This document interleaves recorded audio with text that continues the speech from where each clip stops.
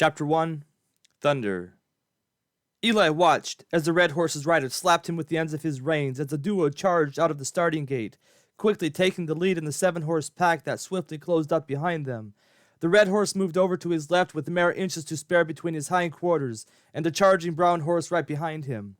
Eli studied the technique of the rider upon the red horse as he hunkered down in jockey fashion atop his horse, keeping his horse reined in so as to preserve his speed for the backstretch and the final turn.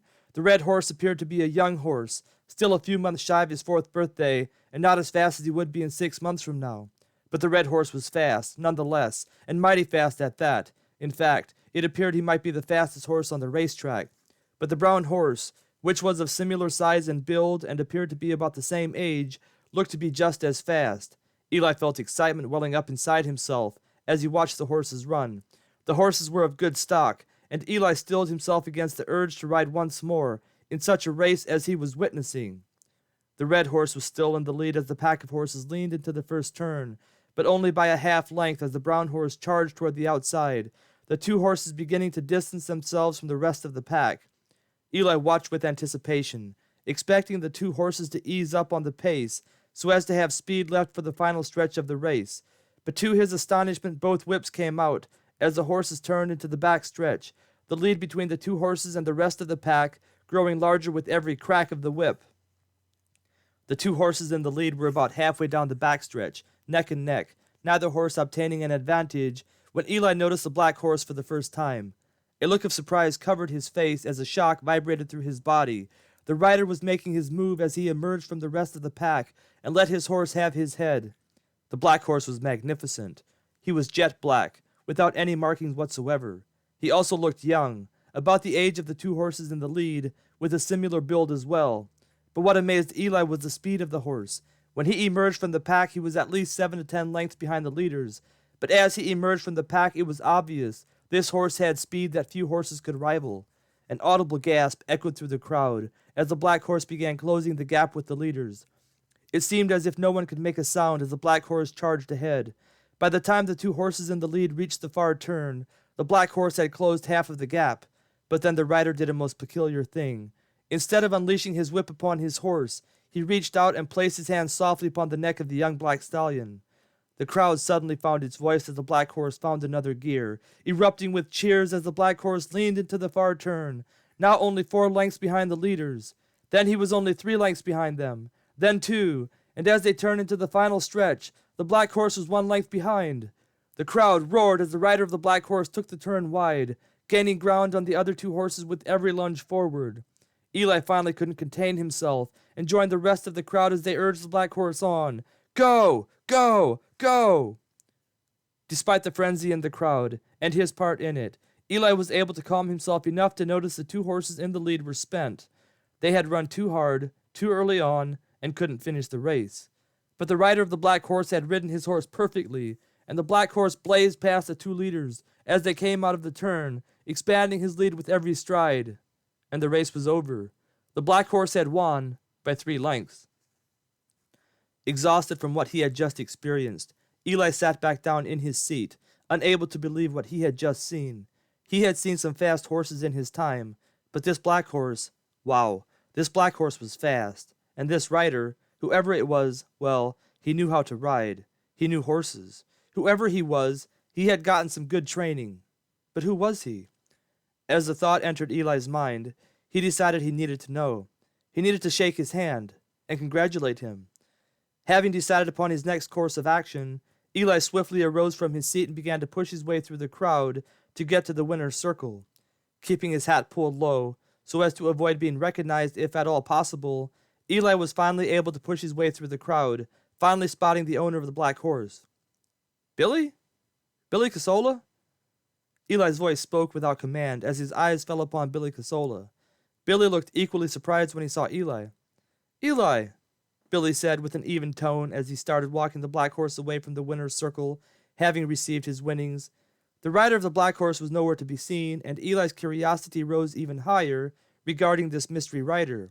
He could not see who the rider was during the race, thanks to a mask upon his face. Eli felt his face flush.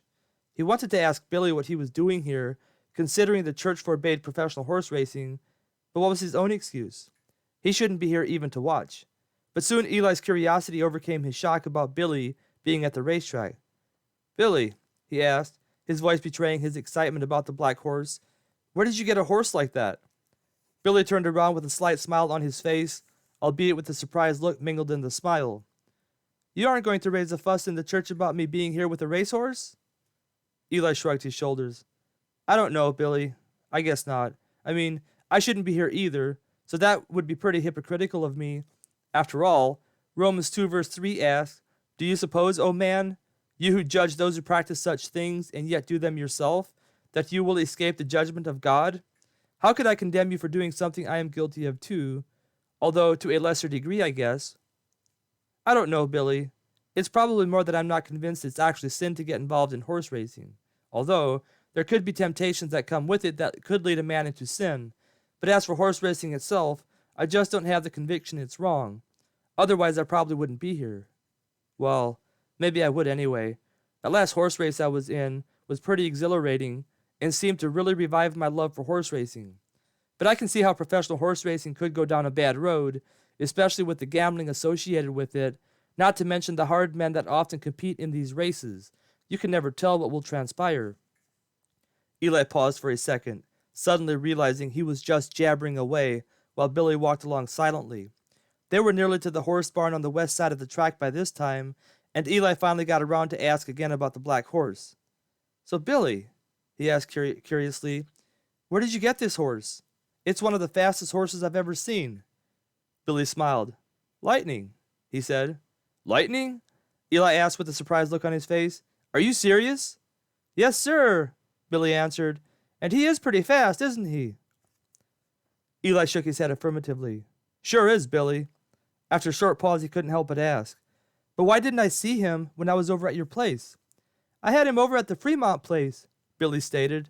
I knew he was special when he was born, even in my wretched former state of mind, and worked out a deal with Wayne to keep him for me for a couple years. I'm glad I did. One of the best decisions I ever made, matter of fact. Wayne has a way with horses and sure knows how to train them well. Thunder's pretty special, isn't he? Thunder? Eli quipped. Yeah, that's what I named him, Billy responded. Thought it went well with Lightning, being his son and all. Lightning and Thunder, he mused, a smile creeping over his ogre-like face. Eli felt a pang of jealousy sweep over him briefly before stifling it as best he could. He was happy for Billy, in an awkward sort of way, that is, considering it wouldn't go well for him if the church found out. Billy, Eli said as the thought of the church came into his mind, you know you won't be able to keep this from reaching the ears of church leadership if you do this on a regular basis. What's your plan? And why are you doing this? Billy shrugged. Don't exactly know. I mean, I know why I'm doing this, but I don't know how I'll keep it a secret from the church. Eli looked at Billy carefully. After a few seconds, he decided to probe a little more to see if he couldn't get Billy to talk. Billy had a dark, depressed look on his face, and Eli wasn't sure if he would talk, but he decided to give it a shot. Billy, is there something wrong? Are you into some kind of trouble? Billy's lips tightened as he mounted Scarlet, his riding horse, and looked like he was going to ride off without answering Eli. But just as he was about to take off, he pulled back on the reins and looked down at Eli. Nodding his head, he quietly affirmed Eli's question. Looks like it, Eli. Something happened a couple weeks ago that put me in a bind, and now I have to do what I have to do. If I don't, people could get hurt. Billy didn't wait for Eli to respond, but nudging Scarlet with his heels, he pulled her around and exited the grounds with Thunder in tow. Eli watched as he rode off, his mind reeling with the information he had just received. What was it that Billy had gotten himself into? What kind of trouble could it be? After all, things seemed to be going pretty good for him, all things considered, and Eli had just assumed if Billy needed some help, he would ask him for assistance. Eli's mind drifted over the course of the past few months, trying to think of anything that might give him a clue as to what might have possibly happened. After Billy had recovered enough from the lung surgery he had undergone, Molly had brought him home, and with Doc's careful supervision, Molly had nursed Billy back to full health. In fact, by the time Molly was finished with him, Billy was as healthy as he had been in a long, long time. But then there was the problem of the Casola homestead, which was then owned by Jim Lutz, the owner of Smooth as Silk, and the guy who had tried to bribe Eli into throwing his last race to ensure Smooth as Silk won. But Eli couldn't bring himself to throw the race, and even if he had, Smooth the Silk wouldn't have won since he went down when he got tangled up with another horse. Before all that had transpired, Billy had loaned a sum of money, using the Casola homestead as collateral, and when he couldn't pay off the loan was sold to Lutz, who then had the authority to throw Billy and his family off the property. But then, as if by a stroke of luck, or perhaps by the providence of God, Billy worked something out with Lutz to retain his homestead. Once Billy recovered, he moved back in with his family, and from that point on, Eli saw him mostly at church events, which Billy always attended faithfully. The winter months from that point on passed by without a hitch, and nothing out of the ordinary had happened, except that it was a rather mild winter with below-average precipitation. They didn't get much snow at all, and as the weather began warming up, thanks to the lack of snow on the ground, they didn't have to endure the usual mud mess they had endured in previous years. This had set Eli to worrying early about this year's crop. They had scraped by the previous year, enduring the massive drought that had occurred over the hotter-than-normal summer, but if they had another year just like it wasn't looking good for a lot of people, least of all the Birkemeyer family, thanks to the recent acquisition of the herd of beef cows. He needed at least one more year for the herd to mature enough to ship them to market. Eli's mind snapped back to reality and noticed that most of the crowd was leaving or had already left. He quickly untied Lightning from the hitching post, and alighting him with ease, he set him west toward the Wilson homestead. The sun was beginning to set in the western sky, and the cool evening breeze was beginning to pick up, causing him to pull up the collar of his jacket. Even though the days were getting warmer every day, the night could still get cold, especially when the wind picked up. As Lightning cantered along toward the Wilson homestead, Eli's mind wandered back to the event he had just left behind. That sure was some race he had encountered. And Thunder, wow, what a horse! Eli once again felt envy creep into his heart, and he quickly shrugged off the temptation to be jealous. Besides, Thunder wasn't built like Lightning, and Eli would be too heavy to give him a fair chance in a race. Eli smiled as he looked at Lightning. Lightning sure was some horse. Lightning was a once-in-a-lifetime horse. Few horses could be said to have had his size, strength, and speed. Only a horse like Lightning could have carried the extra weight in a race against the fastest horses in the country and still beat them every time. Reaching out his hand, Eli patted Lightning on the neck. Lightning's ears went up at the touch of his hand, and then forward for a second as the Wilson homestead came into view, and before they knew it, they were cantering into the driveway toward the barn. Eli made short work of putting Lightning up in the stall and headed for the cabin. His stomach was starting to growl, and he could almost taste Rose's homemade cooking. As Eli stepped out of the barn and closed the door, his mind happened upon the mystery rider of Billy's horse. He had forgotten to ask Billy about him, and was curious who he was. Was he a professional rider? Was he someone Eli knew? Maybe he was mixed up with Billy in whatever trouble Billy had gotten himself into. Whoever he was, he knew how to ride a horse, and was Eli's kind of man. Chapter 2, The Need for Action. It was a particularly warm summer day when Eli found himself upon his horse Cromwell. Cromwell was a nice, reliable Appaloosa horse he had picked up in the spring, acquired primarily to work his homestead with. Cromwell was great with the beef cows, gentle in nature, steady and calm, even around some of the ornerier cows in the herd. Eli was on his way to the Hutchinson homestead to converse with a few men regarding the dilemma they all now found themselves in. A few weeks had passed since Eli's encounter with Billy at Jensen's racetrack, and little out of the ordinary had occurred in the lives of the Birkemeyers. That is, apart from the devastatingly dry summer they were entering into. Spring had now passed into summer, and to Eli's disappointment, his fears were being confirmed regarding another dry summer. It never rained, and the ground grew hard and unwholesome as the summer sun baked it day after day. The first crop was now going to fail, even if it rained at this very moment, and Eli knew he had to take some kind of action to preserve his herd of beef cows before winter came along. Eli's mind refocused to the present as he turned Cromwell right to head west toward the Hutchinson homestead. His mind had been preoccupied with his current dilemma regarding his herd of beef cows, and his encounter with Billy had rarely re-entered his mind over the past couple weeks. But as the Casola homestead came into view, he remembered what he had witnessed at Jensen's racetrack a few weeks earlier. His mind wandered back to that day, and once again his curiosity was sparked regarding Thunder, the black horse, the son of Lightning. He remembered how spectacularly the horse had run, and with the precision he had run. No motion whatsoever seemed to be wasted as the black horse ran. And the rider, who was the rider? And why did he wear a mask? What was he trying to hide? Was he a criminal? Was he someone Eli knew? Eli's mind was really intrigued as these last thoughts entered his mind, but by now he had passed the Casola homestead, which didn't portray any kind of life at the moment. His eyes scanned the Hutchinson homestead that lay before him, and he noticed 2 other horses tied to the hitching post in front of the Hutchinson house. One horse belonged to Joe Schweitzer, and the other belonged to Fred Krueger. It was a solid group of men that Eli was about to meet with. John Hutchinson was as reliable as a grizzly bear in a dogfight, and a man that Eli trusted with his own life. Joe Schweitzer was new to the area, having purchased the Franklin homestead just prior to the previous winter, but was already, in Eli's eyes, a man who was reliable in tough times and loyal to men he respected. Fred Krueger was from Midwestern Krueger stock that had been around this part of the country for a while, and a name most folks knew and respected. All 3 men and their families attended the conservative church in Madison, which the Berkemeyers attended, and all 3 men were leading members in the church, and men the folks of the small church respected and emulated. Joe Schweitzer, despite his short tenure in the church, having only recently become a member, was already a leading voice in the church for true Christian conservatism, and a man Eli was grateful to have around. All in all, Eli was grateful for the Christian men God had surrounded him with, and knew that with men like these in the community, they could survive whatever came their way, even a persistent drought. And it was exactly this matter that brought these 4 men together on this hot, dry summer day.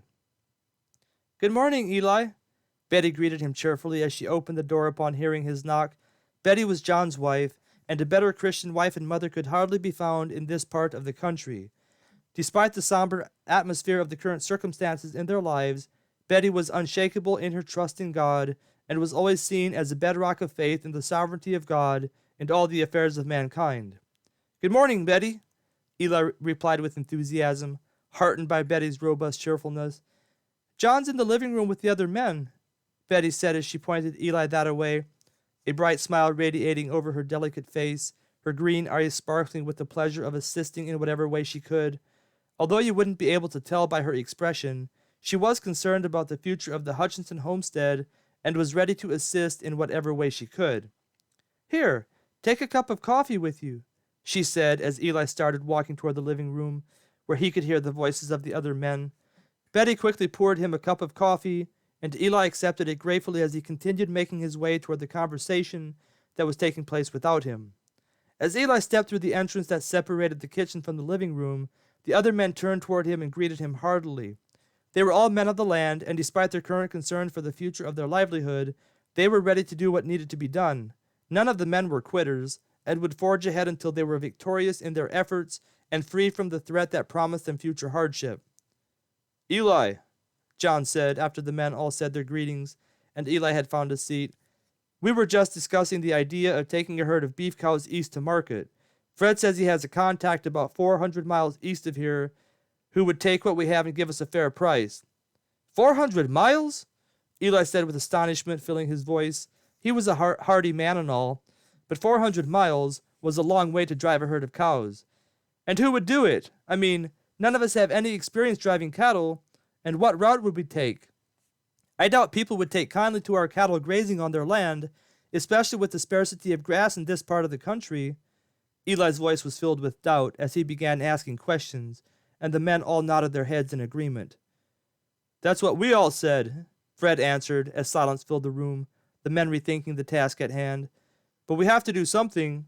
Cattle drives are a thing of the past, and it would be hard to find a trail to the buyer out east. But I am of a mind to pursue the matter. That is why we are here this morning, to see if it's at all possible." "But I don't have any cattle ready for auction," Eli countered. "All my stock is young. I only had a few cows ready for auction, and those we either butchered or sold to survive through the winter. I need at least 1 more year before I even think of selling, and even then, I want to keep as many as I can so I could build a self-sustaining herd." "We're all right there with you," John replied when Eli paused. "But we don't have another year." "Just to clarify," Fred interjected, "the buyer guaranteed a fair price. I've done the math, and with what he is paying, and with what I will need to get the rest of my herd through the next winter, I will need to sell half of my herd. The same figure should apply for your herds. It's a big price to pay, but it's better than losing all of it. Eli stroked his graying beard as he stared out of the window. He hated to lose half of his herd, but what other options did he have? And this option looked about as good as anything he had considered. In fact, it looked as if it were the only option. Sure, it would be a major setback, but all things considered, if he could get half of his herd through winter, and the next summer produced a half-decent crop, it was definitely better than losing his entire herd. Well, Eli said, giving his head a little shake, I say we discuss how we get the herd there. If there's a possibility we can do so and be as successful as Fred thinks we could be, I think we should consider this option seriously. John and Joe shook their heads in agreement, and the four men set to discussing what all needed to be done as they sought out the potentiality of the option at hand. As they wrapped up, an hour and another cup of coffee later, it was decided the men would all search out the matter over the next week and meet again the following Saturday to hammer out the details and make a final decision. They would need to act, and act soon. Having agreed upon a course of action, the men exited the house and all went their separate ways. Eli rode beside Joe as they turned east out of the Hutchinson driveway, but as they approached the Casola homestead, Eli decided to stop in and see how Billy was doing. He was concerned that he hadn't seen Billy at church for a couple weeks and wanted to make sure everything was okay. After bidding Joe farewell, having made his temporary intentions made known, Eli pulled Cromwell left into the driveway of the Casola homestead. Despite the change that had occurred in Billy's life, he hadn't done much to improve the once thriving Birkemeyer homestead, and sadness swept over Eli as he remembered how prosperous this homestead had once been. Eli shook his head again in determination not to dwell on the past. This was now Billy's homestead, and as long as God saw fit to keep Eli and his family on the Wilson homestead, who was he to question his purposes? God was all-wise and all-knowing, and whatever he purposed according to the counsel of his own will was best, even if it didn't make sense in the short term. But that was another thing. Why did life have to be such a struggle? After all, didn't Eli clean up his life and live the life of a born-again believer? Shouldn't life be better and easier now that he was living a godly life? If so, why the drought and the ensuing crop failure? If God was present and active in the everyday lives of his people, why did bad things happen? These were all questions that had plagued Eli recently as he strove to understand what was happening in his life. He had just assumed things would go better now that he was living a more dedicated and holy life that relied on God rather than on himself, and yet life continued to be a struggle, and that bothered Eli.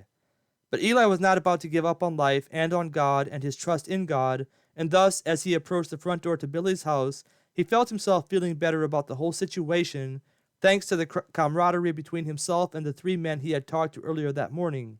Stepping up to the door, he gave a short, hard rap on the door, and soon was greeted by Billy's oldest son. Despite Billy's change and his re-entrance into his own house after having been abandoned by his family during his previous crisis, not much had changed in his wife and children, and the sight before Eli's eyes were as much of a shock as it had been before whenever he visited Billy, which had only been a few times. Billy's oldest son was a short, dark-haired, dark-eyed, skinny boy with large freckles and ultra-pale skin. His dark hair was greasy-looking and appeared as if it hadn't been washed or combed in a long time. "Good morning," Eli greeted as he smiled at Billy's son. "Is your father around?" The boy shook his head. Not getting any other response, Eli asked, "Do you know where I can find him?" The boy hesitated, but then spoke with a quiet, raspy voice. "Racing." Eli didn't say anything as he mulled over the boy's answer, but then seeing he wasn't going to get much more from the boy, he nodded his head. "Thanks for the information." Turning around, he headed toward Cromwell, and mounting him, turned him toward the road that led home, and soon found himself approaching Madsen. The ride had been quite uneventful as he rode south and then east, but Eli's mind was filled with all sorts of curiosities and questions. From the boy's short, terse answer, Eli assumed Billy was at Jensen's racetrack, which brought all kinds of thoughts into Eli's mind. It was mostly the same thoughts he had earlier that morning regarding Billy, the black horse, and the black horse's rider, except for the additional thought, which was the temptation to ride on over to Jensen's racetrack to watch what he assumed would be a race with Thunder in it. As he neared the intersection that led to Jensen's racetrack, the temptation to go watch the race finally overcame his hesitation, and before long, As his heart began to beat more rapidly about the upcoming event, Eli could see Jensen's racetrack come into view. It was a little past noon by this time, and quite a few people had come to witness the race that was taking place. And sure enough, as Eli entered the grounds, he soon spotted the black horse warming up on the racetrack up ahead. Eli's heart skipped a beat. The horse looked even more majestic than it had been a few weeks earlier. It held its head up high as it effortlessly walked and trotted around the racetrack. Its rider seemed to blend with the movements of the horse, making it look like he was a part of the horse. The duo looked primed for the race, and Eli's eyes scanned the rest of the track to study the competition. Seeing the other two horses, the red horse and the brown horse from the previous race, Eli felt his heart skip a beat. It looked to be another classic race, and he, Eli, was going to get to watch. Chapter 3, The Mystery Rider. Eli was scanning the crowd for Billy when to his surprise he spotted none other than his old friend Jeff Winters. Catching him looking his way, Eli waved and Jeff returned the gesture. Not seeing Billy in the crowd, Eli made his way toward Winters. "Couldn't stay away from the track, eh?" Winters asked with a slight smile on his face. Eli grinned sheepishly. "Guess I couldn't, Jeff. You got stakes in the race?" Winters shook his head. "Nah, at least not in the moment. Just wanted to size up some of the new racing stock coming in. Looking to get Red Rain into a big race sometime this year, and checking to see if anything could compete." "Have you seen any of these horses race yet?" Eli inquired curiously, not giving Winters any indication what he had seen a couple weeks prior. Winters shook his head again. "Nah, but I heard there's some good ones in the bunch today. Thought I'd come and check it out." Eli nodded his head in acknowledgement, and silence reigned between the two men for a few minutes as they sized up the competition on the track. The race was set to start in an hour, and only a few of the horses were on the track at the moment. Besides Thunder, the red horse, and the brown horse, there were two other horses on the track at the moment. Neither of them looked outstanding in any regard, and nothing about them caught Eli's attention. "Do you know how many horses are racing today?" Eli asked after a while, looking at Winters. "Heard there were 14 horses entered," Winters answered. Eli whistled. "That's going to make for a full track." Winters nodded his head in agreement, scratching his short, tidy white beard. Barely had the two men exchanged that sentimentality when a familiar face caught his attention. It was Ralph, and he was aboard his horse Red, entering the track. Was he going to race? Sure enough, as the time of the start drew near and the horses began lining up to enter the starting gates, Eli saw Ralph draw the number 2 starting position. It was a good place to start, and Eli was happy for Ralph. Had it not been for the black horse Thunder, the son of Lightning, Eli no doubt would have been rooting for Ralph. But then again, if it hadn't been for the involvement of the majestic black horse and its mystery rider, Eli would never have been at the racetrack to begin with. Eli's eyes scanned the row of 14 horses, looking for Thunder, when he finally spotted him all the way down in the 14th position. This was a horrible place to start, with the first turn not that far from the starting gate, but with his finishing speed, Thunder should be able to work his way through the pack on the backstretch. The question would be whether he could make up enough ground to catch the leader, which Eli suspected would be Ralph. Ralph's horse was a tall, well-built animal with great strength and incredible speed, and he had received a premier starting position. As Eli's eyes continued to scan the starting positions of the various horses, he saw the red horse and the brown horse enter the 12th and 13th gates, which would put them right next to Thunder. And this looked to make things even worse for Thunder, that is, if the two riders decided to make trouble for him and his rider early on. But Eli didn't know what kind of jockeys were on the two horses, and couldn't make a prediction. But Eli's curiosity got the best of him, and he leaned over toward Winters. "Hey, Jeff, you know anything about those 3 horses at the far end of the starting gate? Particularly about the brown and red horse?" Jeff was also looking at the horses, and seemed surprised by Eli's question. "You figure they're the horses to watch?" he asked, feeling out the reason for Eli's question. "They look like pretty good horses from what I can see," Eli answered vaguely, "although they look a bit young for the track." Jeff nodded his head in agreement. "They do, but give them a year and they'll be racing at full capacity. Fact is, they're already pretty fast, and I'm guessing the owners are getting them ready for high-stakes races. At least the red and brown horse. I know who their owners are. I don't know anything about the black horse. First time I heard about him was a couple weeks back when folks were talking about him winning the race. Any chance you might know who he belongs to?" Eli felt like shrugging off the question, but deciding to come clean, he looked over at Jeff and shook his head affirmatively. Yeah, he belongs to Billy Casola. I was here at the race a couple weeks ago and saw him run. That's when I learned it's Billy's horse. His name is Thunder. He's fast, Jeff. Mighty fast. Winters was still studying the horses when Eli answered his question, but swung his head around with a surprised look on his face.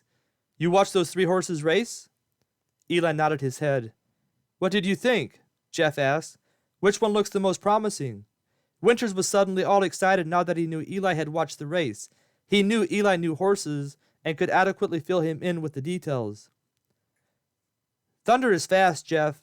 The other 2 horses look good too, although I'm not too sure about their 2 riders. But as for Thunder, it looks like he's born to run, has had good training, and has one of the best jockeys in the country. Never saw a more compatible pair in my life. Jeff, you should have seen them run. Thunder's rider didn't use the whip once. He just let him run, and when it was time, reached out with his left hand and touched Thunder on the neck. I didn't think Thunder had any more speed left in him at that point, but it seemed he found another gear. Seems to me Thunder can run as fast as he needs to win the race. He's fast, Jeff. Mighty fast.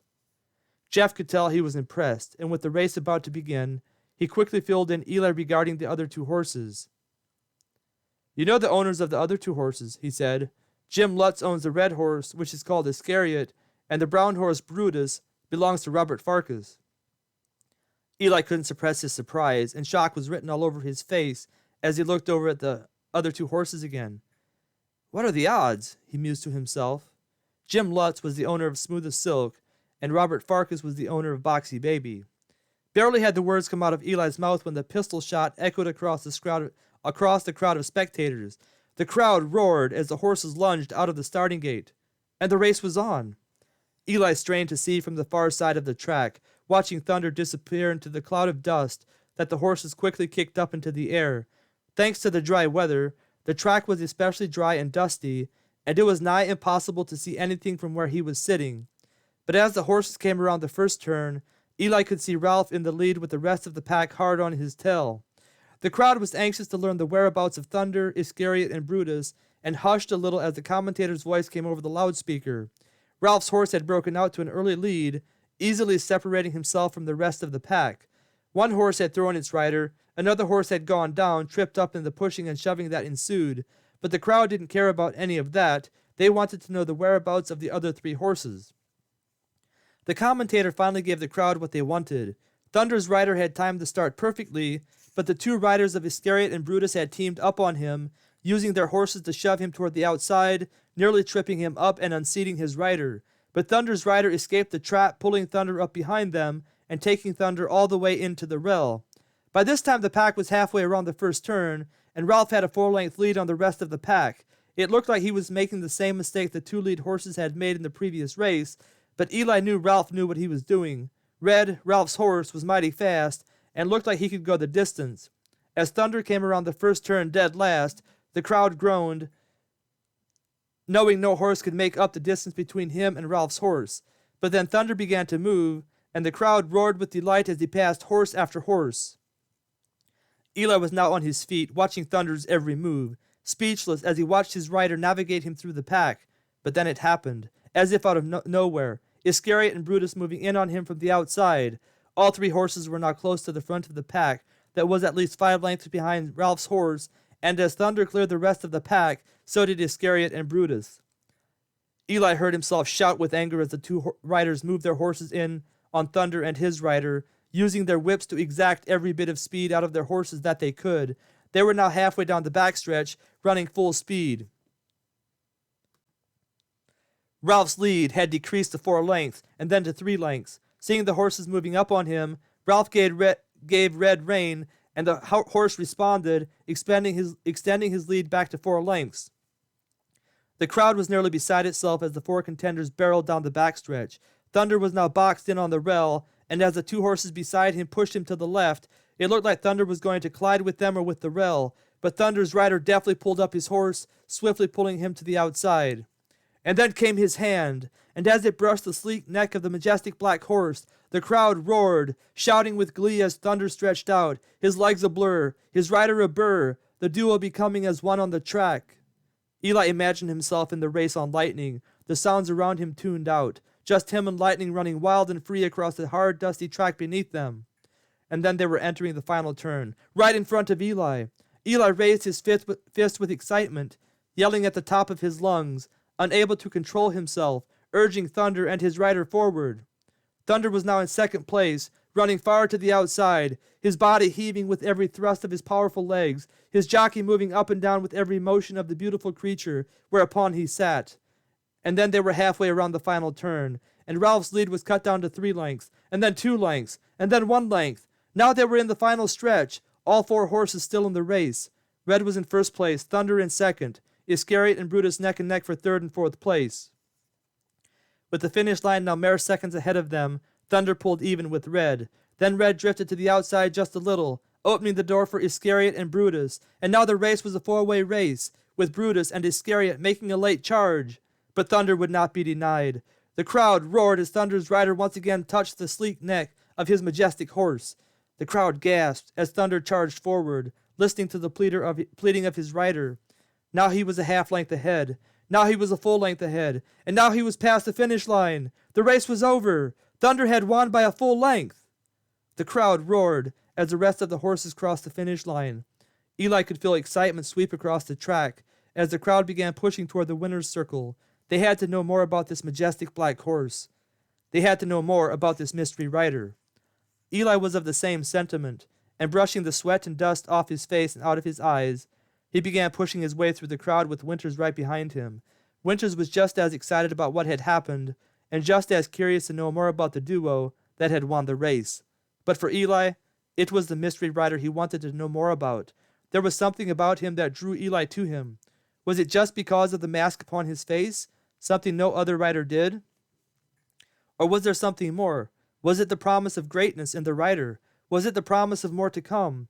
What was it that seemed to possess the curiosity of Eli as he pushed his way through the crowd, determined to shake the mystery rider's hand and demand to know who he was?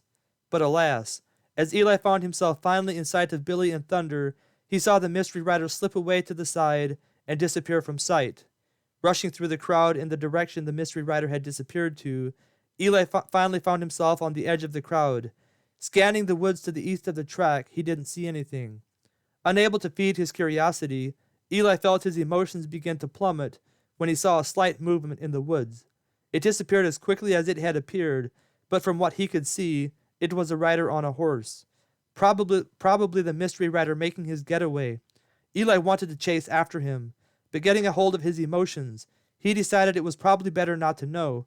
For whatever reason, the mystery rider didn't want to be identified, and that was that, and it was better to let some things just be. Chapter 4. Making Plans to Go East.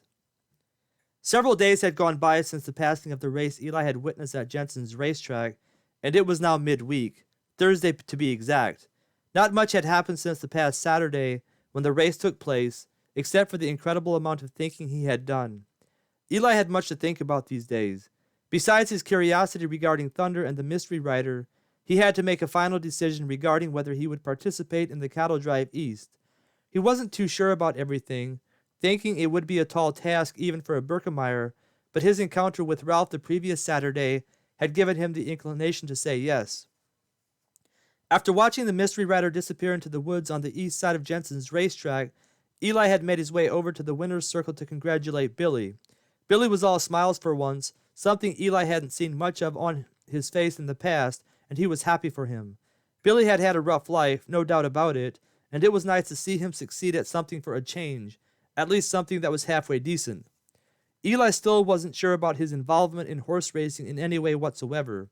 It wasn't that he believed horse racing itself was bad, but what came with professional horse racing could definitely lead a good man down a bad road. And it did for many men, as they gambled their lives away. But then there were men like Jeff Winters who were engaged in it just for the pure sport of it. Men who took pleasure in the majesty of horses and the ensuing competition on the racetrack. With this doubt in the back of his mind, Eli had finally pushed his way through the crowd and congratulated Billy. Billy's eyes shone with pleasure at Eli's compliment, and Eli realized for the first time that Billy was a man who desired praise, especially from successful men like himself. And why wouldn't he?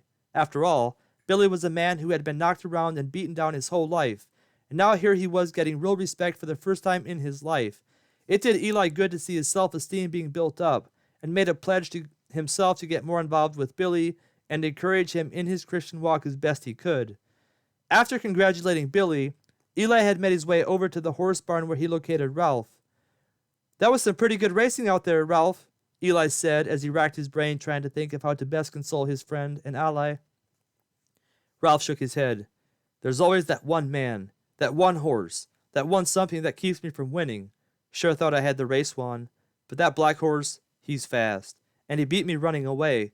And after all he had to battle through during the race, can't even begin to imagine how badly he'd have beat me if it weren't for his bad starting position, not to mention how the other two riders tried to bully him around."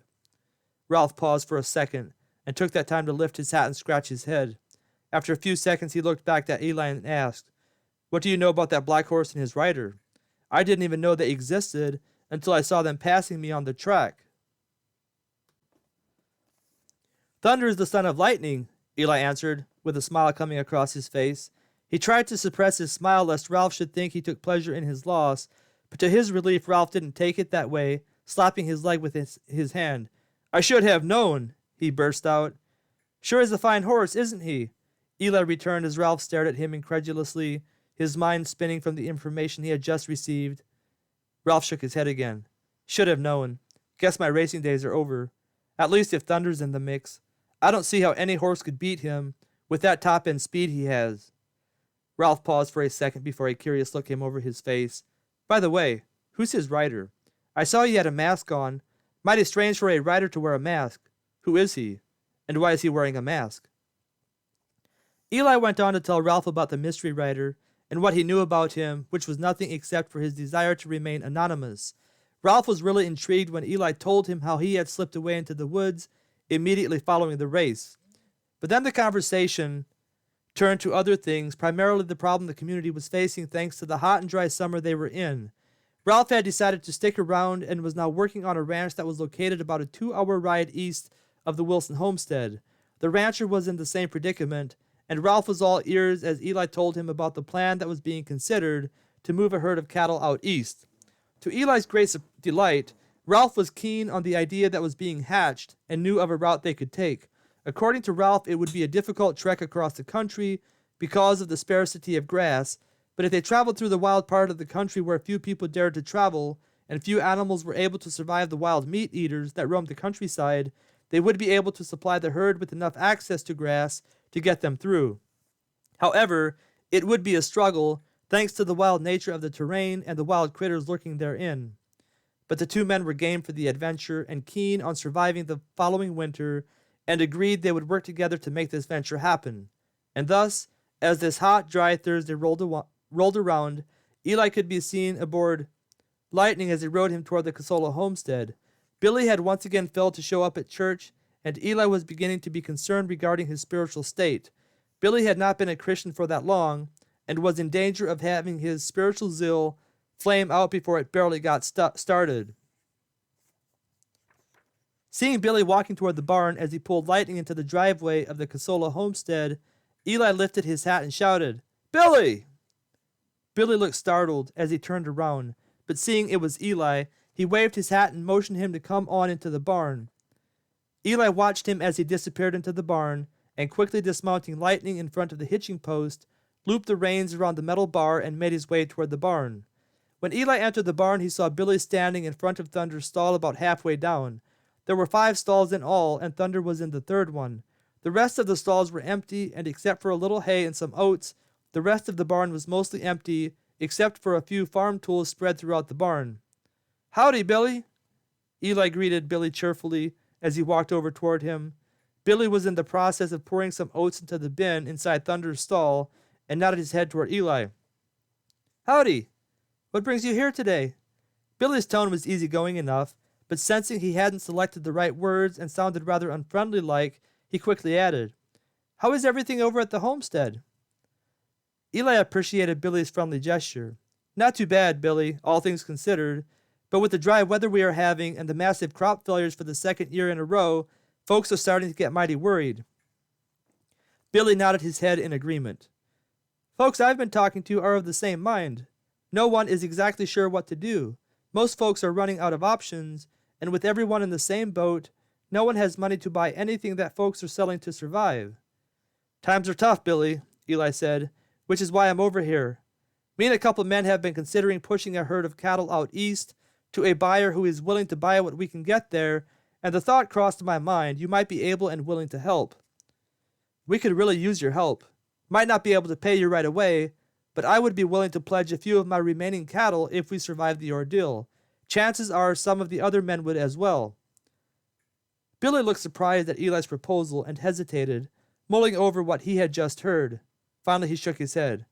No can do, Eli. There wouldn't be anyone here to take care of Thunder. After a slight pause he added, My boy sure can't be trusted with that. I bet we could talk the Hutchinson children into looking after him, Eli suggested. He wasn't so keen on getting Billy to tag along because of the help he could provide, but more so because he thought it might do Billy some good to get away with the men for a few weeks. It would get his mind off his current problems, and the Christian influence should do him a lot of good as well. Billy scratched his stubbly chin, thinking about Eli's proposal. Finally he shook his head again.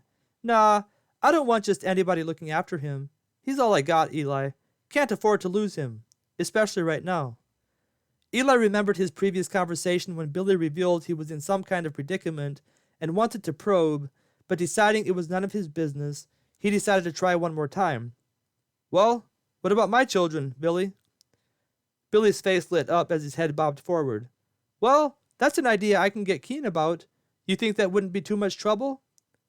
Not if it's not too much trouble for you to help us push cattle east, Eli answered quickly. He could tell Billy was beginning to warm up to the idea, and he was really beginning to think it would be good for Billy to go with them. And besides, Billy, this would be a great opportunity for you to get a herd of beef cows of your own started. Just imagine what you could do with that. Billy was now really getting used to the idea of assisting in the cattle drive and began shaking his head yes. But then Eli remembered the dangers they would face and decided he better warn Billy about how rough it could get. Just one thing, Billy, he said. We'll be riding through some pretty rough and wild country, and it could get a little dicey out there. It's hard telling what kind of animals we'll be running into, and anything else for that matter. Billy burrowed his thick, black, bushy eyebrows for a second, but then a smile crossed his face. Then I'm definitely in, he said. I could use a little more excitement in my life. Eli was enthused about Billy's willingness to go along, and deciding that was settled, decided to switch the conversation to Thunder and the mystery rider. Thunder not providing you enough excitement these days? Billy smiled a big smile this time. This sure is one fine horse, he said enthusiastically. Never had anything like this in my life. Billy paused for a moment, a sparkle coming into his eyes. It felt pretty good being in the winner's circle last Saturday. After another short pause, he said, almost more to himself than to Eli, Sure feels good to have the admiration and respect of men. Feels mighty good indeed. Hey, how about his rider? Eli probed, trying to keep any hint of curiosity out of his voice. He sure knows how to ride a horse. Sure wonder who he is. Deciding to probe a little more, Eli delicately asked, Anyone I might know? Billy's face went blank, and Eli realized he wasn't getting any more information out of him, and deciding not to give him a reason to change his mind about the cattle drive, he quickly said, Not that it's any of my business. Billy's demeanor seemed to soften a little, and Eli decided to head out before Billy could change his mind. Hey, Billy, he said as he began walking toward the barn exit, the men involved in this cattle drive are all meeting at the Hutchinson homestead on Saturday to finish discussing the plan. We plan to meet at 10 o'clock. Would be good to see you there. Eli looked back as he spoke, and seeing Billy nod his head in acknowledgement of what he had just said, Eli walked through the barn door and headed for Lightning. Before long, he was on top of Lightning and headed for home. He had accomplished what he had set out to do, and was pleased with the way everything was going. But as Eli rode Lightning toward the Wilson homestead, his mind began to think about everything that could go wrong on the cattle drive. It would by no means be easy. In fact, it could prove to be one of the most difficult things Eli had ever attempted, even with other reliable men at his side. Eli's mind wandered back to the previous year, when he had teamed up with Ralph and gone into Wild Canyon after Lightning. That was some adventure, and the two men were lucky to escape with their lives. This cattle drive could prove to be just as dangerous, not to mention it would last for weeks on end. As Eli's mind began to worry relentlessly about all the things that could go wrong, he decided to spend a little time in prayer. After all, where could he go but to God at this time? They had their backs up against the wall, and it was going to be difficult to survive the winter if they didn't act, but taking action could prove to be just as fatal. But as Eli turned right off Black Creek Road to head east toward Madison and then toward the Wilson homestead, his lips could be seen moving as he cast all his cares upon his faithful God. God had yet to let him down, and Eli figured he wasn't about to start now. As he prayed, peace began to flood his weary mind, and by the time he reached the Wilson homestead, Eli was at peace with his decision to drive a herd east and help the families involved make it through another winter. Chapter 5. On the Trail. It was a dark night, the moon barely visible from where Eli sat. His dark brown eyes nervously scanned the countryside that lay before him. With his back leaned up against a large oak tree, he stared at the scene before him. On any other occasion, in any other circumstance, his view would have given him a tranquil feeling, causing his weary mind and body to enter the world of rest. But as it were, sleep was the last thing on Eli's mind. 2 weeks had passed since Eli's encounter with Billy at the Casola homestead, and much had happened since then. As planned, the men had met at Hutchinson's homestead the following Saturday morning at the prescribed time, and to everyone's delight the men were all game to venture east with a herd of cattle. It wasn't that they were keen on the dangers they would be presented with, but they were hardy men, and men who were intent on surviving in a hard land and providing for their families as best they could. To Eli's great satisfaction, Ralph and Billy had joined the other 4 men on that Saturday morning, and after opening the meeting with a word of prayer and a short reading from the Bible, John had opened up the meeting for discussion. The men had all come with the intention of driving their cattle east, and the discussion quickly went into the planning stage. After 2 hours and 2 cups of coffee later, the plans were finalized, and the men went their separate ways. The plan was to begin pushing the cattle east on Monday. It wasn't much time to prepare, but the men had already begun planning prior to the meeting, and everyone was ready to get going. The rest of the men were pleased with Ralph's knowledge of the terrain they would need to cover to get them to their destination, and especially so when he told them Pat Crowell, the owner of the ranch he worked at, was also wanting to send 600 head of beef cattle along and would supply 4 hands who all had experience on cattle drives. Eli was sending 150 head of cattle, and along with the other men's cattle, there would be 1,100 head of cattle they would be pushing east. It was a lot of cattle to push east, but with the help of the experienced cowhands from the Crowell Ranch, the task suddenly looked much easier. Moreover, the 5 men from the Crowell Ranch, Ralph included, were excellent shots and could help defend against any wild critters they might come into contact with. Anyway, Monday morning arrived, and Eli set out for the Kruger homestead to begin the cattle drive. The Kruger homestead was the furthest west, and the 4 original men and Billy decided to meet there first thing Monday morning. They would push Kruger's cattle over to the Hutchinson homestead, where they would gather John's cattle. The next stops would be the Wilson homestead, and then the Schweitzer homestead, where they would gather Eli and Joe's stock. After that, they would begin pushing the cattle east, where they would meet up with Ralph and the 4 hands from the Crowell Ranch with the 600 head they would be pushing. Eli's eyes continued scanning the cattle that were spread out in the valley below him as his mind passed over the 2 weeks prior. Everything had gone well up to now, and they had little to no trouble up to this point. Things were changing fast in this part of the country, and it was odd to see cattle drives still occur. Those days were quickly becoming a thing of the past, and Eli felt lucky to get to experience something like this before it was preserved in the annals of history. The view in front of Eli on this particular night was a picture of majesty. The valley lay below him, with a massive cliff serving as the backdrop, large jagged rocks jutting out from its side. High above his head, on top of the cliff, were strewn large ancient trees, many of them precariously leaning over the edge, threatening to fall upon the cattle below them at any moment. It was a canyon which Eli was looking at, a canyon with one way in and one way out. The canyon had 3 sides, which could not be scaled by any man or beast, with a narrow opening leading into it. And it was on the outer edge of this opening where Eli sat, his back up against the tree, his eyes scanning the herd down below to his right, before they scanned the area to his left, from where the men and the cattle had come. and thus he kept watch in this way.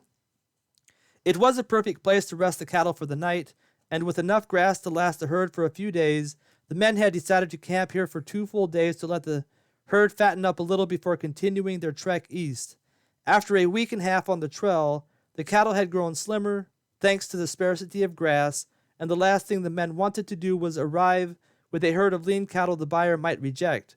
They needed to get the cattle there in the best shape possible, and here was an opportunity to help make that happen.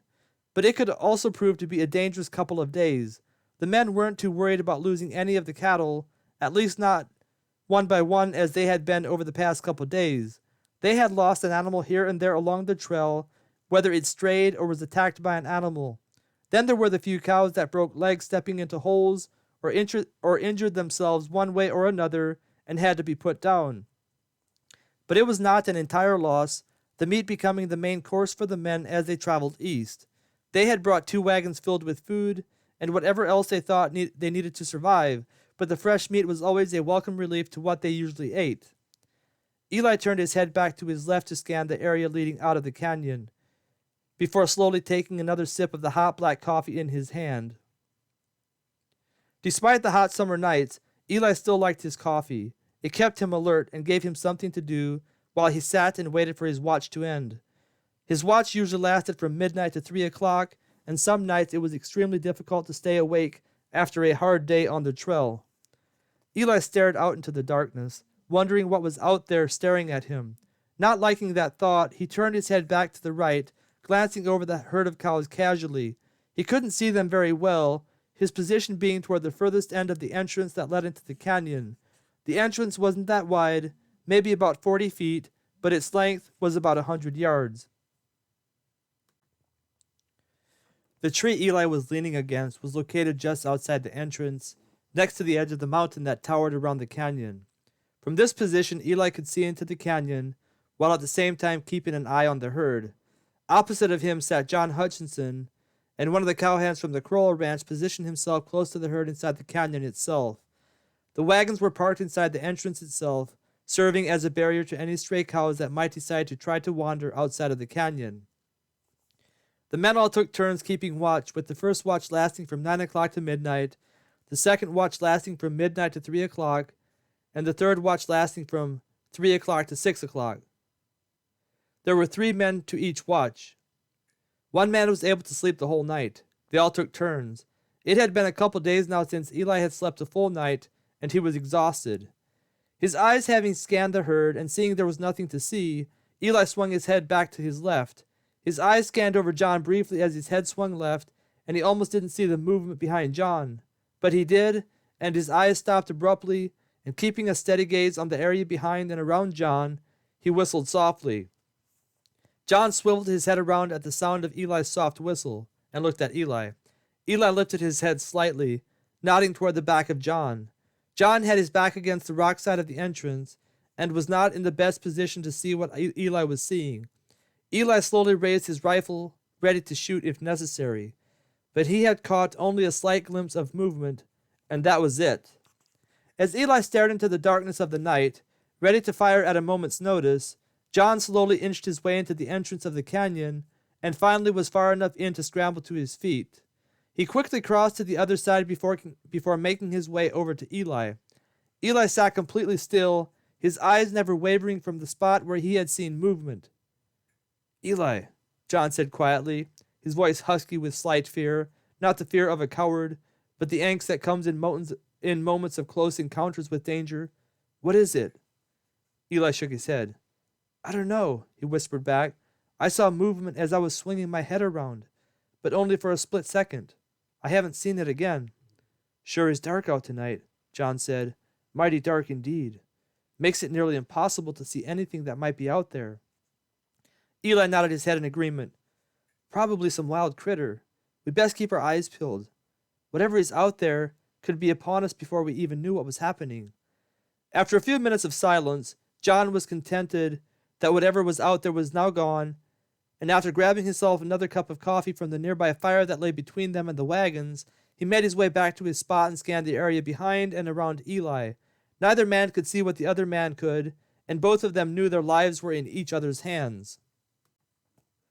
At 3 o'clock, and the end of their watch drew near, Eli felt himself relaxing. His exhausted body and weary mind had had about all it could handle for a few days, and he was ready to lay down and get some rest. Feeling himself about to slip into that resting position before his time, Eli decided to get up and build up the fire for the next group of men who would be keeping watch. Tossing out the old coffee that was in the fire pot, Eli took to making some more. Eli had barely finished making the coffee when he saw Joe and Fred come crawling out from beneath the wagons. They must have smelled the coffee, or were able to wake up without any prompts when the time was right, because it was now about 3 o'clock and time for their watch. They looked mighty tired themselves, but were soon at their positions, each with a cup of coffee in his hands. After telling them about the movement Eli had spotted in the direction of John's lookout positions, Eli and John headed to bed. The dark night passed on, hour by hour, as most of the men slept. Ne'er a sound could be heard except for occasional rustling in the herd and the sound of coyotes in the distance.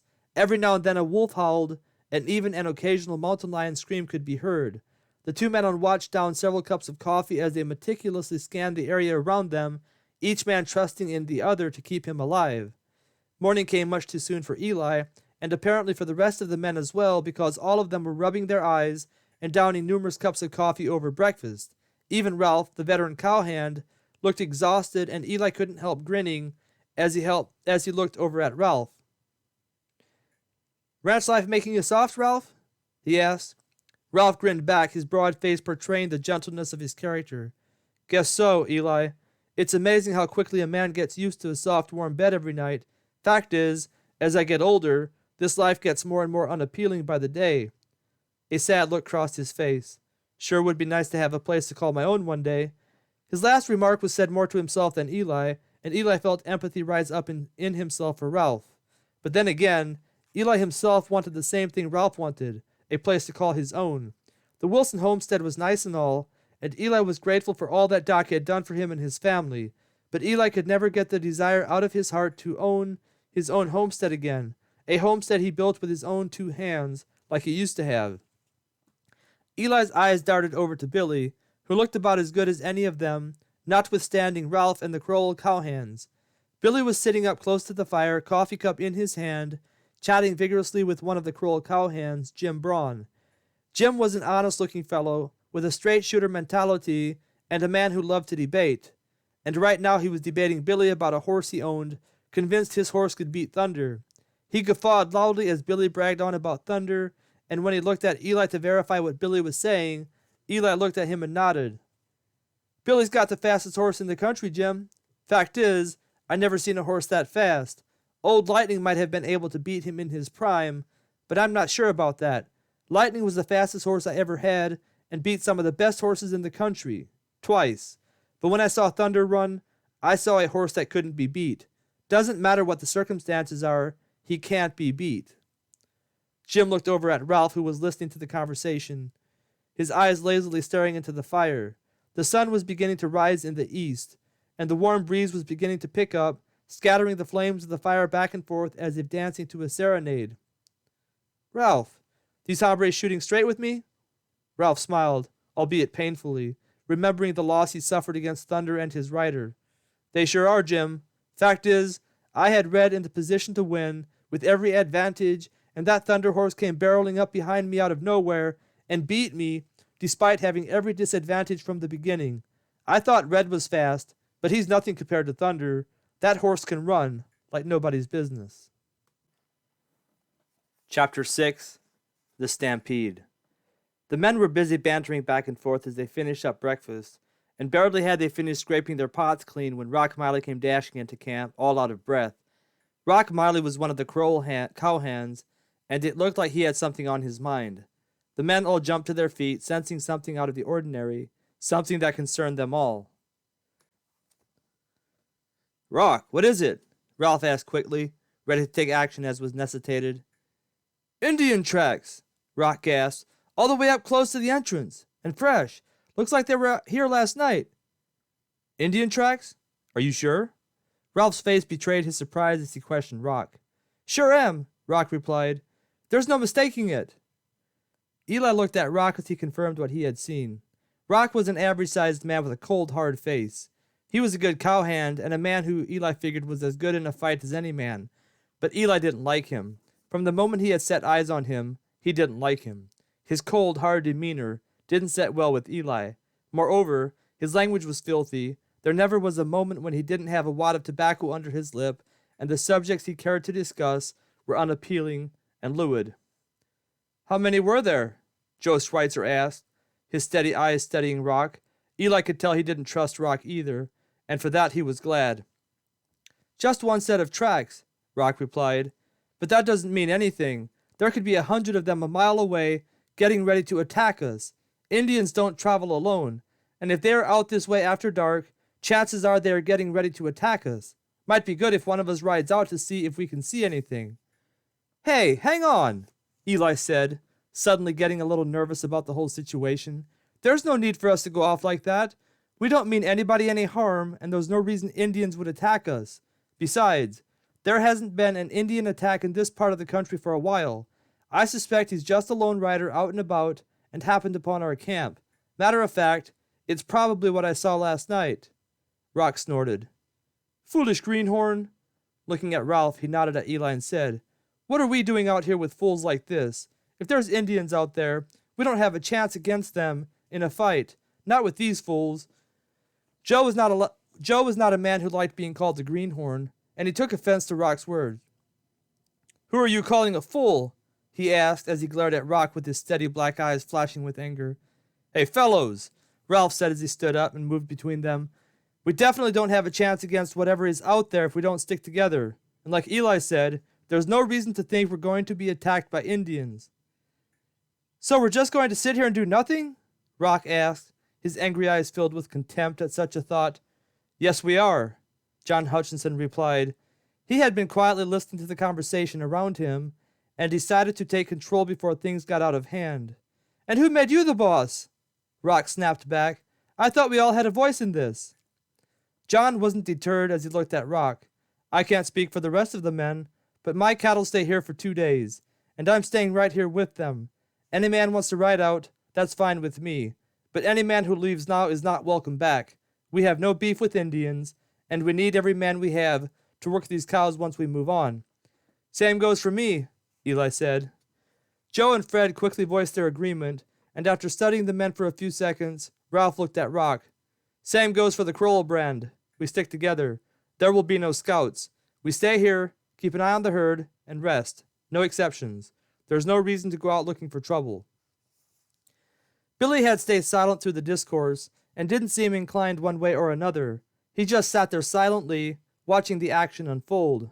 Fact is, the cattle drive, despite all the work involved, had done him a lot of good, and he was content just watching life unfold. The rest of the morning went by without a hitch, but Eli couldn't get the thought of Indians out of his mind. What were Indians doing out here last night? After all, they were out here in the middle of nowhere and hadn't seen people for a couple of days now. The surrounding countryside was mostly wild and uninhabited, and few folks ventured out here. Lunchtime finally arrived, and the men gathered to eat. They would be having beef stew once again, and that was quite all right with Eli. One of the steers in the herd had caught his leg in a hole just before they arrived to the canyon, and the men had preserved the meat to eat along the way. But with the way the men ate, it didn't look like it was going to last for long. The rest of the day went off without a hitch, and soon nightfall was once again upon them. After having slept for a couple hours, Eli awoke with a start. As he lay there trying to get his bearings, he realized the wind had picked up over the night. Then a flash of lightning lit up the ground around him, followed by a crash of thunder. Hearing several of the cows bellow, Eli decided it was time for him to get up. It was looking to storm, and it might take a couple extra hands to keep the herd in check. Quickly rolling up his bedroll, he crawled out from beneath the wagon and tossed his bedroll into the back of the wagon. Heading on over to the fire, he soon spotted Billy and Jim at the lookout post, nervously scanning the dark sky. Billy shuddered. It looked like it was about to storm pretty bad. "The rain we've finally been looking for," he muttered to himself, feeling guilty about his bad attitude. He knew God was in control of all events, and that there was a reason he hadn't given them much rain the past 2 years, but he sure couldn't figure out why, and now here they were with a bunch of cows, with a terrible storm headed their way. Just then another bolt of lightning flashed, and Eli instinctively rolled to his right, the ground around him lighting up something magnificent. A few more cows bellowed, followed by another crash of thunder. By this time the rest of the men had arisen and were gathering around the fire. "Ralph!" Eli shouted over the howl of the wind as he looked at Ralph. "What do you suggest we do?" Ralph was no stranger to times like these, and he was the best man to ask such a question. "We need to get on our horses and go work the cattle," he shouted. "They're going to start moving in weather like this, and we need to keep them moving in a circle. If they decide to bolt, they'll charge for the entrance, and that'll set us back days and maybe even a week until we get them rounded back up." Barely had Ralph's words left his mouth when another bolt of lightning lit up the canyon, followed by another crash of thunder. Then came the rain. Eli quickly followed the rest of the men as they headed for the canyon to get their horses, grabbing their saddles along the way. By the time they reached the horses that were picketed just inside the canyon, the cattle were already mulling around, a few of them pushing their way toward the entrance, despite the furious attempts of Frank Burrow and Colin High, the two Crowell hands, to keep them contained. The men didn't waste time saddling up, and were able to assist the beleaguered cowhands with no time to spare. A steer had finally made it past Frank and was making a run for the exit when Ralph tossed his rope, looping it around his head in mid-stride, flipping him around on his back as his horse pulled back in perfect timing. The rest of the men quickly formed a line and began turning the cattle to the right, slowly feeding them around in a circle. And it looked like it was going to work when suddenly another flash of lightning lit up the canyon, followed by another crash of thunder. By this time the herd was at the height of frenzy, and this was the last straw. A steer charged Eli, and he was barely able to get out of the way, its horn brushing his leg as it swept by. Then another steer charged, and another. Caught up in the middle of the herd as it mulled around, Eli moved Cromwell this way and that as he tried to keep him from getting gored. And then the herd was running. Eli faintly made out the sound of Ralph's voice as he was swept up into the stampede. "Get out of the way! Let them run! There's no stopping them now!" But Eli was now smack dab in the middle of the herd, and all he could do was let Cromwell run with the herd. Pulling him left or right would only get him gored at this point. Another flash of lightning and crash of thunder only made things worse, and Eli stared in horror as he watched the herd collide with the wagons up ahead. The wagons didn't stand a chance. As the herd split down the middle to run around the wagons, the cows that couldn't push themselves far enough to the right or left ran headlong into the wagons, pushing them toward the far end of the entrance. Cromwell plunged forward as a horn caught him in the hindquarters, nearly going down, causing Eli to pitch forward. Cromwell was a sturdy horse, but the combination of the pushing and shoving along with Eli's weight was too much for him, and Eli felt himself flying through the air. As he flew forward, he saw a steer below him, and spreading his legs, he straddled the steer perfectly. Groaning in agony, his midsection screaming in pain, Eli instinctively reached forward and grabbed hold of the charging steer's two horns, clamping his powerful legs around the beast. Barely had Eli found himself upon the steer when it charged into the narrow entrance ahead, colliding with the cows that were all trying to funnel into the tunnel at the same time. Eli gasped with pain as the horn scraped his leg, tearing into his flesh. Another steer came lunging in on the other side, slamming up against Eli's leg on the other side. Several of the cows around them went down, and the steer Eli was riding stumbled, but was able to gather itself as it pushed its way forward. By this time the wagons were no longer an obstacle, and the cows plunged forward through the entrance, picking up speed as they went. Eli hung on for dear life, knowing if he fell off now, he would be trampled to death in a matter of seconds. And then they were out in the desert, the herd picking up incredible speed as they stampeded. Grasping the horns of the steer beneath him, Eli hung on for dear life. Looking to his right, he saw Billy riding his horse furiously as he tried to turn the herd and stop the stampede. Jim Braun was over on his left, skillfully maneuvering his horse with the same intention. But there was no stopping the stampede. The lightning and thunder had stopped, but only time would stop the stampede. And not daring to let go, Eli clung to the steer beneath him as it charged forward with the rest of the herd, soon leaving the beleaguered men behind them. Time seemed to stand still as the herd carried Eli along. After what seemed to be an eternity, the herd finally started slowing down, and Eli looked around for his opportunity to escape. He had survived the worst of the stampede, but he was still in a precarious situation. Not sure how to dismount the steer and make his getaway, Eli scanned his surroundings desperately, looking for an escape. "Eli!" Eli looked back to his left at the sound of the voice. It was Billy. Eli, hang tight! I'm coming to get you! Billy swung his horse into the slowing herd, forcing his way through it as best he could. He finally made his way through the herd to Eli's side. But just as he reached Eli, Eli noticed the steer moving in on him from the opposite side. Billy, watch out! Billy looked to his left just in time, pulling up his horse, the steer's horn slightly grazing his horse. It looked like Billy's horse was going to go down as it stumbled, but Billy's spurs dug into its sides and it lunged forward, this time coming up beside Eli on his right side. Eli was ready for the move and grasped Billy's hand as he thrust himself up off the steer.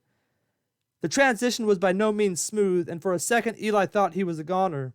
But Billy hung on to Eli as his horse plunged forward, and with a few more lurches, Eli was up behind Billy on his horse. Billy deftly worked his horse through the herd, and finally they were out and away.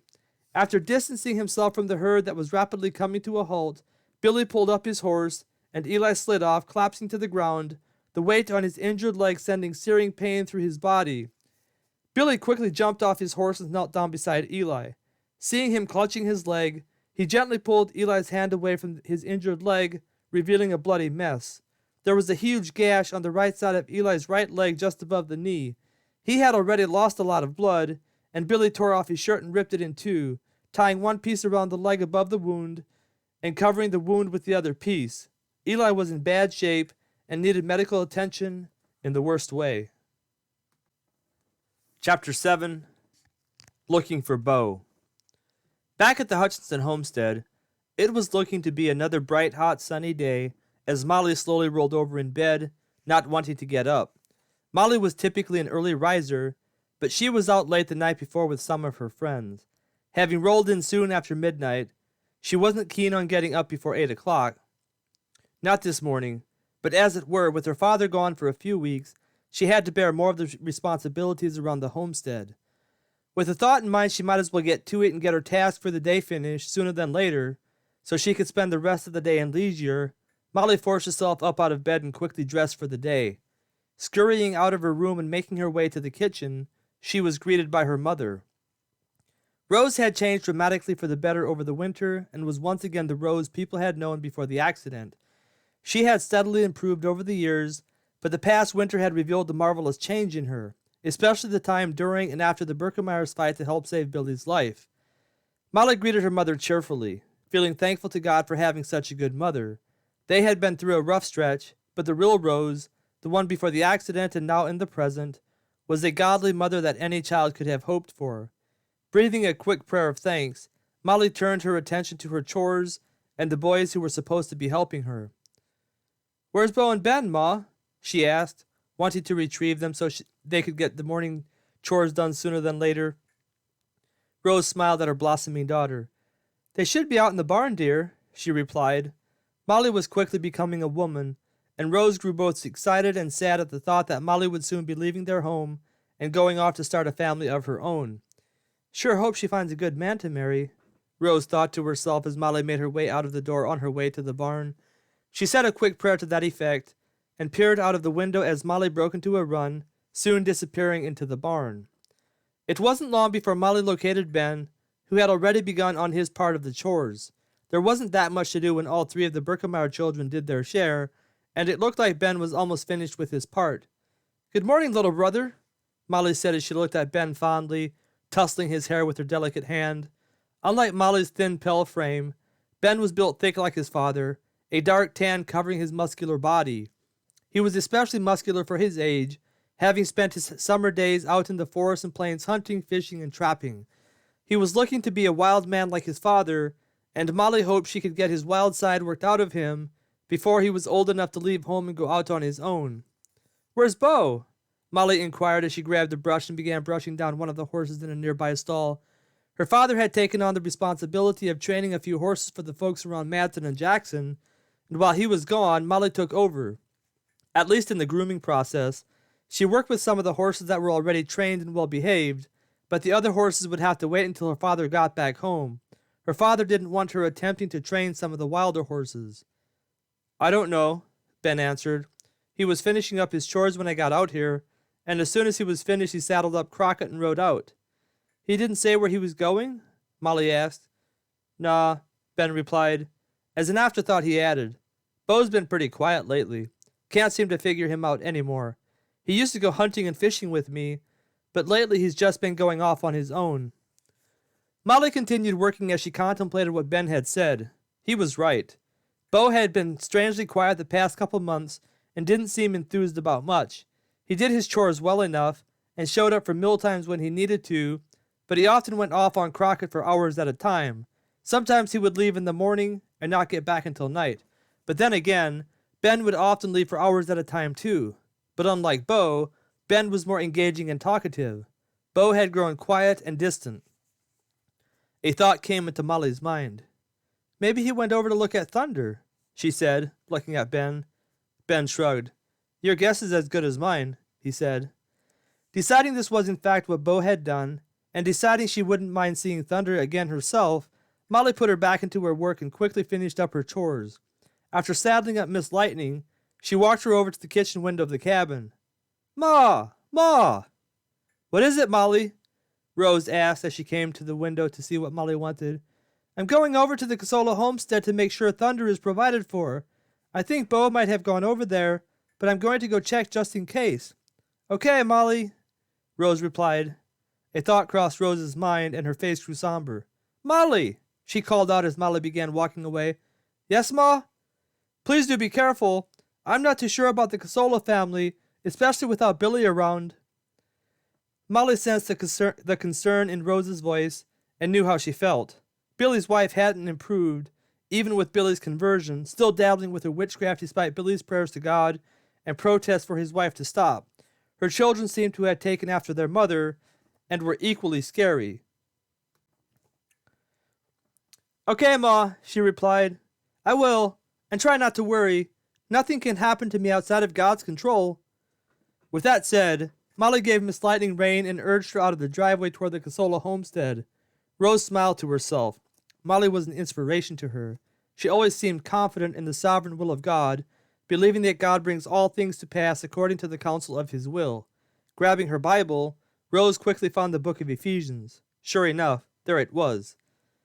In him we have obtained an inheritance, having been predestined according to the purpose of him who works all things according to the counsel of his will. Ephesians 1:11. While Rose mused over the passage she had just opened her Bible to, Molly rode westward toward the Casola homestead. Miss Lightning was in the mood to run, and Molly let her set the pace, soon seeing the Casola homestead come into view. Curious to see if this was where Bo was, Molly urged Miss Lightning on into the driveway, letting her canter all the way up to the barn.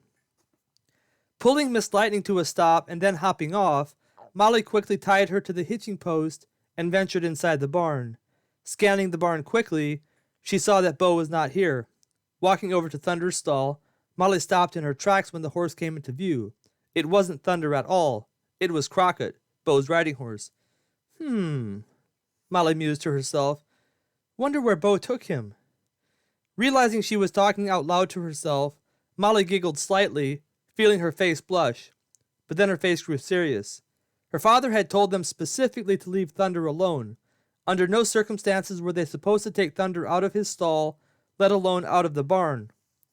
Molly slowly backed away from the stall that now contained Crockett, before turning around and exiting the barn. She was about to hop on Miss Lightning when a thought crossed her mind. Maybe someone from the Casola family could point her in the right direction. Deciding to risk the spiritual darkness surrounding Billy's wife and his children, Molly changed direction and headed for the Casola house. It didn't take long for Molly to reach the front door, and after pausing for a second to breathe a silent prayer, Molly reached out with her fist and rapped on the door. She was waiting for a few minutes, not sure if she should knock again or just leave, when the door swung open, revealing one of the Casola children. He stood there silently and stared at Molly with a piercing gaze, his black eyes full of dreadful darkness. Hi, Molly stammered, suddenly at a loss for words. She had never actually talked to anyone from the Casola household, except for Billy, and felt uncomfortable under the intense gaze of Billy's son. Billy's son didn't say anything, and Molly felt like turning around and running away. But regaining her courage, she said, My name is Molly Birkemeyer. I came over to check up on Thunder, but he's gone. I think my brother took him. Do you by any chance see which way he went? Molly didn't expect to get any positive response from Billy's son, but to her immense surprise, he pointed toward the road, waving his hand east. But barely had he pointed Molly in the right direction when he closed the door. Molly heard the lock click and felt relieved that encounter was over. Moreover, she now had a direction for which to pursue Bo. But as Molly turned Miss Lightning east, despair filled her soul at the thought of finding Bo. Hard telling where he went, she mused to herself. There was plenty of room to roam around the countryside, and Bo could be anywhere at the moment. Molly racked her brain. Where might Bo be? Having pulled up Miss Lightning, Molly sat and thought for a few minutes. For some reason, Jensen's racetrack crossed her mind, but she quickly criticized the thought. There was no way Bo would go there. They were strictly forbidden to even set foot on the property. If they went there and their father found out, it would no doubt result in a severe punishment. But then again, where else might she look? She didn't think Bo would be there, but maybe she would find him along the way. With this final thought in her mind, Molly urged Miss Lightning forward, and the duo rapidly made their way toward Jensen's racetrack. Scanning the countryside as she rode along, her eyes eagerly looked for a sign of her brother upon Thunder, but she didn't see hide or hair of him, and before she knew it, she was in view of Jensen's racetrack. Not wanting to risk her father's ire, Molly pulled up Miss Lightning when she reached the lane that led to Jensen's racetrack.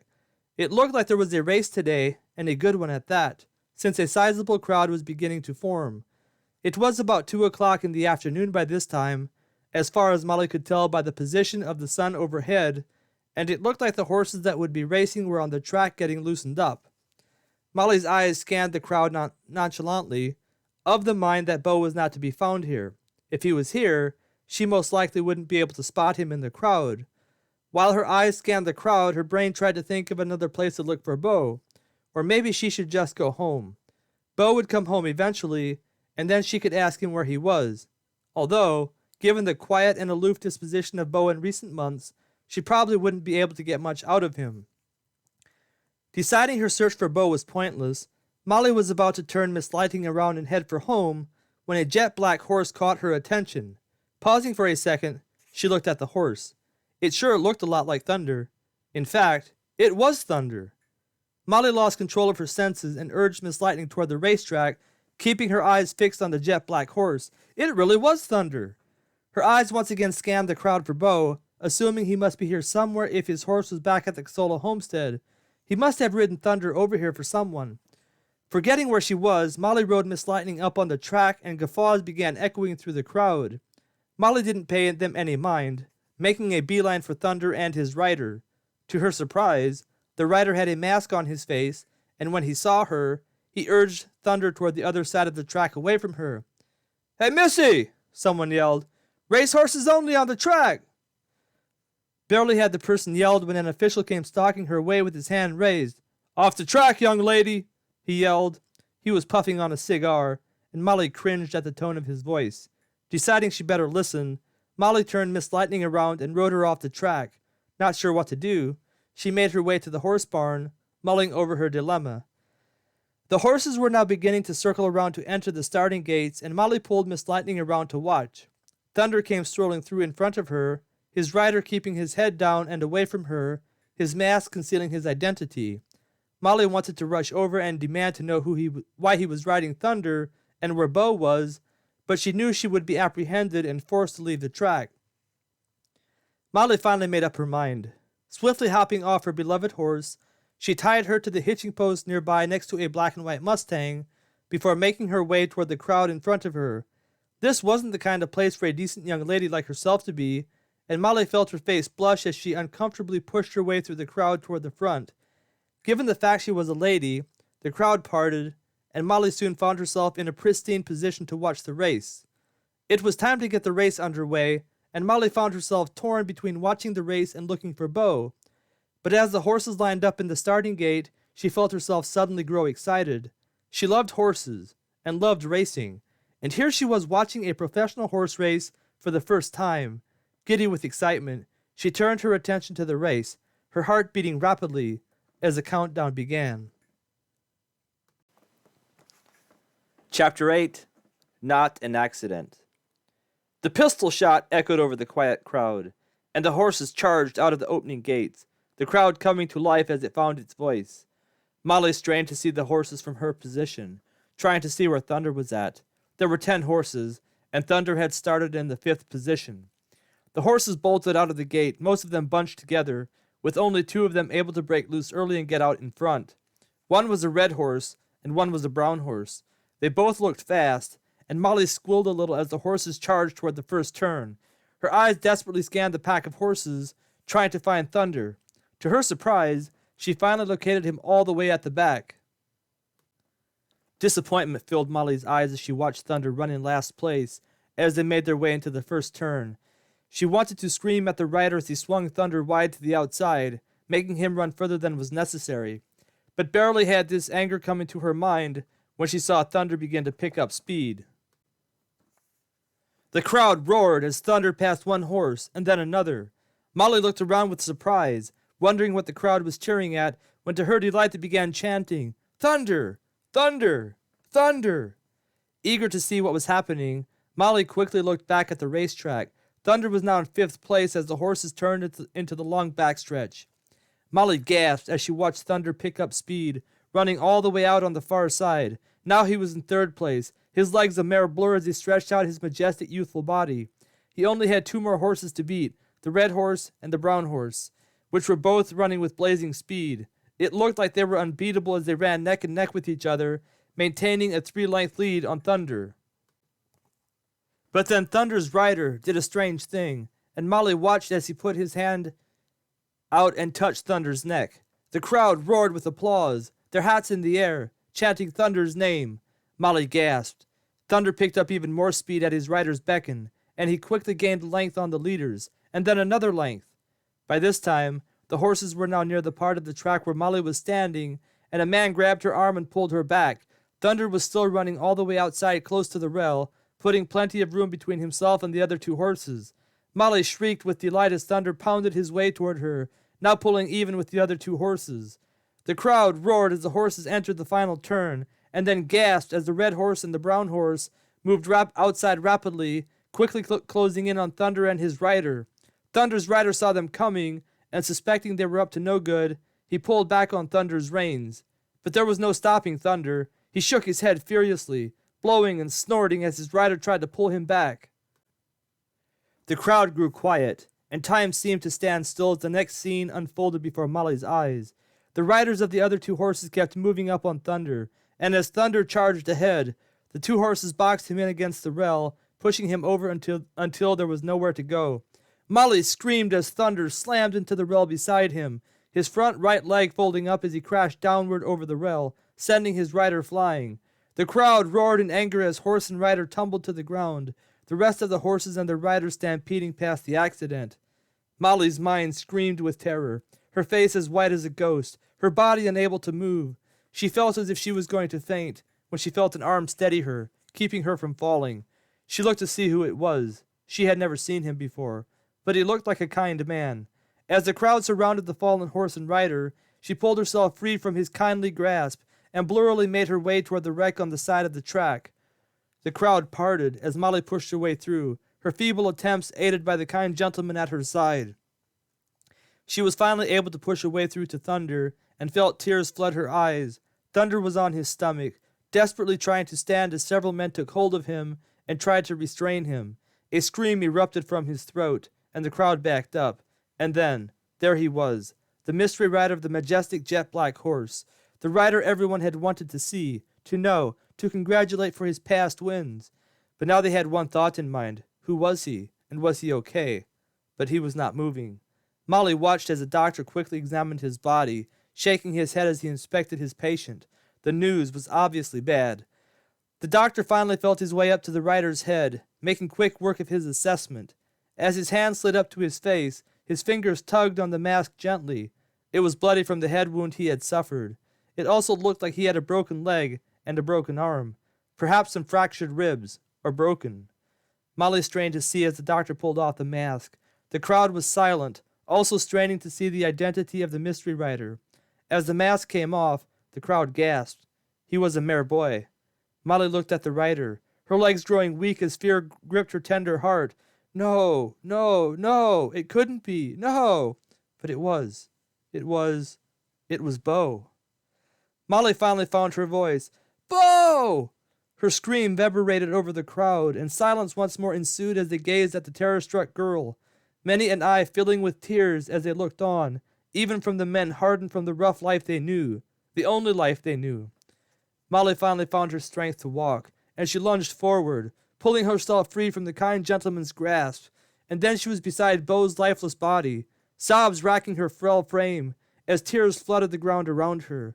The doctor gently reached out and restrained her gentle hands from harming her little brother in her ecstatic state of mind. Stewart! Stewart! A voice nearby called out, but Molly didn't seem to hear. Stewart! Bring the buckboard here! The kind gentleman with the short white beard knelt next to Molly, grabbing her shoulder as he quietly conversed with the doctor. Doc, what's the verdict? The doctor shook his head.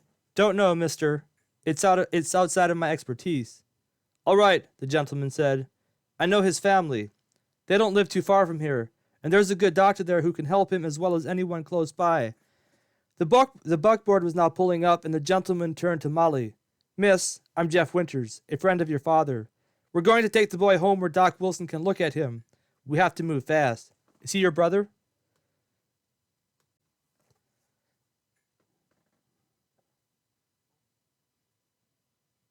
Molly nodded her head as her tears began to subside, and she quickly regained her composure, soon giving out orders how to best transport Bo so as to not cause any more harm. The crowd looked on, impressed at the display of her knowledge and courage, and many a hand was offered to assist them. Bo was soon loaded up in the buckboard, with Molly cradling his beaten, battered, and broken body as best she could so as to prevent him from bouncing around. Winters looked at a fine young man who had brought up the carriage. Stewart, get Thunder over to the ranch and get the best available horse doctor over there as quickly as possible. I want that horse to have the best care available on this planet. As the buckboard lurched forward, Molly looked at Winters. His face was hard and cold, his eyes piercing, two of the men who stood nearby. They had nearly passed them when Winters said directly to them, You'll pay for this, gentlemen. You will pay. Time seemed to stand still for Molly as Winters transported them to the Wilson homestead as best he could. He dared not go too fast lest he should cause more injury to Bo, but time was also of the essence, and he needed care as quick as possible in the most desperate way. They were about halfway home when Winters could hear Molly's feeble, stricken voice. He strained to hear what she was saying. Dear God, he heard her say, I know I'm always asking you for things, but God, this one is really important. God, this is my little brother, and I couldn't bear to see him die just yet. Oh, God. She wept as her voice broke, and sobs once again began racking her body.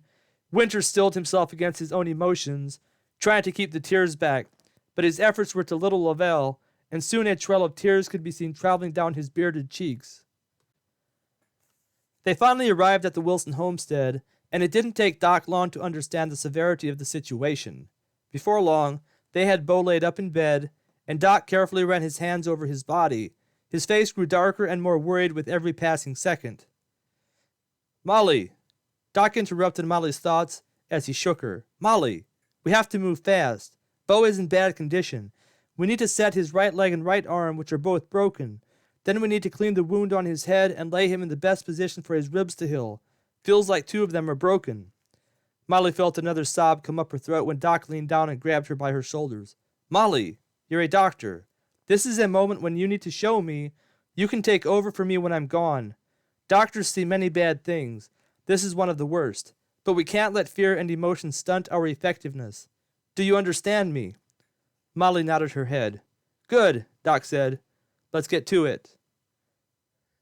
Molly finally found her doctoring instincts, and before long the two of them could be seen working side by side as they operated on Bo the best they could. Their two pairs of hands worked efficiently side by side, and it wasn't but an hour later when Doc stepped back. Molly, you did good. I think we have given Bo the best chance to survive. The only question is, how bad is his head injury, and will he regain consciousness? We've done what we can. It's now up to the good Lord to do what only He can. As Molly sank into the chair next to the bed, Doc slowly exited the bedroom and made his way toward the kitchen. His heart was plagued with fear for Bo's life, and he knew he needed to have a talk with God. Not to convince God to spare Bo's life, but to calm his own heart and remove the fear therein. Grabbing his worn Bible, he opened it slowly, not sure where to look. But then his mind wandered to the story of Job, and he turned his Bible there. As Doc read the first and second chapter of Job, his body began to relax, and his fear began to subside.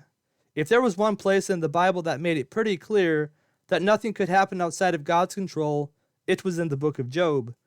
It was definitely a different situation that Job faced than what was currently happening in his life and in the life of the Berkemeyers, but there was one thing they could both agree on. It was the second to last verse in the first chapter of Job. Doc traced the verse with his fingers as he read, "The Lord gave, and the Lord has taken away. Blessed be the name of the Lord." Job 121. Doc closed his Bible as he considered what he had read. The book of Job was a peculiar book, and one with many lessons. One of those lessons was that everything we have is from God, and it is His right to take away anything we have, because He gave everything to us in the first place. The second lesson that could be learned was that sometimes good people suffer. Job was a righteous man, and it was difficult to understand why God wouldn't protect him against Satan's attacks. Moreover, why would God give Satan verbal permission to harm Job in the way he did? This was one of those stories in the Bible that received a lot of criticism from unbelievers who were always looking for an excuse to portray God in a negative light. But Doc had learned by studying the rest of the book of Job that Job wasn't yet perfect despite the reference in the beginning that he was a righteous man. That is what most people missed.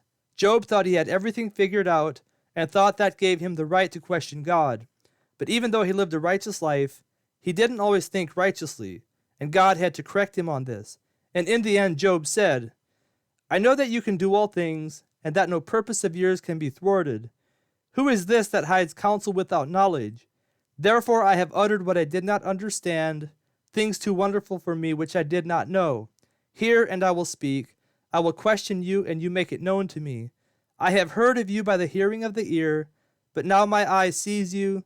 Therefore I despise myself and repent in dust and ashes." Job 42, 2-6.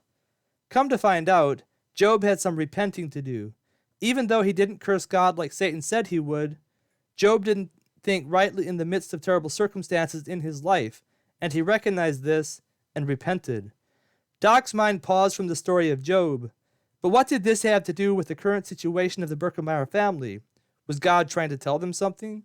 Was there something they needed to repent of? Was there hidden sin? Or was there something else? Was this perhaps a way for God to reach another lost sinner through the godly example of the Berkemeyer family in the midst of tragedy? But Doc didn't know the answers to these questions, and he quickly turned to God, repenting of his own questioning of God's purposes, pouring out his sobbing heart for Bo and his family. Until recently, Bo had been a happy young boy full of life and cheerfulness. He was always ready to assist whoever needed help. He was a model boy. But then he began to change. It had begun a few months earlier. Doc hadn't noticed to begin with, but over time he saw Bo become more and more withdrawn. He tried to talk to him one day, thinking that perhaps Bo might be willing to tell him something he might be too afraid or ashamed to talk to his father about.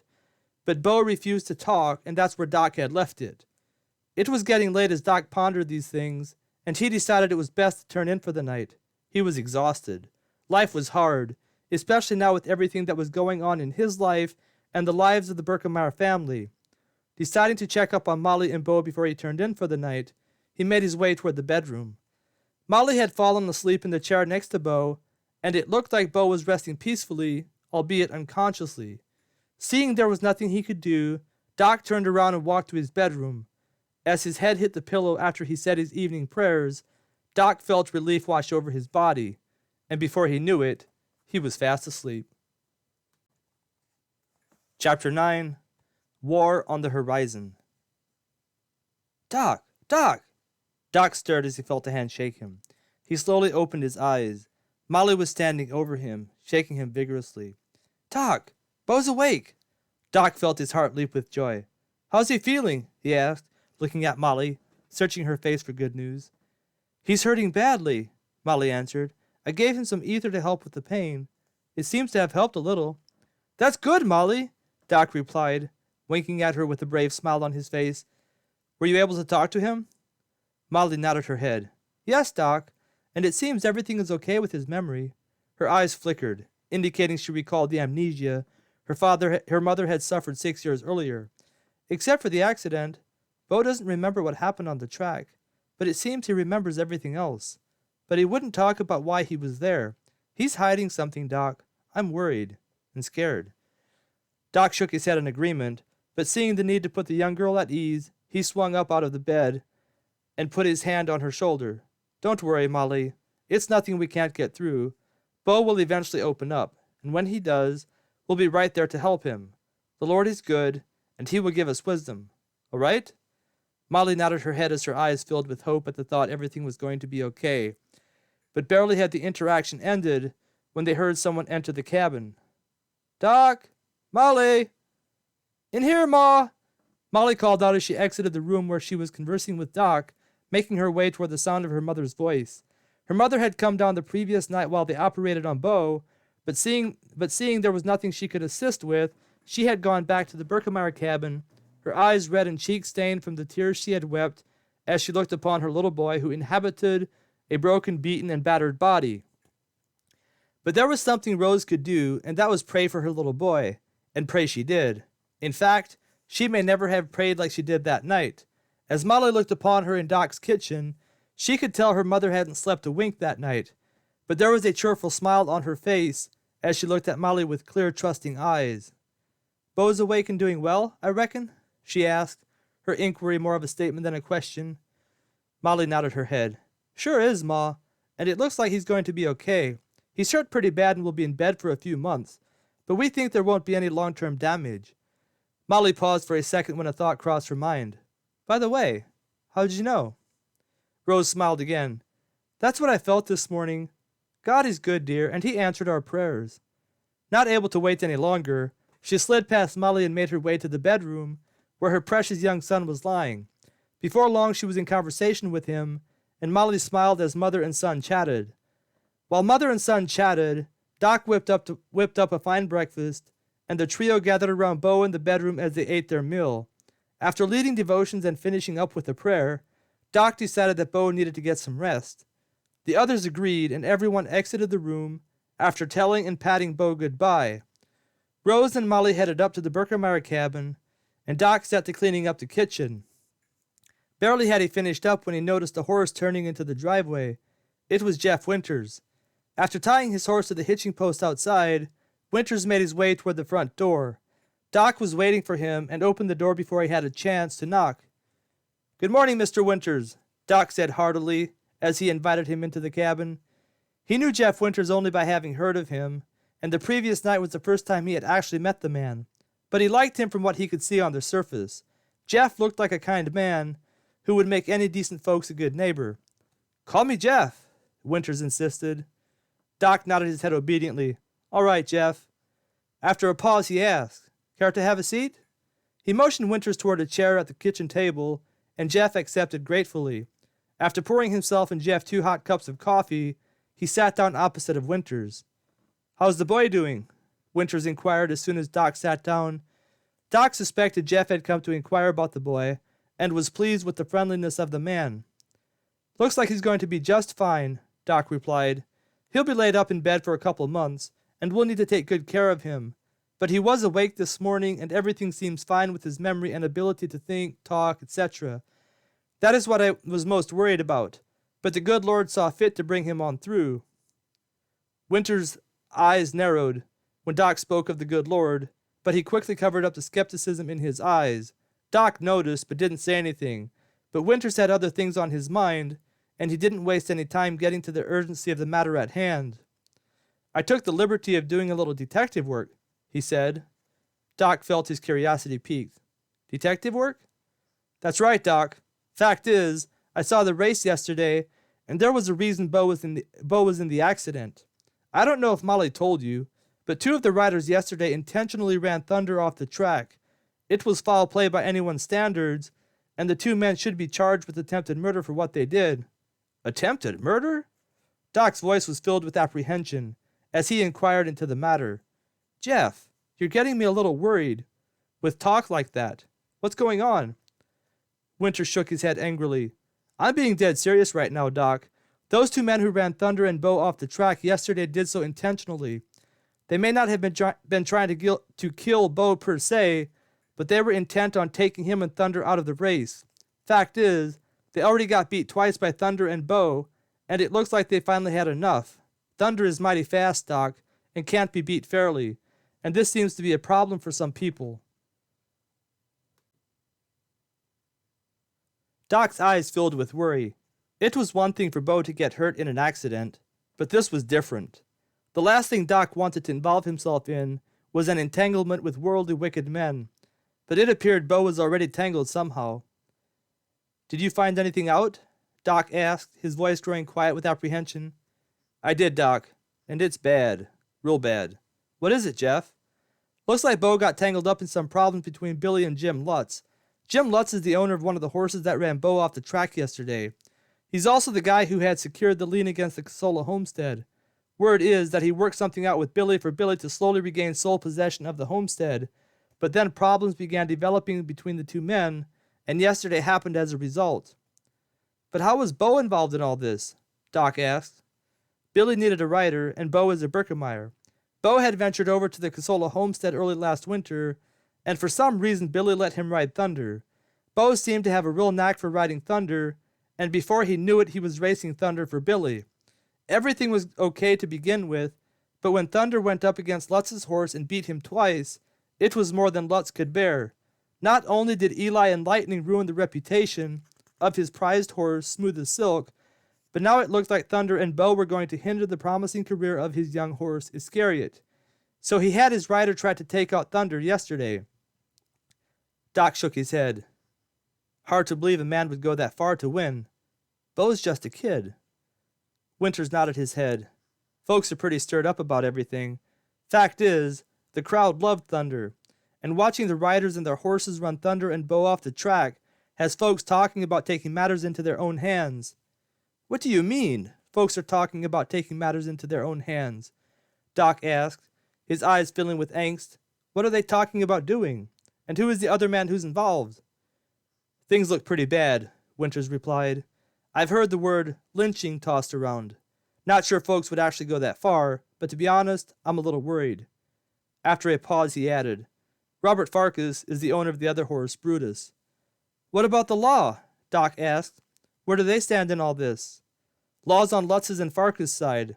Sheriff said they did nothing wrong. According to the sheriff, it's all part of racing. What happens on the track stays on the track. Doc shook his head, his eyes filled with disbelief. Where do you stand in all this? He asked. Winter shook his head.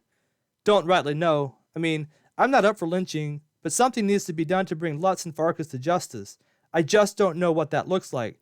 With the law on their side, there's nothing we can do, but folks are aiming to do something, and that's got me worried.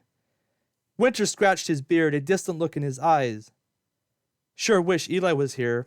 He's the one man who could defuse the situation. He shook his head again. There's even talk of an actual war between the Lutz and Farkas ranches and the homesteaders. They were already on bad terms, and this seems to give them a reason to go at it. A lot of men could get killed over this.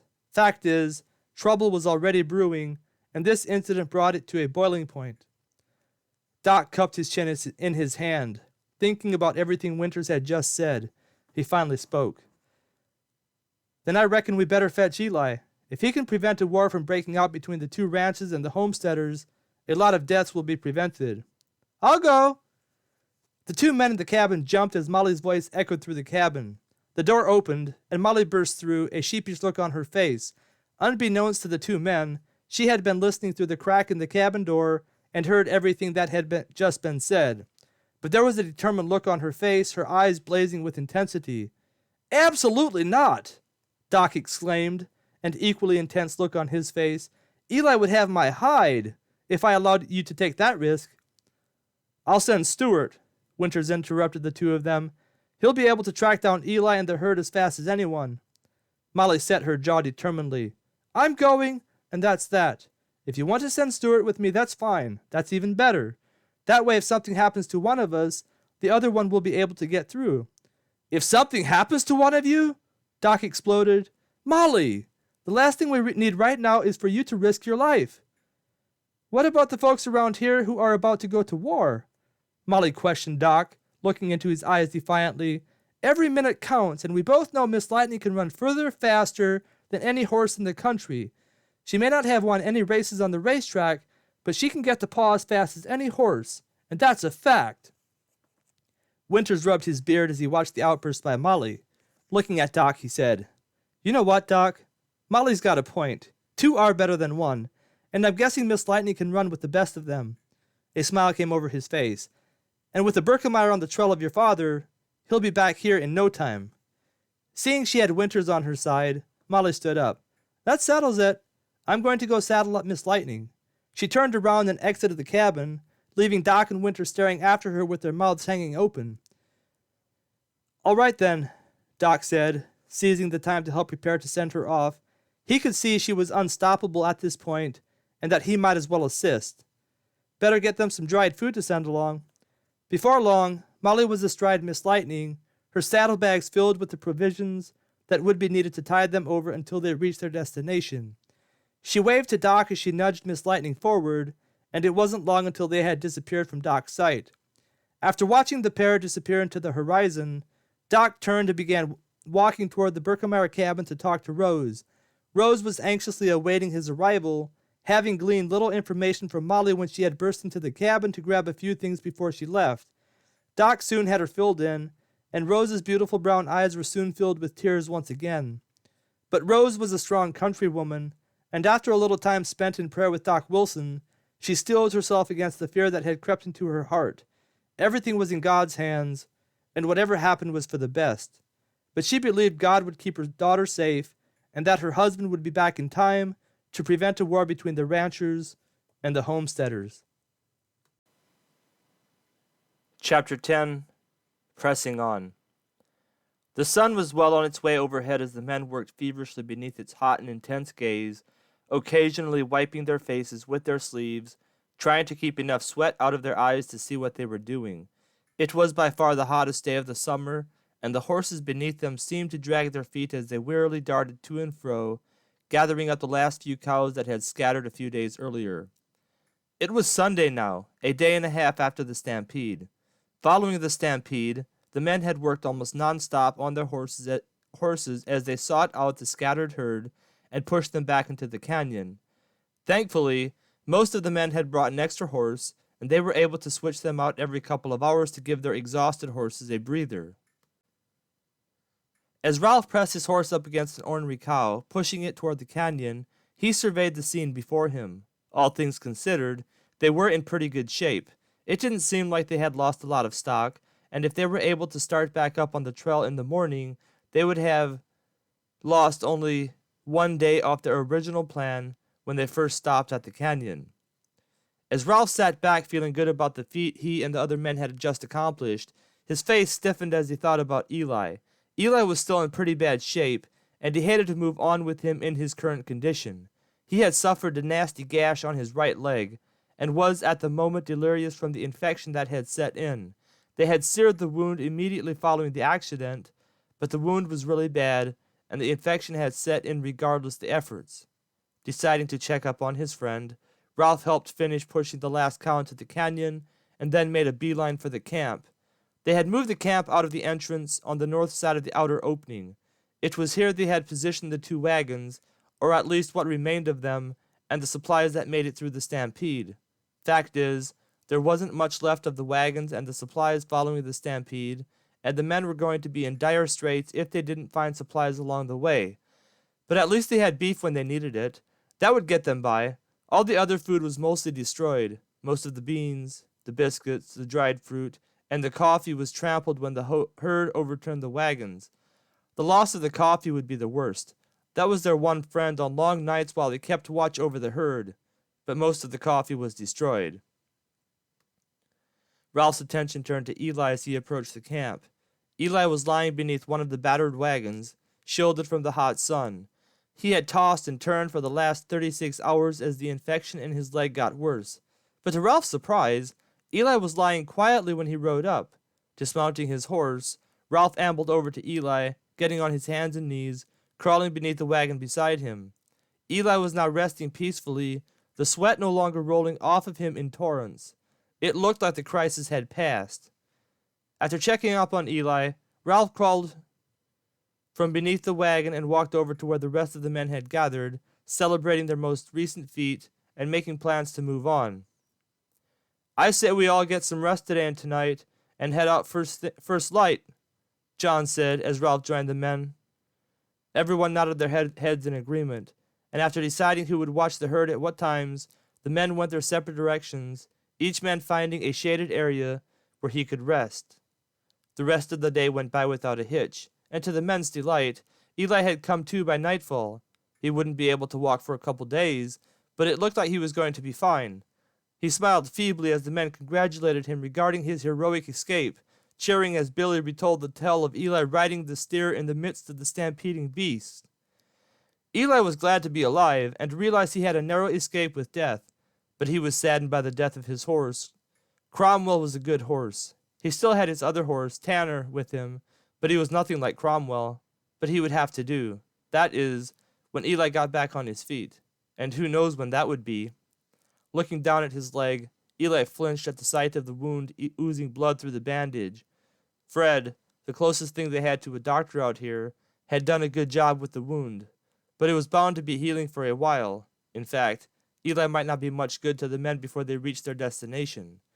But there was nothing Eli could do about the circumstances, and after the rest of the men settled in for the night, notwithstanding the men on watch duty, Eli laid back and closed his eyes, soon falling fast asleep. Except for a few howls and screams echoing across the mountainous desert land, all was silent, and the men were all able to get a good night's sleep. Morning came quickly, and the sun was barely beginning to rise when the men and their herd could be seen moving out. They wanted to get a good start and make a big push toward their destination. The men were anxious to get their mission accomplished so they could get back to their families, that is, those who had families. For men like Ralph and the cowhands from the Corolla Ranch, this was ordinary life. They didn't have families and seemed at ease here on the trail as much as back at the ranch. Billy was the sole exception to the other two types of men. Unlike Ralph and the cowhands, he had a family, but unlike the rest of the men who had families, Billy didn't have a family that loved him and missed him, and being out here on the trail seemed to revitalize Billy and bring the best out of him. And this morning he was doing more than his share of the work as he darted back and forth with his horse, helping to guide the cattle in the right direction. Eli was able to sit up beside Joe as he drove the team of horses pulling along one of the wagons. Fred was driving the other one. They would rotate with Billy and John about midday. Eli was a part of that rotation until he got hurt. Ralph and the cowhands from the Corolla Ranch were always on their horses, having much more experience and expertise moving cattle. Maybe in a day or two, when Eli regained his strength, he would be able to drive one set of horses to free up a man to help drive the herd. The morning went rather well, and by the time they stopped for a short breather, the men were well pleased with the progress they had made. The cattle were in the mood to move, and weren't difficult to guide. The rest of the day also went well, and soon nightfall was upon them. Having stayed awake through the entire day, and still weak from the amount of blood he had lost, Eli was asleep the instant he laid down, and didn't wake up until morning. He was surprised when John shook him awake and grinned sheepishly, having to be awoken. "Guess that ride tuckered me out yesterday." Eli grinned as he looked at John. "You lost a lot of blood back there, Eli." John responded. "How's the leg feeling?" Eli moved it a little, and a surprised look came over his face. "Not too bad, John, matter of fact. I'll be up and at it in no time. Maybe I'll be able to ride here in a couple days." John shook his head. "No need to push it, Eli. We're getting along just fine. Best thing to do is let it heal fully before overusing it."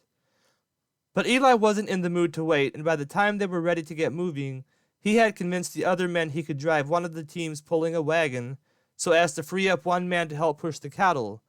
Several of the cows were being difficult, and the extra man would come in handy.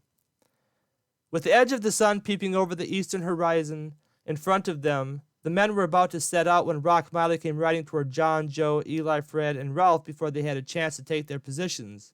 "What is it?" Ralph asked Rock as he pulled his horse to a stop, sensing something was amiss. "Indians," Rock replied, "and this time they killed one of the cows." Rock proceeded to tell the men he had found a dead cow, or at least what was left of it, and that there were Indian tracks around it.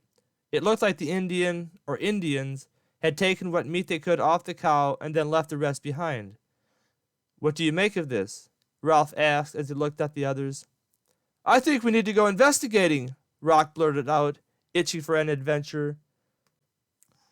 Eli looked at Rock from his position upon the wagon seat, shaking his head at the impetuosity of the man. Rock was a loose cannon, and a man he was really starting to dislike. "We can afford to lose a cow here and there," Eli said. "What we can't afford to lose is time. We need to keep moving. It's just one cow." "Sure," Rock retorted. "It's just one cow for now, but if these savages are following us, it could be 2 cows tonight, or 3 cows, or maybe the whole herd." Eli didn't like the tone of the man's voice and looked at him with disdain. "Don't get carried away with your imagination," he snapped. "Like I said, it's just one cow. If we lose more cows tonight, we can discuss it then." Looking at the sun rising rapidly in the east, he added, "But right now we're losing valuable time. We need to get the herd moving."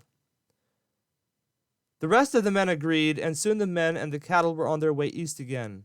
Rock rode along sullenly, angry that an Indian was allowed to kill one of their cows without consequence. He had a violent temper and hated Indians, which served as a burr under his saddle, but there was nothing he could do at the moment, and so he checked his temper and did his job. It was nearly noontime when Eli was shaken out of his slumbersome stupor. Fred was driving the other team of horses and wagon, and he came rushing up alongside Eli. "Eli, we got company!" Eli pulled his horses to the right just enough to see behind them, and sure enough, a small cloud of dust could be seen in the distance. Squinting with his eyes in an attempt to see who or what it was, he finally made out what appeared to be 2 riders on horses. They were moving fast, and it looked like they were headed their way. Not wanting to get too far behind the rest of the men in the herd, Fred and Eli slapped the dusty backs of their horses, sending them scurrying after the men and cows in front of them. Whoever it was that was behind them would catch up with them soon enough, and if they were coming with unfriendly intentions, it would be better to be closer to the others. But Eli didn't expect them to be unfriendly, considering there were only 2 of them. Ralph caught wind of the riders on their trail and made his way back to Fred and Eli, his rifle slung catty-corner over his saddle. Eli wasn't too keen on his position, himself not being a man with the mindset to kill another man, but he didn't say anything as they rode along. They rode along for another 10 minutes when the first shouts could be heard behind them. Eli continued to keep his horses close on the trail of the cows in front of them, but strained to make out what was being shouted. To his surprise, as the voices drew closer, he could make out the voice of a woman, or a girl. It sounded pretty young. In fact, it sounded like Molly. "Molly?" Eli's voice spoke of its own accord as he recognized the voice, and he quickly pulled up the team of horses as the 2 riders came dashing up to his side. Sure enough, one of the riders was Molly, and the other was Stuart, the rider of the magnificent red rain horse. "Pa! Pa!" Molly yelled as she pulled up Miss Lightning beside him. Miss Lightning was breathing mighty heavily from the exertion of the race east the past day and a half, and it looked like she was about to fall over. But Molly didn't pay her horse much mind, her brown eyes filled with news of the danger back home. Fear gripped Eli's heart. "Molly, what's wrong?" Molly started jabbering away, unable to control her emotions, and Eli finally put his finger on his lips, motioning her to be silent. Molly listened, and Eli looked at Stuart, who quietly watched everything unfold. His horse was also breathing heavily, and Eli could tell the pair had nearly run their horses to death trying to get to him. "What's going on, Stuart?" Eli asked. Stuart proceeded to tell Eli everything he knew, and it wasn't long before Eli had the gist of the matter. Billy had come riding up as Stuart began talking and hung his head when he began to realize what was happening. His dealings with Lutz had put the Birkemeyer family in danger, not to mention every single homesteader back home. When Stuart finished talking, Eli sat quietly without saying a word, racking his brain, trying to think what he should do. Here he was with a bum leg, unable to ride or do much of anything, and a lot of folks were counting on him. What should he do? What could he do? Chapter 11. No Time to Waste. Eli groaned in agony as he swung his injured leg around, trying to get himself in position to dismount the wagon. John moved his way to assist him, but Eli waved him away. A man's got to do what a man's got to do, he said as he slowly lowered himself off the wagon. His injured leg throbbed with pain, and he winced as it hit the ground beneath him. He put a little weight on it and winced as his vision blurred, his mind threatening to blind him into unconsciousness. But Eli was a strong, self-willed man, and he gingerly took a step forward. His vision cleared, and he took another step. After a couple steps, he looked at the men around him. You men figure you can manage the herd if I head back home to help put out the spark that could flame into an all-out war? Eli, you aren't actually thinking of making the ride back home, are you? John was the first man to speak, and an incredulous look crossed his face as he spoke. John was the most practical and level-headed man in the bunch and was thinking solely of Eli's welfare. Sure am, John, Eli replied, and I plan on stopping this foolish war that's about to break out. What about your son, Mr. Birkemeyer? You aim on letting that go unpunished? Sounds to me like a war is necessary if that brings Lutz and Farkas to justice. Rock Molly was at the back of the herd helping push them east when Molly and Stewart had come riding in, and he had sat by, listening to the entire exchange. Eli looked at Miley disgustingly. The man irritated him. But he had a point. Not that Eli condoned war, but what about Lutz and Farkas, and what they had done to Bo? In fact, now that he thought about it, anger began to sweep over his mind. How dare they do what they did to Bo? This was nothing short of attempted murder, even if murder was not what they had planned. And Bo? What was Bo doing riding for Billy? And Billy? What was his role in all this? Eli looked at Billy as he thought about him for the first time. Billy sat on his horse, his head hanging in shame, his eyes staring at the ground. Feeling Eli's gaze, he looked up, his troubled eyes filled with despair. Billy shook his head. I don't rightly know what to say, Eli. Lutz got me in a bind. I wanted to keep the homestead back, and we worked out a deal, but then problems started brewing. I found out some shady business dealings between Lutz and the sheriff and asked him about it. He got real mad and began to threaten me, telling me the deal to get my homestead back was off. I don't know why I didn't just walk away, but I knew I had some dirt on Lutz that could cause him some real problems.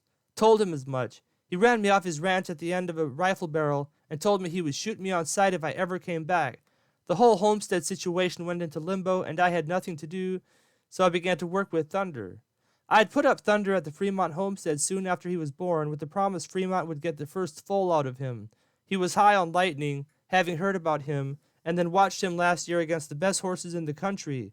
But with nothing else to do, I retrieved Thunder and began to work with him. Fremont had done a good job with Thunder over the years, and he was trained as fine as any horse I ever saw. The only problem was, he wasn't built as powerful as Lightning and would need a smaller jockey to ride him. But more than that, he didn't have the heart and spitfire of Lightning. Or so I thought. But then Bo came riding through earlier this year, and we got to talking. He wanted to hunt my land, and I agreed. But then he saw Thunder, and the next thing we knew, he was riding Thunder on a weekly basis. Eli stroked his beard with his hand, watching Billy talk. So this was why Bo had been disappearing so much. It was all now starting to make sense. He wanted to begin asking questions, but he figured Billy would answer a few of them if he continued talking. Fact is, Billy continued, Bo quickly formed a bond with Thunder, and the two of them were beginning to look like a formidable duo. I knew I shouldn't, but I needed to raise some money to feed my family. When I talked to Bo about it, you should have seen his eyes. He loves horses, loves racing, and above all wanted to give Thunder the shot at being the best horse in the country. And so we devised a plan to keep Bo's identity hidden. The rest is history. Billy's eyes filled with regret and misery as he looked at Eli. It's hard to believe it came to this. Never thought Lutz would go that far, and Farkas, I wonder what his stake is in the matter. Doesn't make much sense he would get involved in this. Billy thought for a second. Unless he's in with Lutz and Sheriff Johnson. Billy squinted his eyes as he thought. If those three are in on Lutz's business dealings, that could spell trouble for the homesteaders. Those three are the three most powerful men in the area. Eli shook his head. This wasn't looking good. As a Christian, he shouldn't get involved in such things, but it looked like he was already involved and couldn't just stand by and do nothing. He had to do something, anything, or a lot of people could get hurt. Fatally hurt. I'm going home.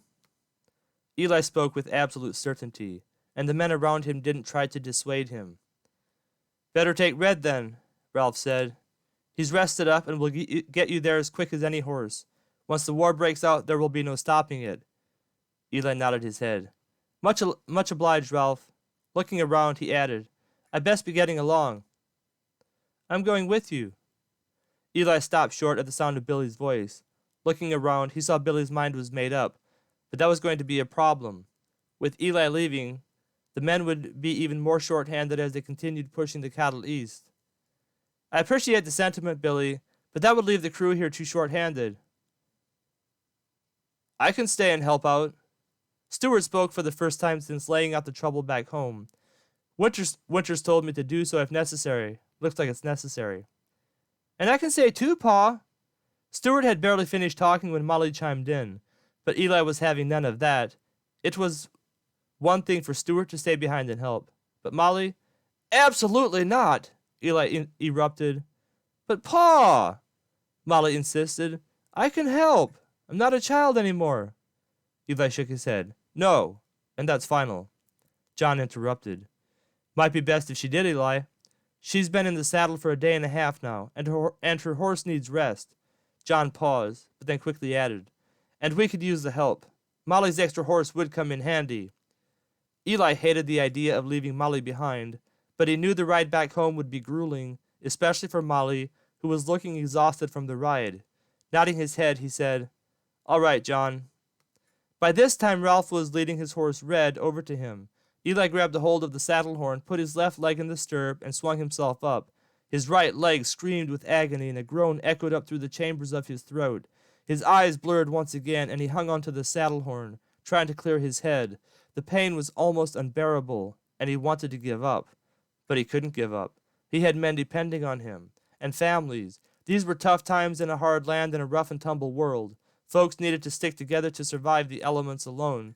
Feuding amongst themselves would only make it worse, harder, more difficult, much more difficult. Spurring Red slightly, Eli pointed him west toward Madsen. Billy followed suit, and soon they were out of sight. Molly sighed as she watched her father and Billy disappear. She was exhausted. It had been a rough ride, her and Stewart stopping only occasionally to rest the horses, but they had pushed their horses to the limit, and themselves, and right now they needed rest. While Molly and Stewart rested in the wagons, the rest of the men began pushing the herd east as best they could, putting more distance between themselves and the others with every passing second. Billy and Eli forged their way west as fast as their horses could carry them. Neither man spoke as they rode along, each man lost in his own thoughts. The Great Plains lay before them, making the travel rather easy, except for the occasional river they had to cross. There were also wooded areas they had to travel through, and as they traveled further east, they also began encountering mountainous regions.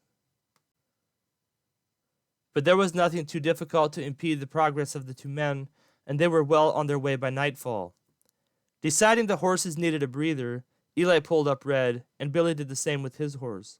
Billy sat upon a red and white gelding, which was a smaller horse, but well built, with great cutting ability and staying power.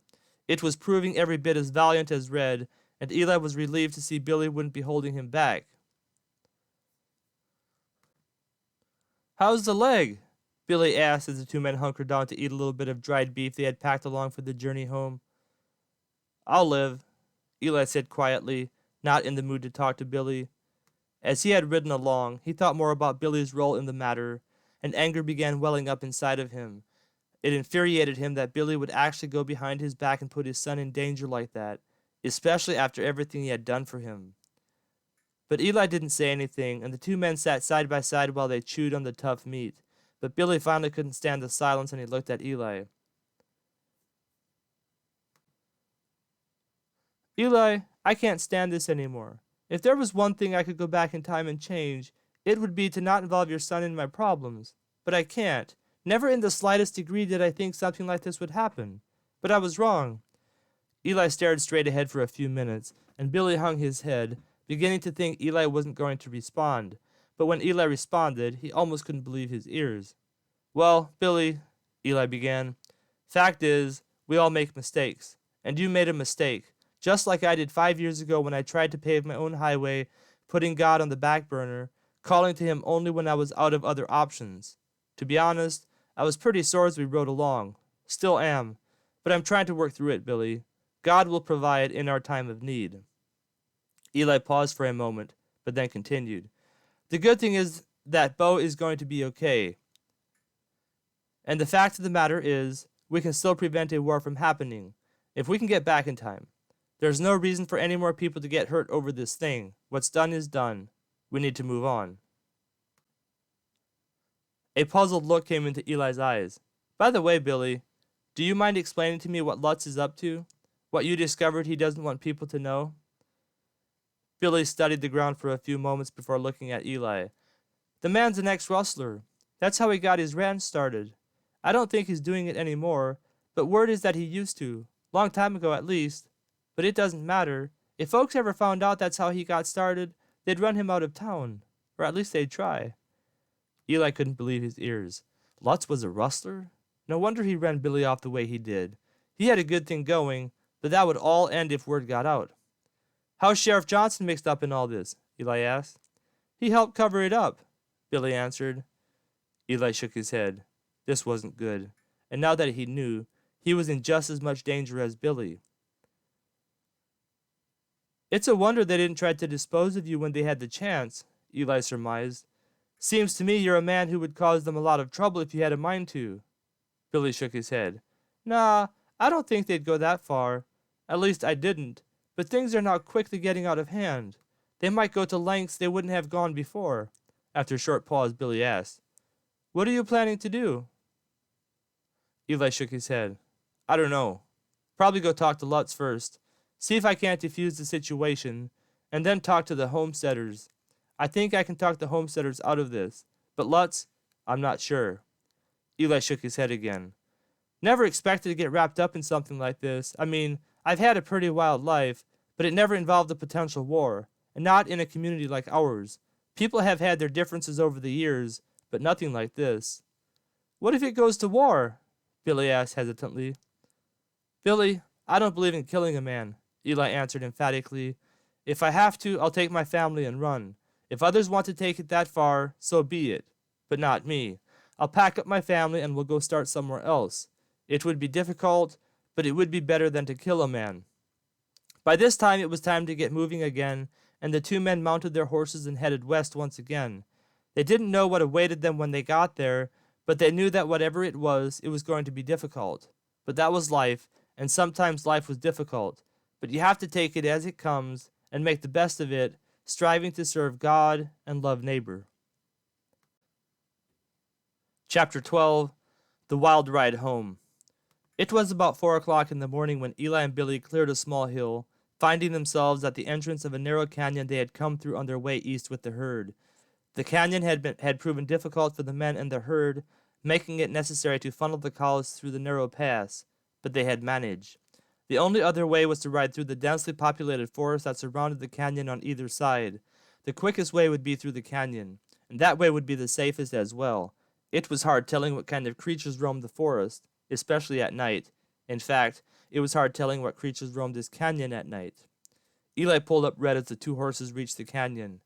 Billy did the same with his horse. You figure there might be trouble in there? Billy asked as they came to a complete stop. Don't know, Eli answered, but it can't hurt to be ready. As dark as it is, a mountain lion could drop down on us before we could even see it coming. The sides of the canyon weren't very tall in certain parts, making the men potential targets for any beast looking down upon them from the edge of the forest above. The canyon was only 20 feet wide, and a large cat could attack them from overhead if it had a mind to. Each man had a rifle in his scabbard. Besides that, Eli had his Colt Peacemaker and his Smith & Wesson revolver on his sides in his gun belt.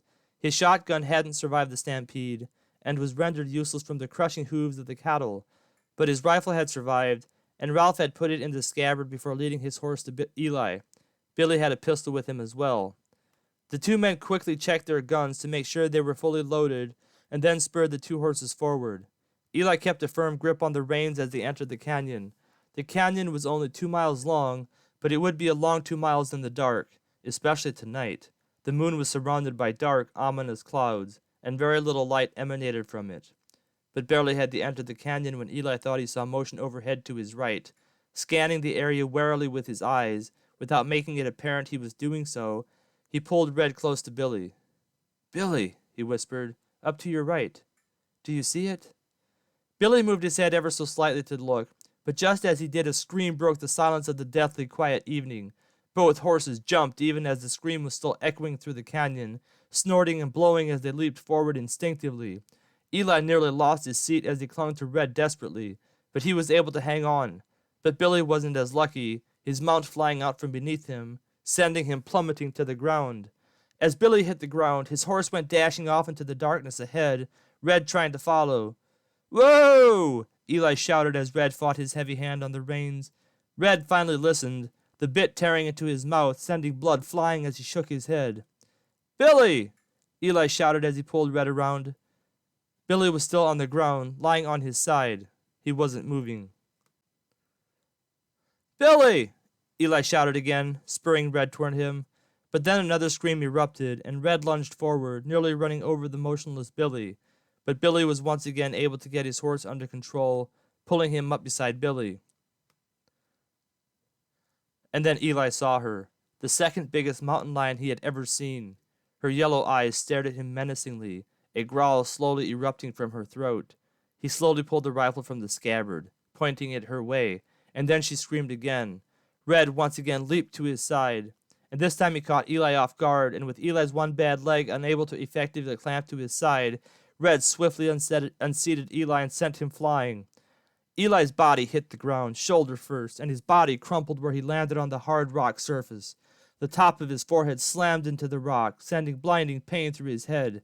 His rifle discharged as it bounced off the rock surface, causing the mountain lion overhead to scream once more. Eli was sure he was a goner. He had been in some pretty bad situations before, and he had escaped them all, but this was looking like a fight he couldn't win. But Eli wasn't finished just yet. Pulling himself to his knees, the pain from his leg nearly blinding him, his head throbbing from the blow it had just taken, he frantically pulled himself over to the rifle. Eli felt relief flood his soul as he grabbed hold of the rifle. It was still in one piece, and with any bit of luck he could still shoot straight. Whipping out a bullet from his gun belt, he jammed it into the rifle. Hearing a rustle overhead, he swung the rifle up toward the sound. The mountain lion had moved into position, and as Eli swung the rifle up, it fired. It jumped. Eli fired. As he fired, he rolled to his side. Eli's bullet slammed into the mountain lion as it descended toward him, sending it slamming into the ground next to him. Eli had rolled away just enough, and was able to avoid the massive weight of the immense cat crushing beneath it. But to his horror, his bullet had only caught the mountain lion in the front shoulder, not rendering the beast ineffective as of yet. The mountain lion screamed in agony as it slammed into the ground, stunned momentarily from the fall. But then it lashed out at Eli, narrowly missing him as Eli rolled away even further. Then the mountain lion was back on its feet, its right front end dragging from the busted shoulder. But it charged Eli anyway, a ferocious snarl enveloping its cruel face. Eli didn't have time to think as he whipped out his Colt Peacemaker, thumbing back the hammer as he pulled the trigger as fast as he could. All 6 bullets slammed into the mountain lion, stunting its forward progress. It looked like it was going to keep coming, and Eli quickly pulled out his Smith & Wesson revolver. But before he could get any shots off, the monster before him stumbled, and then her front end collapsed to the ground, and then her hindquarters, and as Eli looked on, she writhed for a little bit, and then she stopped moving. She was dead. Eli sighed with relief as he rolled over on his back, trying to catch his breath. As he lay there, he realized for the first time just how bad his leg was hurting. It screamed with agony as he tried to move it. But he had to move. But more than that, it had to move him. He had to somehow get on his feet and get them out of the canyon. He needed to find the horses and get them heading west again. They had a war to stop. Gritting his teeth, Eli stood to his feet. He slowly put weight on his bum leg, groaning as he did so. But able to finally walk, he stumbled over to Billy. Billy was now stirring, and Eli was relieved. Billy was still alive. Bending over, he began shaking him. "Billy! Billy!" Billy stirred. Eli's voice echoed through the canyon, breaking the deathly stillness of their surroundings. Then a wolf howled in the distance, sending a shiver down Eli's spine. "Billy!" Billy finally opened his eyes. "Billy! We need to get moving!" Eli tugged at Billy, trying to get him to stand up. He was finally able to, and it seemed to help Billy out of his stupor. "What happened?" he mumbled, bewilderment etched over his face. A mountain lion spooked the horses, Eli replied quickly. Your horse threw you and then took off. You landed on your head when you hit the ground. Red got away as well. We need to move out of the canyon, and fast. There might be more animals looking to attack us. Barely had Eli spoken when his fears were confirmed. A chilling roar echoed through the canyon toward them. It sounded like a grizzly bear, and it was coming from the direction the horses had run into. Barely had the roar stopped vibrating through the canyon when Eli could make out the sound of pounding hooves. It was the two horses. Billy, quick, help me stop the horses! Fortunately, Billy was finally getting his bearings about him, and the two men spread out, watching as the horses barreled their way. The horses looked like they were going to run them over when Red suddenly put on the brakes. Billy's horse did the same, and within seconds the two men were back in possession of their horses. Remembering he had left his rifle back by the dead mountain lion, Eli hobbled over to it with Red in tow. He finally located it, and after reloading it, he put it up in the scabbard. He also reloaded his Colt Peacemaker. By this time, Billy was aboard his horse, and Eli didn't waste any time joining him on Red. The two men slowly moved their horses toward the sound of the bear. They didn't feel like tangling with the grizzly bear right now, but there was no other way out. At least not any viable way out, considering they were in a bind for time. The men were about 3/4 of the way through the canyon when a thunderous roar erupted just ahead of them. The two horses jumped, but the two men were ready this time and were able to keep their seats. They both had their rifles out, pointing straight ahead. Everything was quiet, and the two men continued moving west. The bear was upon them almost before they saw it, and the two men fired simultaneously. Both bullets found their marks, but they weren't fatal shots, and the ferocious beast reared back on its hind legs, letting out the most awful thunderous roar you ever heard. It echoed through the canyon from one end to the other, and seemed to shake the ground. The men reloaded their rifles quickly, taking careful aim and firing once again. This time their bullets found their marks, and the predator staggered, finally crumbling to the ground. Eli! Eli looked over at Billy as he shouted, and saw him pointing backwards. Eli looked back. Wolves! And about 20 of them! And they were headed their way, running as fast as they could, occasionally lifting their heads to let out a howl. Run! Ride! Let's get out of here! Eli shouted as he looked back toward their front, spurring Red simultaneously. Red responded rapidly, darting forward. Billy and his horse were right beside him, Billy's horse matching Red's horse stride for stride. As soon as they cleared the crumpled frame of the grizzly bear, Eli looked behind him. The wolves were gaining on them rapidly, running at breakneck speed. Whipping out his Colt Peacemaker, making sure he kept Red running full speed, Eli turned in the saddle slightly and unloaded his pistol at the frenzied pack. None of his bullets seemed to find their marks, but the sound of the gun seemed to do something, and the wolves behind them began pulling up, soon disappearing into the darkness behind them.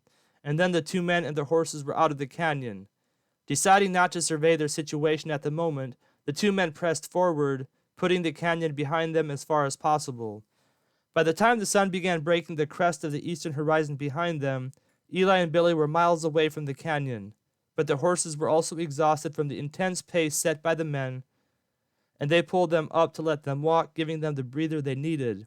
Seeing a creek nearby, they rode them that away and let them get some water. But soon they were riding west once again, hoping to reach home by nightfall. The ride only got worse as the day passed, the hot sun baking them as they rode along. Every bit of shade looked overwhelmingly desirable, and every now and then the horses would pull the reins that way. But the two men pressed on, determined to get back by nightfall. Little was said about the incident back at the canyon, and even less was said about the upcoming dilemma at home. They were both glad to be alive, and ready to do whatever was necessary to defuse the situation at home. The sun had nearly set in the west when the two men and their horses first caught a glimpse of the Wilson homestead. It was shrouded in shadows, the wood-shake roof reflecting the orange tint of the sunset. It was a mighty fine sight indeed, not because of the pretty backdrop of the sunset, but because it spelled rest for the two weary men. Eli and Billy were exhausted, and hungry, and thirsty. They had eaten their last little bit of meat at noon and emptied their canteens around 3 o'clock. 6 hours was a long time to go without water in this kind of weather, and they did stop once at a creek to let their horses drink, as well as relieve their own parched throats. But after that they had pushed on relentlessly, pushing their horses as hard as they dared. Eli saw that Doc was in his cabin when he turned red into the driveway and decided to go see Bo first. Moreover, he wanted to talk to Doc to see if he had an update as to the status of the community and the trouble that was brewing. And he needed to go see Rose. He had missed her terribly over the past couple weeks and couldn't wait to reunite with his beloved wife. And Ben. He had missed his younger son as well. But for now he needed to talk to Doc. Having reached the front of Doc's cabin by now, Eli slowly slid off Red, groaning as he tried to get his bum leg accustomed to walking again. His leg sent pain shooting up and down his side, but Eli clenched his teeth, slowly making his way toward Doc's cabin. Now was not the time to stop. He had to press on. Chapter 13. No Time to Rest. Doc was at the front door when Eli and Billy approached, opening it up just as they were about to knock. Eli, Billy, come on in. Didn't expect to see the both of you so soon. I take it Stuart and Molly got to you okay? Eli nodded his head. They sure did, Doc. Stuart filled us in on what's going on. Any update? Doc nodded his head as he pointed them to some chairs at the kitchen table. It seemed he noticed Eli's bum leg for the first time and was distracted from answering his question. That leg looks mighty bad, Eli, he asserted. Got caught up in a stampede a couple days ago, Eli replied. Cromwell went down in the process. I escaped with my life, but was gored by a steer. Eli winced as he stretched out his leg and awkwardly sat down in the chair offered him. Doc set to inspecting the leg, insisting he rebandage it before any more talk. Eli was anxious for updates, but he patiently waited for while Doc swiftly patched up his leg. Doc was finally finished, and Eli inquired once again, Any update on what's going on between the homesteaders and the ranchers? Doc nodded his head. Things are on mighty thin ice right now. In fact, the homesteaders are meeting tonight to discuss their next move. Some of the hotheads are inciting war, convinced we need to rid this part of the country from the big ranches that are threatening the small-scale homesteaders. Eli stared off into space for a few moments, considering what Doc had just told him. What about Bo? He finally inquired. How's he? Bo's mending just fine, Doc answered. Looks like he'll be up and about in a couple months. Might not be 100% for 6 months to a year, but he should be out of bed in 3 months. He sure went through a bad ordeal, Eli, but he'll live. Where are the homesteaders meeting? Eli asked. Over at Winter's place, Doc replied. Suspecting Doc didn't know much more than what he had just told them, Eli decided to stop asking questions, but he had already made up his mind regarding his next course of action. I'm going to head over to Winter's place and see if I can't get there before they leave. Tonight might be the last night to stop them before they escalate this into an all-out war, although I find it hard to believe Winters would go that far. Doc shook his head. Don't be so sure about that, Eli. Winters is mighty upset about what happened to your boy. He seems like a level-headed man, but there is a mean streak in him that could cause him to take matters into his own hands. Eli shook his head. I can't believe this is happening. I better get over there tonight before things get out of hand. Eli was exhausted, and the mere thought of more strenuous activity before getting some solid rest made him even more tired. But he stilled himself against the desire for rest, slowly forcing himself up out of his chair. Doc had rubbed some salve on his leg when he had bandaged it, and the leg wasn't quite as painful at the moment, but it was all he could do to walk on it, and he slowly hobbled toward the door, Billy right behind him. The 2 horses were spent, and there was no point in trying to ride them over to Winter's place. It was about a 20-mile ride northeast of the Wilson homestead, and they would need to ride hard in order to stand a chance arriving before the men at the Winter's place scattered for the night. And Eli wanted to talk to the men as a group to try to stop them from doing whatever they might have set their minds to do. The walk over to the Birkemeyer barn seemed to do Eli's leg some good after being in the saddle for the last day and a half. The idea of spending another hour in the saddle was not an appealing thought, and Eli's mind relished the idea of his bed. But quickly putting that out of his mind, he made his way toward an open stall where he put Red up for the night. He pointed Billy toward another empty stall, and soon both horses were provided for. With Bonner killed the year before, and now Cromwell dead as well, with the 3rd horse back with the herd, Eli was running out of options for horses to ride. He would ride Lightning, but Billy needed a horse. Bo's horse was still at the Casola homestead, and the only other option was Mandy, the older horse the children used to transport them to school. The other horses in the barn belonged to other people, and Eli didn't feel comfortable using one of them. Pointing Billy into Mandy's direction, he said, "You can ride Mandy." The men quickly saddled up the horses and pointed them toward the Winters place, urging them into a rapid pace. Mandy was able to keep up the pace for the first 20 minutes, but after that it became apparent she wouldn't be able to keep up. "Billy," Eli said as he pulled up Lightning to let him catch up, "Mandy's not going to be able to keep up this pace. I'll see you at the Winters place." Billy nodded his head. "Go on, Eli. I'll be right behind you." Barely had the words escaped Billy's mouth when Eli gave Lightning rein, and Lightning was in the mood to run, quickly falling into a rapid gallop. Deciding to see how much gas his old horse had in the tank, Eli pressed his heels against his side. Lightning responded, and Eli felt the power beneath him surge forward, rapidly picking up speed. Lightning had grown thicker over the past couple months, looking more like he did the first time Eli had raced him. But it had also taken some of his speed as well as some of his stamina, but he was still mighty fast and durable, and Eli felt excitement surge through him as they raced toward the Winters place. The moon was high overhead by the time Eli saw the Winters place come into view. It was a clear night, unlike the previous night, and the light from the moon provided plenty of light to guide them along the way. But as the Winters place came into view, Eli wasn't thinking about the pleasant nature of the night. No, he was thinking about what he would say to stop the homesteaders from doing something stupid. Eli wiped the sweat from his face as he rode into the driveway of the Winters place, realizing for the first time how badly he smelled. He hadn't washed in a couple days, not since the stampede, and he smelled something awful. But there was nothing he could do about it, and that was that. Lights were on in the Winters house, and Eli was relieved to see several horses standing outside, tied up to the hitching post. But as he pulled up to the hitching post himself, he saw the front door open and several men step out.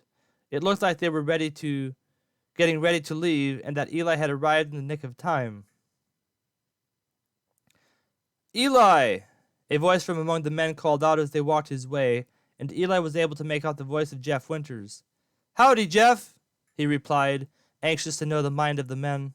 "You mind if I talk to you fellows for a minute before anyone leaves?" "Sure thing, Eli. What's on your mind?" By this time Winters and the other men had made their way to Eli. Eli looked at Winters closely to see if he could detect the state of the mind of the man. He looked worried. "I came by to try to talk you fellows out of starting a war. Any chance I might be able to do that?" Winters shook his head sadly. "You're too late, Eli. I was of the same mind, saying we need to do it proper and let the law do its job. But some of the other homesteaders don't have much faith in the law, knowing Sheriff Johnson is backing Lutz and Farkas. Fact is, some of the other homesteaders decided to take matters into their own hands. They're on their way to the Lutz ranch even as we speak. They plan on stringing up Lutz tonight. No trial, no nothing. Just an old-fashioned lynching." Eli felt a shock run through his body. "But Winters," he insisted, "that's the worst thing they could do right now.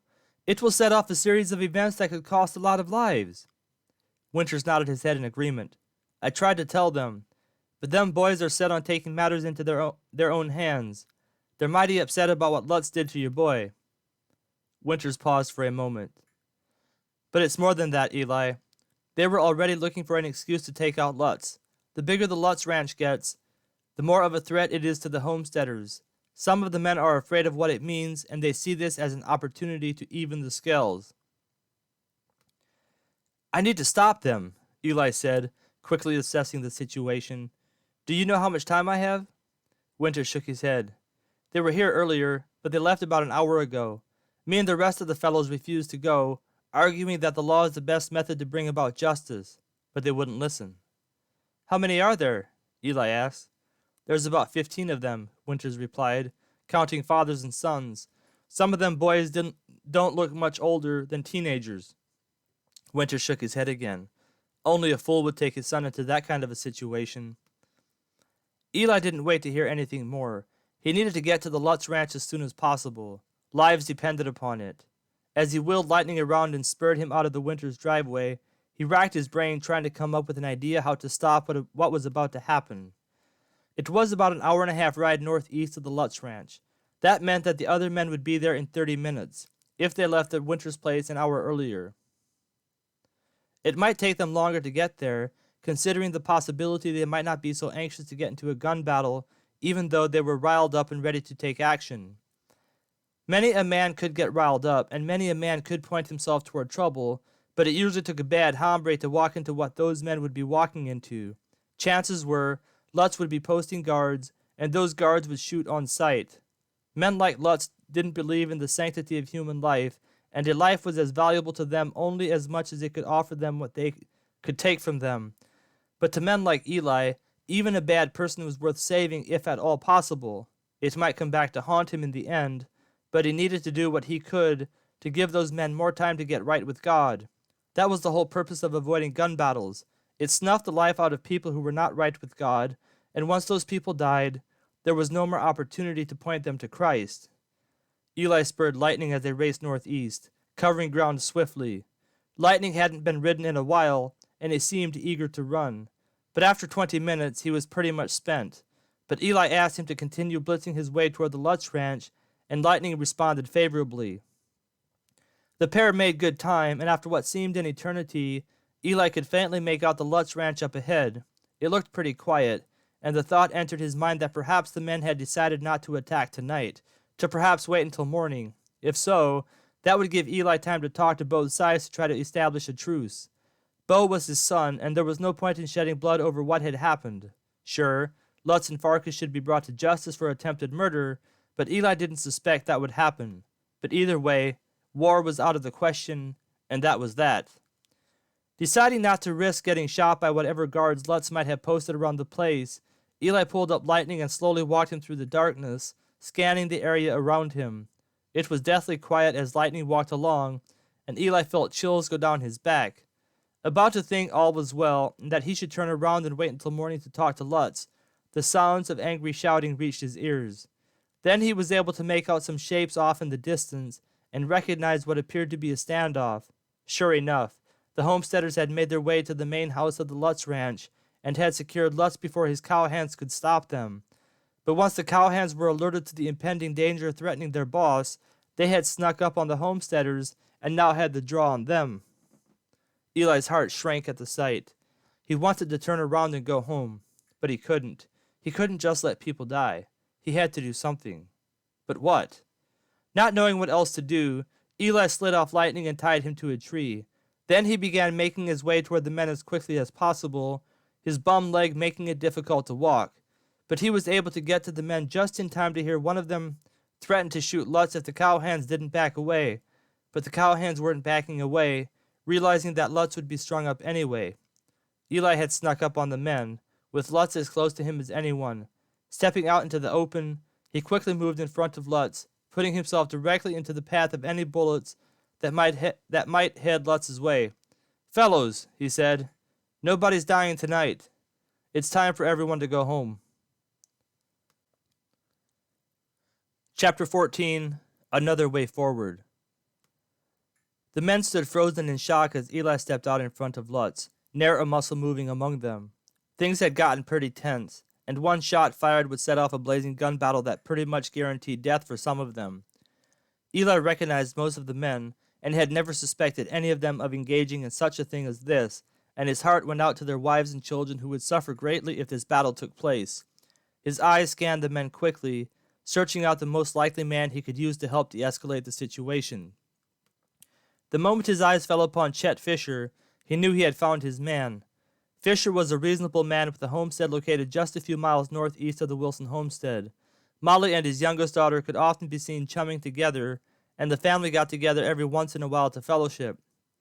"Howdy, Chet," Eli said as he nodded his head toward him.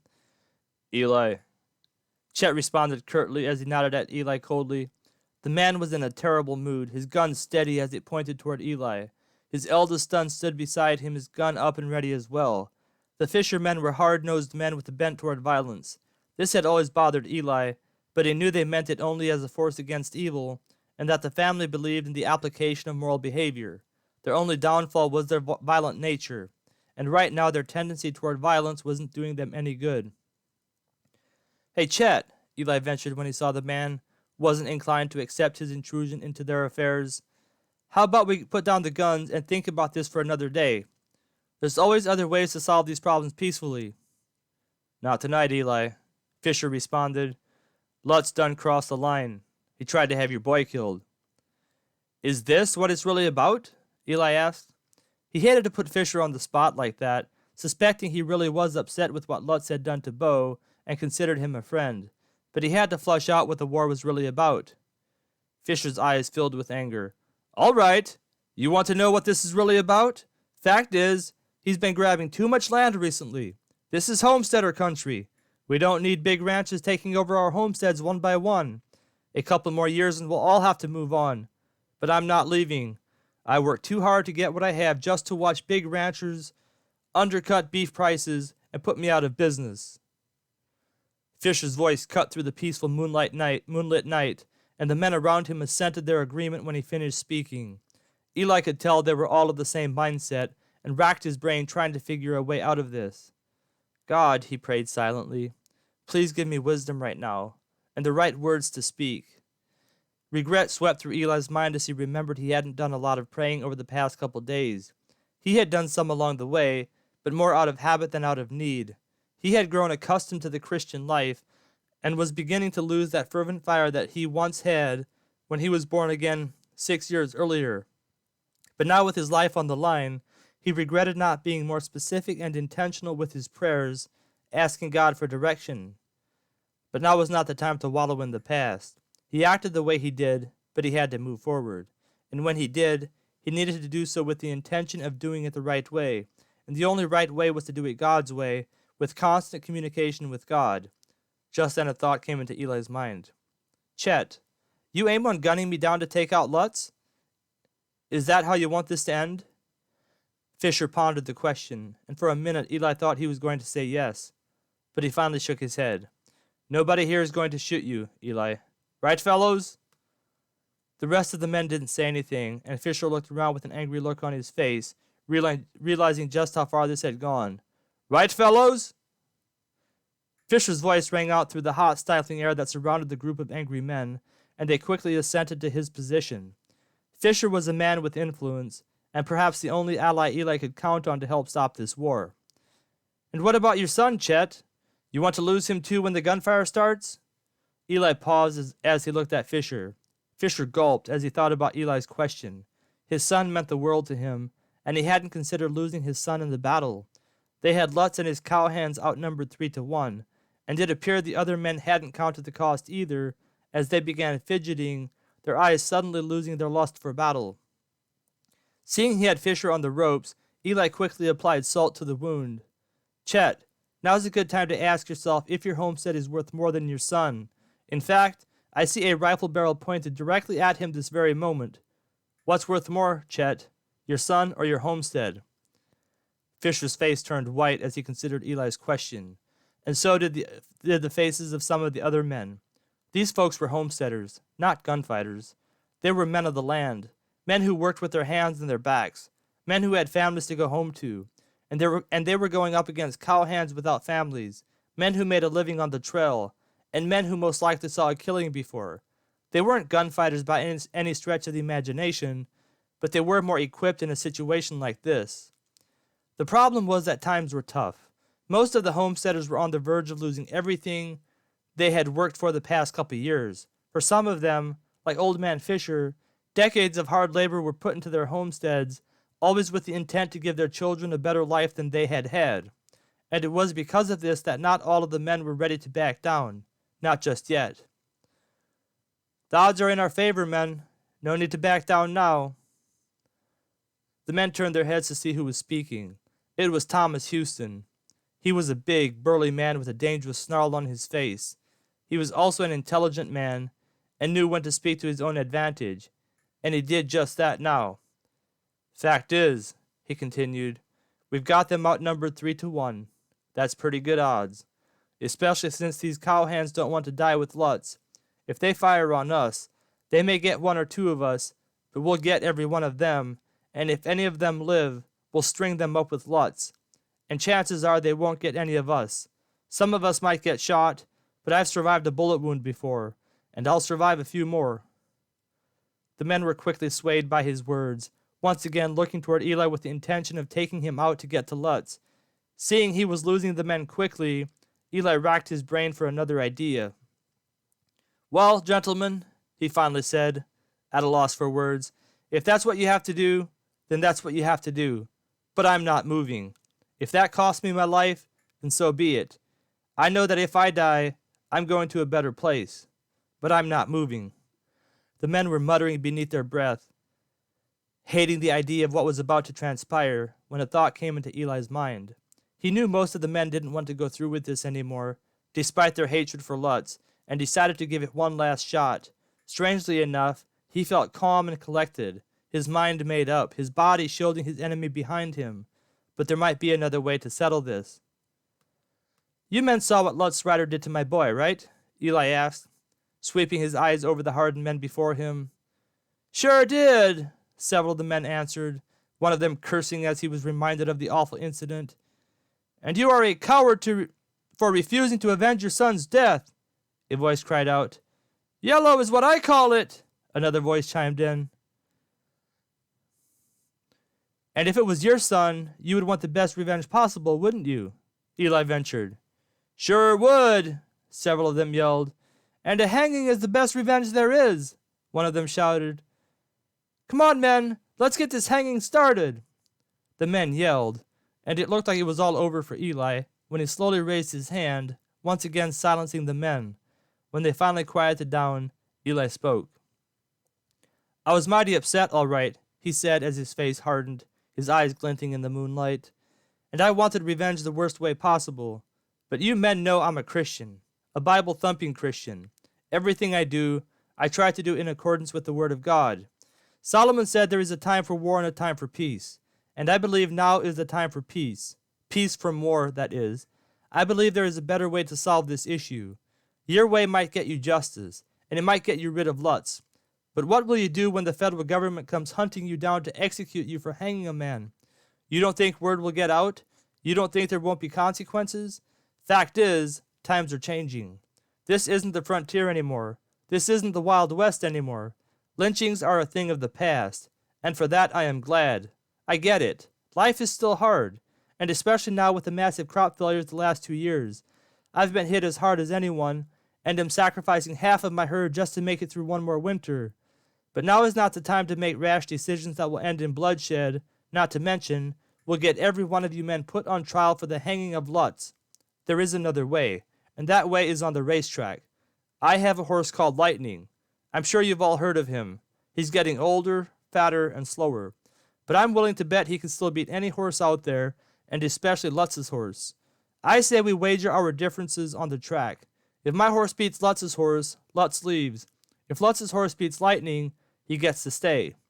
I say Lightning can beat Lutz's horse, and we can be rid of Lutz without any bloodshed, and without the federal government's noose hanging around our necks. What do you men say? Eli could tell he had the men cornered on several aspects.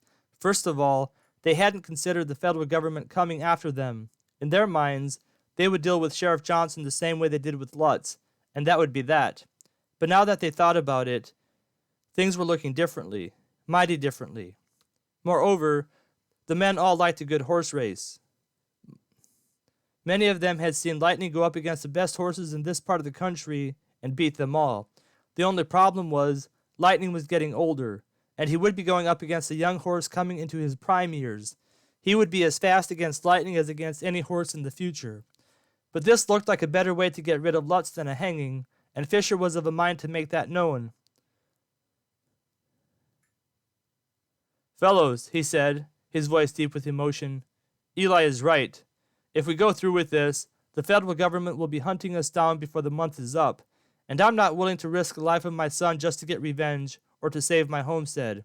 Moreover, I'm willing to bet Lightning can beat Lutz's young horse on the track, even if he's getting old.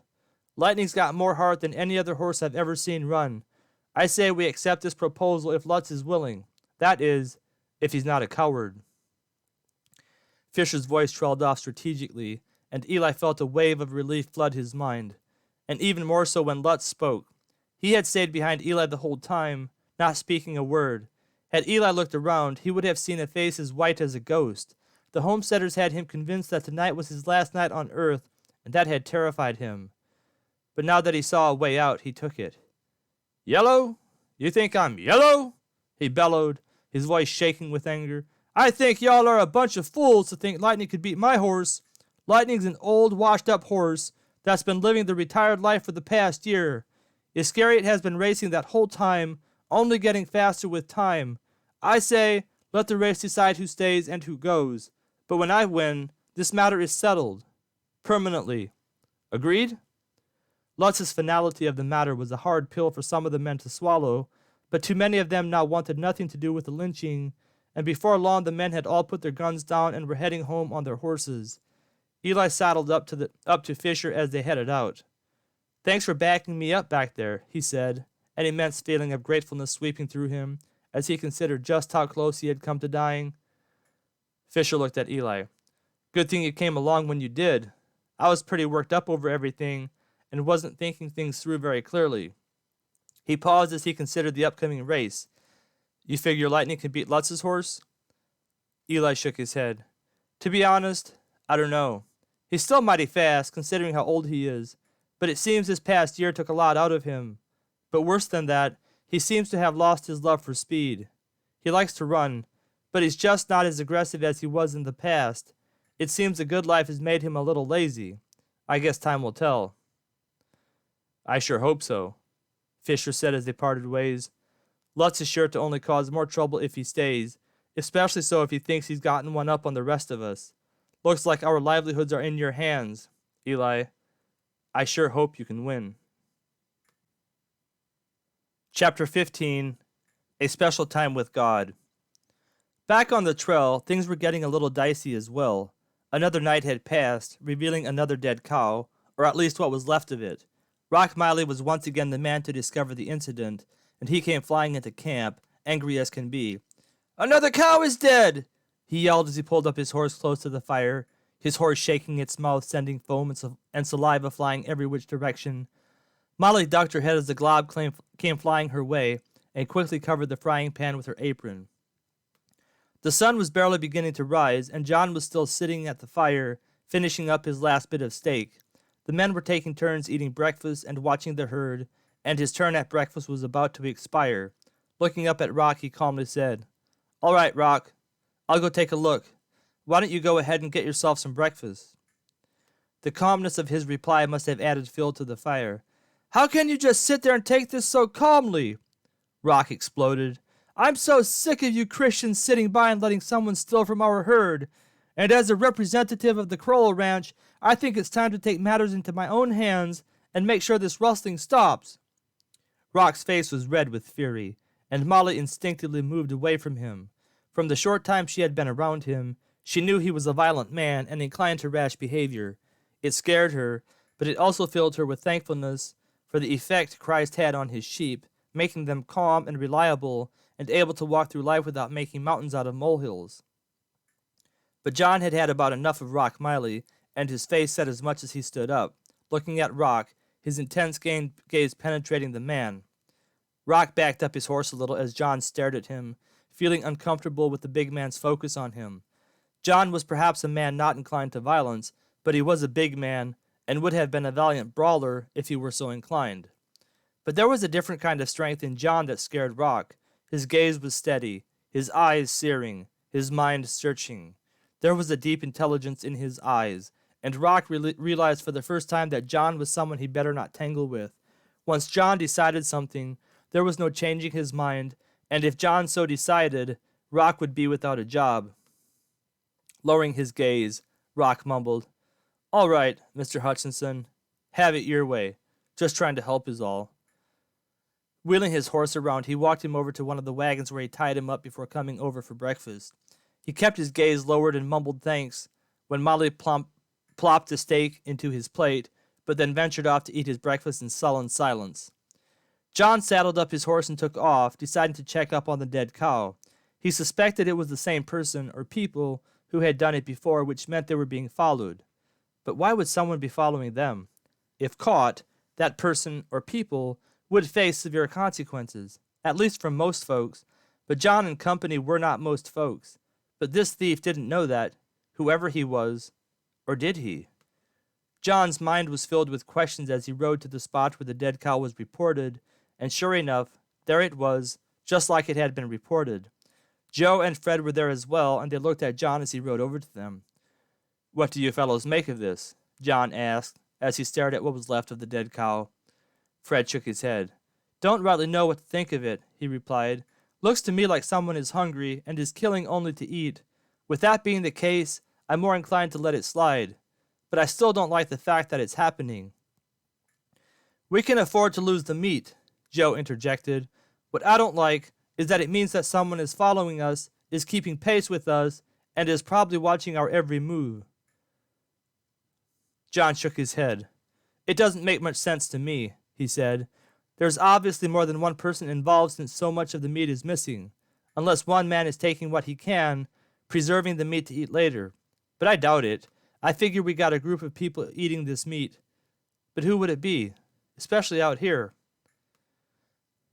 "Well, Rock did say it was Indian tracks," a voice spoke from behind the three men. Ralph had ridden up on them, coming to check up on the rumor, having heard it through the grapevine. The three men nodded their heads in acknowledgement. "Ralph, what do you suppose is going on, and what do you reckon we should do?" Fred looked at Ralph intently as he spoke, having great respect for the man. He might not be a Christian, but he had proven himself a worthy man on the trail, and given his experience in such matters, his opinion would be very much considered. Ralph's face remained emotionless. "Seems to me someone is hungry, is all," he said. "I don't think we have anything to worry about, at least not in the long haul. As for taking action, I guess that depends on how important each cow is. Speaking for Mr. Crowell, I reckon he would say let it slide. No point in getting riled up over the small things and turning them into big things. A cow here and there won't bankrupt us. Fact is, if we can get most of the herd to the buyer, Crowell will be happy, and I'm inclined to agree." The three other men nodded their heads in agreement, and it was decided they would move on without further action on the part of the dead cow. After everyone had finished breakfast and everything was packed up, the men began moving the herd east. It was still early when they began pushing the herd, and the sun was barely visible in the eastern horizon. It was a particularly warm morning, and as the morning rolled into noontime, Molly found herself behind a team of horses, driving one of the wagons eastward. Deciding this was where she could be utilized best, the men had assigned her this task permanently. Molly wasn't overly happy with the assignment, wishing she could be upon Miss Lightning, dashing to and fro with her, keeping the cattle in check, but she obediently followed instructions. The day passed by without anything out of the ordinary occurring, and as the sun sank into the western horizon behind them, Molly and the men were glad to find a spot where they could hunker down for the night. There was a spot near a creek and wooded area where they could settle, with plenty of grass for the cattle. Matter of fact, the further they traveled east, the easier grass was to come by, this part of the country not having been affected by the drought that was happening back home. The men set to butchering a cow as soon as they stopped, and fresh meat was soon applied to the frying pan, the sweet savor of the fresh meat soon filling the air. It would be another boring meal with meat only, as the rest of the food had now been consumed, but at least they had meat, and fresh meat at that. They would soon enough arrive at their destination where they could get a decent meal. Molly's mouth watered at the thought, and she quickly put it out of her mind, flipping the steak that was currently in the pan. With supper out of the way, the men divvied up the night watch duties, and before long, those who weren't assigned to the first watch were fast asleep beneath the wagons. Molly had her own spot on the wagon she was accustomed to riding on behind the team of horses she drove, and she had barely laid her head down wearily when she fell into a deep sleep herself. It had been a couple of long, tiresome days, and she would be glad to be back home soon. The moon rose steadily overhead them as they slept, with few disturbances. There were occasional wolf howls in the distance, and one or two mountain lion screams that permeated the hot night air. Then there was the occasional movement of the men as they arose to take their turns watching the herd. But other than that, the night was passing by just like it usually did, without much out of the ordinary. But for whatever reason, Molly awoke with a start. It took a minute for her to get adjusted to the reality of where she was, but she soon had her bearings about her, and listened to the quietness of the night as she tried to fall back asleep. But for some reason she couldn't, and after a few minutes she decided to take a stroll. John had instructed her to stay close to the wagon at all times and always stay within sight of one of the men she knew. That included John, Joe, Fred, and Stuart. Ralph was also a man who could be trusted. But as for the cowhands from the Corolla Ranch, she was in no circumstances whatsoever to trust them. They weren't necessarily bad men who couldn't be trusted, but John wasn't taking any chances. But Molly was in the mood to walk, having no desire to sleep, and so she slowly slid out of the wagon and gently eased herself onto the ground. She could see the silhouette of one of the men about 50 yards from the wagon, and she stayed low as she made her way to the wooded area close by. Soon she was hidden inside the tree line and straightened up, no longer afraid of being discovered. It was a nice night for walking, and Molly slowly ambled along, staying close to the edge of the wooded area, keeping the herd in sight. She kept her eyes peeled for anything out of the ordinary, and especially for any animal that might be inclined to attack her. She had brought her pistol along, having been trained by her father to shoot, and held it in her hand to defend herself from any wild predators if necessary, but she hoped she wouldn't be disturbed, finding the quiet place away from the men relieving and peaceful. Seeing a fallen tree close to the edge of the forest that was secluded enough to give her privacy, Molly made her way toward it and sat down. She felt the immense desire to spend some time alone with God, not having had much of that recently. Her mind narrowed into her immediate surroundings as she sat on the log, and soon she was enveloped by the overwhelming presence of God. It wasn't that Molly didn't feel the presence of God when other people were around, for she knew that God was always present at all times and everywhere. But there was something special about being alone with God, without distractions, and able to speak to Him out loud without eavesdropping ears. And with such an opportunity as this, Molly made the most of it, her soft voice hardly audible above the stifling stillness of the hot summer night. It was around midnight when Molly sat upon the log in the presence of her God, and she took the time to think while she prayed, contemplating what all and who all might need prayers at this moment. For some reason unbeknownst to her, the thought of her father came into her mind at a precise moment, and the need to intercede for him began to overwhelm her. The next thing she knew, she was bent over in intense agony, tears streaming down her face, pleading to God to protect her father as he sought to stop the war back home. What Molly didn't know was that she was praying at the precise time her father was at the wrong end of multiple rifle barrels. She was praying for his general safety over the next couple days as he sought to prevent the war, and little did she know he was at this very moment in extreme danger.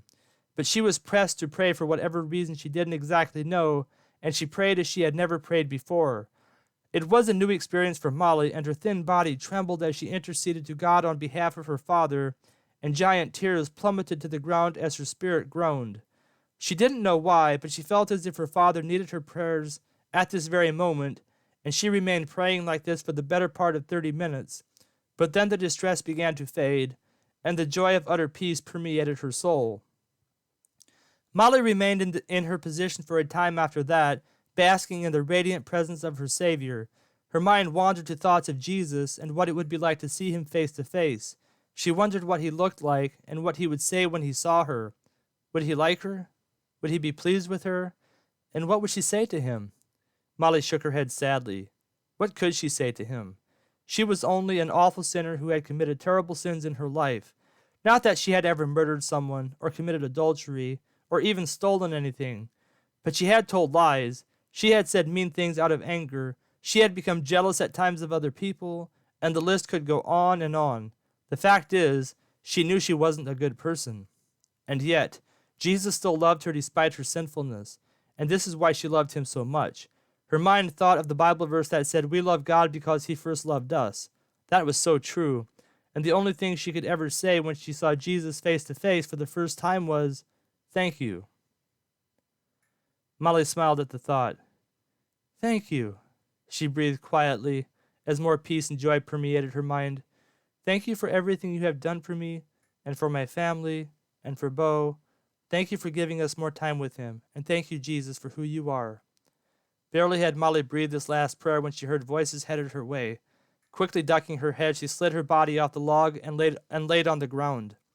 The voices came closer, and soon she could make out the voice of Colin High, one of the Corolla cowhands, and the other man with him was Rock. Rock Miley. What should she do? They probably wouldn't harm her, but this kind of situation was exactly what John had warned her about. Chapter 16. Carried Away by an Indian. Molly crouched beside the log as the voices of the two men drew closer. Her heart was beating rapidly, and she tried to make it stop, afraid the men would hear it. But then the voices stopped coming closer, and it seemed the men had stopped walking her way. She strained to hear what they were saying, knowing from the tones of their voices that something was amiss. "I say we kill the Injun and bury him," Rock said loudly. Molly shuddered. Rock was such a violent man. He terrified her, especially now that she was out here alone without the protection of John and the other men she knew. She didn't know anything about the other man Rock was talking to, except that he was a rather quiet man, a man who seemed easy to bully around. "Come on, Rock," he said. "I'm not a killer. You know that. I don't like Injuns either, but that doesn't mean I'm game just to execute him, especially not over a cow." Colin High's voice trembled as it spoke, and Molly realized Rock was the only one she needed to worry about. But the Indian. What were they talking about? Who was he? What was he doing out here? Molly felt fear grip her heart for the sake of the Indian, both the fear of the Indian and the fear for the Indian. She had read books about them and how some of them brutally murdered settlers as they pushed west into the vast open lands that were mostly uninhabited, serving as hunting grounds for the various Indian tribes as they passed through. She had also read how there were constant wars between the Indian tribes and that they were just as brutal toward one another as they were against the white man. But they couldn't just kill someone because he was an Indian. There were good Indians, just like there were some bad white people. Each race had their good people and their bad people. It wasn't fair to judge someone on the basis of their race or the color of their skin. Sure, there were statistics about the various races and cultures that portrayed some races and cultures more violent and lost than others, but that didn't mean each person from that group was the same. In her opinion, it was individual character a person should be judged by, and not a person's appearance. Molly continued hiding behind the log as the voices of the men began moving away from her hiding position. Relief swept through her at the thought of not being discovered.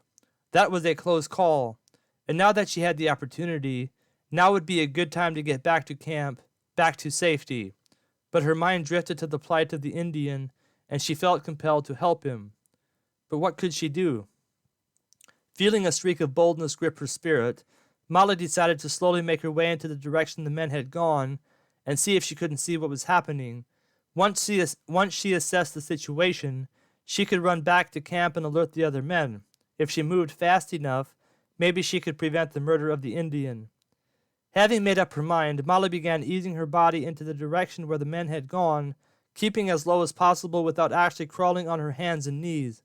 Her mind recollected the stories of Thad and his tale the previous year about his experience with a snake. Molly's face whitened as she thought about snakes, and her eyes nervously scanned the ground in front of her as she walked in a crouching position. Soon she could hear the sounds of the men again, and then she was able to see Rock through the dark opening between the trees. He was still arguing with Colin, trying to convince him killing the Indian was the right thing to do. Molly could tell he was growing angrier by the minute, and nearly ran from the scene, afraid of what was about to happen. In her preoccupation with Rock, Molly didn't see the dark object right in front of her, and she nearly shrieked when she noticed him for the first time. It was the Indian. Molly stifled her scream just in time, her eyes staring at the man in front of her. But it wasn't the man. It was a mere boy, hardly older than Molly herself, if even that old. He stared at her, searching her eyes for clues as to her intent. He was tied up to a large tree, his face bruised, and a large gash oozing blood on the side of his head. Molly looked back at Rock and Colin. The argument had now escalated to a high-pitched fever, and Colin was beginning to back down to Rock, not willing to risk his life for an Indian. Seeing that the Indian didn't have much time before Rock made his move, Molly decided to see if she couldn't set him free. She slowly eased her way toward him, keeping a close eye on Rock. As soon as Molly saw the knot, she knew it was going to be nearly impossible to get it loose without a knife. It was tied by someone who knew how to tie a knot. Her slender fingers struggled at the knot desperately, now seeing Rock begin turning around to head their way. Her mind screamed with anxiety, her heart praying to God to deliver them from this awful event that was transpiring. But time was running out, and with no other alternative, Molly decided to use her gun to break the rope. Picking up her pistol off the ground where she had laid it, She crouched back and pointed it at the rope tied around the tree opposite of the Indian's back. Squeezing the trigger 3 times as rapidly as she could, she hoped with all her being it would do the trick. It did, and the Indian was free. But the gunshots alerted Rock, and Molly heard a yell with the last gunshot still echoing through the woods. The Indian writhed as he tried to remove the rope from his body, the rope having been wrapped around him several times before it wrapped around the tree. Finally having himself free from the rope, he stood up and dashed into the darkness, with Molly right behind him. The bullets zinged around them as they dashed into the darkness, and Molly thought they were home free when a bullet slammed into her right shoulder, sending her frail body plummeting forward. As she hit the ground, her head slammed into the bottom edge of a tree, blinding her momentarily. She moaned in pain as she lay on the ground, unable to move, unable to see, unable to think. But the Indian was not about to let his rescuer behind, and the next thing Molly knew, she felt arms encircle her and pick her up off the ground. She wanted to scream, wanted to cry, but the pain and shock of what had just occurred rendered her speechless, and she remained limp and motionless as the Indian carried her away from their enemy. But Rock was not about to let them get away.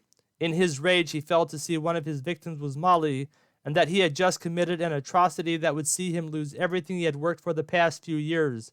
Once word got out, he would be without a home, without a job, and without friends. Many a friend he had would have been okay with the dead Indian, but to shoot a girl was unforgivable. Many a man would even have voted to see him hung. But Rock's anger had turned him into a lunatic, and right now he had one thing on his mind: to finish the job. But the Indian was strong despite his youth and his size, and he rushed through the forest, twisting and turning as he ran, bullets flying around the pair and slamming into the trees beside them. Molly was now mostly unconscious, unable to perceive what was happening, everything becoming a blur. Time became obsolete for Molly as the Indian carried her to safety. He had finally lost Rock, and the bullets ceased. Molly lulled in and out of consciousness as the Indian traveled through the forest quietly, making narrow sound as he carried Molly off to a place that was safe and secure from the likes of men like Rock. But where was that place? Would Molly be safe there? What if the Indian kept her there? Would she be allowed to go back to her people? Would she ever see her family again? As Molly regained consciousness, these were the questions that began flooding her mind, and another wave of fear began to envelop her. She had no idea what to expect. She didn't think she would be harmed because, from what she had read, women typically fared better at the hands of Indians than men, but only because the Indian braves would keep them as wives. Some of the women were allowed to live, but most of those who lived never saw their families again. It felt like the Indian carried her another couple of miles after she had regained consciousness, when he finally reached the crest of a hill, revealing what looked like a small portable village with several teepees. The village appeared to be sleeping, and the Indian quietly carried her to a teepee in the middle, the largest of the teepees. Having quietly made his way toward that teepee, he carefully pulled aside the buffalo skin flap, ducking his head and carrying Molly inside. Molly's eyes scanned the teepee as they entered, and immediately noticed the people who were quietly sleeping. It was a plain teepee, with few accessories other than a few pots and pans, and the buffalo mats whereupon the inhabitants lay as they slept. "Chitta!" A voice broke the silence as Molly felt herself being lowered upon a nearby mat. The Indian gently laid down Molly and then proceeded to make his way toward the voice. Molly couldn't understand what they were saying, but soon she felt a hand brush her shoulder. Looking toward the intrusion, she found herself looking into the eyes of an older woman, a woman who was obviously not an Indian. She had a dark tan, but not the features of an Indian. The hand of the woman quickly went to work, and Molly felt searing pain shoot through her body as the Indian woman carefully tended to the wound made by the bullet discharged from Rock's gun. Thankfully, the bullet had gone all the way through her shoulder, but she had lost a lot of blood, and there would most likely be an infection from the wound. But the hands on her shoulder appeared to know what they were doing, and Molly closed her eyes as a soothing salve was applied to the wound. Soon the wound was covered with a bandage, and Molly once again opened her eyes, or at least she tried to, but she was exhausted from the ordeal she had just gone through, and her eyelids felt heavy upon her face as they forced themselves shut. All she wanted to do was sleep. The thought of sleep was about the best thing she could think about right now at this moment. Molly could hear muffled voices in the background as her eyes closed and tried to understand what was being said, but the conversation was obviously in a language she couldn't understand. Fear crept its way into her heart once again. What was going to happen to her? Where would they take her? What would life be like as an Indian if they decided to take her with them wherever that was? And what about the woman who was not Indian? Who was she? These disturbing thoughts once again entered Molly's mind as she began drifting off to sleep, but soon they were put to rest as Molly dozed off.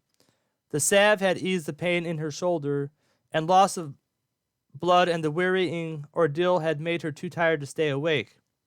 And so Molly dozed off to sleep, her anxious mind forgetting her immediate peril.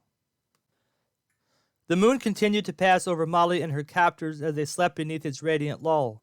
Animals crept to and fro around them, occasionally howling at the moon, or growling at one another, or enjoying themselves with their families and friends.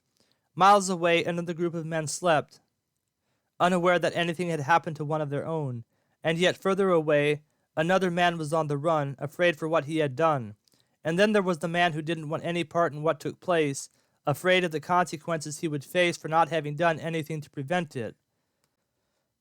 And finally, there was the man hundreds of miles away who was about to wake up to a day filled with difficulties and questions, a day where a community filled with people were counting on him, a day with more trials and tribulations, a day that had a number of ways it could end. This man had stopped a battle and had prevented bloodshed, but the war was far from over. He had used his wits against the mighty guns of violent hands, and God had spared his life and the lives of his friends and neighbors. But the violent hands that threatened him once were not about to go away without a fight. But at least the fight that was coming was on terms this man could deal with. It was a fight that didn't need to end in bloodshed, and it was a fight that could be won. But if this man lost, the lives of an entire community would be affected, and the direction of their lives would be altered forever. But none of this mattered at the moment. Ah, the peacefulness of sleep that gives good men rest, and bad men pause from their evil tendencies. If only life could be like this always, away from the dangers brought upon mankind by the violent hands of men. If only those who desired peace could live in peace, secure and safe from those who stopped at nothing to take from others what they could. But this wasn't the world these men and women and children had the luxury to live in. No, sir, this world was violent and reckless, filled with sin, and the destruction brought upon the entire human race because of that sin. And to add to this pain was the curse God had cast upon the earth when he said to Adam, "Because you have listened to the voice of your wife and have eaten of the tree of which I commanded you, you shall not eat of it. Cursed is the ground because of you. In pain you shall eat of it all the days of your life. Thorns and thistles it shall bring forth for you, and you shall eat the plants of the field. By the sweat of your face you shall eat bread, till you return to the ground, for out of it you were taken, for you are dust, and to dust you shall return." Genesis 3:17-19. Chapter 17, The Stakes Become Higher. It was early morning when Eli finally made it back to the Wilson homestead aboard Lightning. He was physically exhausted beyond comprehension, and it was all he could do to keep from falling off Lightning as he traveled along. He had met up with Billy on his way home, Billy finally having caught up with him, and having a companion with him most of the way had helped him stay awake. But when Eli made a left turn at Black Creek Corner, and Billy made a right turn to cross the bridge and go on home, the ride became nearly unbearable as Lightning plodded along. Lightning was also tired, not having been used much the past few months, and quite accustomed to the lazy life at the Wilson homestead. But Eli finally made it back to the Wilson homestead, and after putting up Lightning in his stall and supplying him with a portion of grain, he headed for the Berkemeyer cabin. There was ne'er a light protruding from the cabin, and it looked like Rose and Ben were fast asleep. Not wanting to wake them, Eli quietly opened the door and stepped inside. To his surprise, Rose was sitting at the kitchen table, her head lying down upon it. Her Bible was beside her face, and it appeared she had fallen asleep while praying, or so Eli surmised. Eli felt a wave of gratitude sweep through him as he thought about the kind of wife God had so graciously given him, especially now that she was returning to her former vibrant and upbeat self. Significant progress had occurred within her demeanor the past few months, and the Berkemeyer family was at the height of its joy and happiness. Had it not been for the drought for the second year in a row, it would have been a kind of utopian life for Eli. But as it were, the Lord giveth and the Lord taketh away, and at the moment he had seen fit to take away some of their earthly prosperity. Eli was about to turn left to go to the bedroom where sweet rest awaited his arrival, when a sweet and gentle voice interrupted him. "Eli, is that you?" Despite his quiet-like stealth, Eli's entrance into the dark cabin had awoken his beloved wife, and she began stirring as she spoke. "Yes, Rose," Eli answered quietly. Seeing that she was now awake, Eli walked over to the table and gave her a big hug. Rose's nose wrinkled as she accepted his hug gratefully. "You smell something awful, Eli." Eli chuckled. "Yes, I do, Rose. Yes, I do." Deciding to relieve Rose from the rancid odor of his unwashed and filthy body, Eli withdrew himself from her side and found a chair opposite the table of her. They had talked for about 15 minutes when Rose realized just how exhausted her husband was. "Eli, you best be getting some sleep. You can hardly keep your eyes open." Eli nodded his head. "Rose, I can't remember ever being this tired." After a pause, he added, "I best sleep out here on a mat, being as filthy as I am. I'll get cleaned up as soon as I wake up." "Eli," Rose countered, "go into the bedroom and sleep on the bed. The last thing you need right now is to sleep on a hard mat. Go on. I'll wash the sheets later today." Rose giggled. "With bleach, of course." Eli laughed. But he couldn't resist the allure of the soft bed, nor did he have the energy to argue with his wife, and he promptly made his way toward the bedroom. Kneeling beside the bed before crawling inside, he quickly prayed, and when his head hit the pillow, it was lights out for Eli. His exhausted mind and fatigued body had never felt anything as good as the bed whereupon they lay. It was near noon when Eli first stirred, and he opened his eyes to discover the bright sunbeams streaming through the small bedroom window. He could hear Rose out in the kitchen, and his groggy mind finally cleared enough to give his body the strength to get up out of bed and get dressed. He felt mightily refreshed as he made his way out to the kitchen, and discovered his raging appetite as the smells of lunch wafted his way. Rose was in a chipper mood and glad to see Eli awake, but the sight and smell of him reminded her it was time for him to get cleaned up, and she wouldn't let him have any lunch until that was taken care of. After getting cleaned up and eating lunch, and a little time spent in prayer and Bible study with his wife, Eli decided it was best to get started on the task at hand. He had filled Rose in regarding the previous night, as well as everything else that was going on, and her eyes had filled with fear and worry. But after spending some time with her husband in prayer, the fear and worry on her face lifted, and Eli left her behind with a trusting look of serenity on her face. As Eli stepped out of the cabin door, he figured the first thing he'd better do is go see Doc. Doc was sure to be anxious about what had happened the previous night, and would have great wisdom and counsel in the matter. To his delight, Ben came dashing out of Doc's cabin on his way there, and Eli gave him a big hug. Ben had all kinds of questions for him, and Eli answered them as best he could while they walked. To Eli's surprise, it looked like Doc had a visitor. A horse was outside the front of his cabin, tied to the hitching post. Not that it should have been surprising, considering the fact that Doc often had visitors, him being a doctor and all. What was surprising was that it looked like Jeff Winter's horse. Sure enough, as Doc opened the door to let Eli in, Eli saw Winters sitting at the kitchen table. "Howdy, Eli." Winters greeted Eli as he walked through the door. "Good morning, Jeff," Eli returned. "Or should I say good afternoon?" A smile crossed his face. "Can't remember the last time I got this late a start in the day." Eli made his way to the table, and after placing a hot cup of coffee in front of him, Doc joined the two men. Winters had come with the sole intention of discussing the previous night and didn't waste any time getting straight to the point. "Sounds like you had a crazy night last night out at the Lutz Ranch," he said with a somber look on his face. "I was here talking to Doc about the situation we are in as a community. Seems to me you prevented a lot of bloodshed that would have occurred otherwise." "Sure was a crazy night," Eli affirmed. "I can only thank God it ended the way it did." Eli paused for a moment as he stared out of the window. Then he added, "But this crazy thing is far from over." Winter shook his head sadly. "Hard to believe what almost happened. I was looking for justice, not for a lynching. but some of the men felt pretty strongly about what Lutz and Farkas did and felt we were the closest thing to the law that we have. Winter shook his head again. Can't help but feel partly responsible for what happened last night. It's not your fault that other men took good intentions in a different direction than you intended, Doc interjected. I can't say I agree with your intentions wholeheartedly, but without justice in this world, it will become unfit for us to live in it. But justice must be administered by a governing body, and it must be accompanied by a fair legal trial with all the facts presented and judgment applied with an unbiased viewpoint. That's the problem, Winters inserted.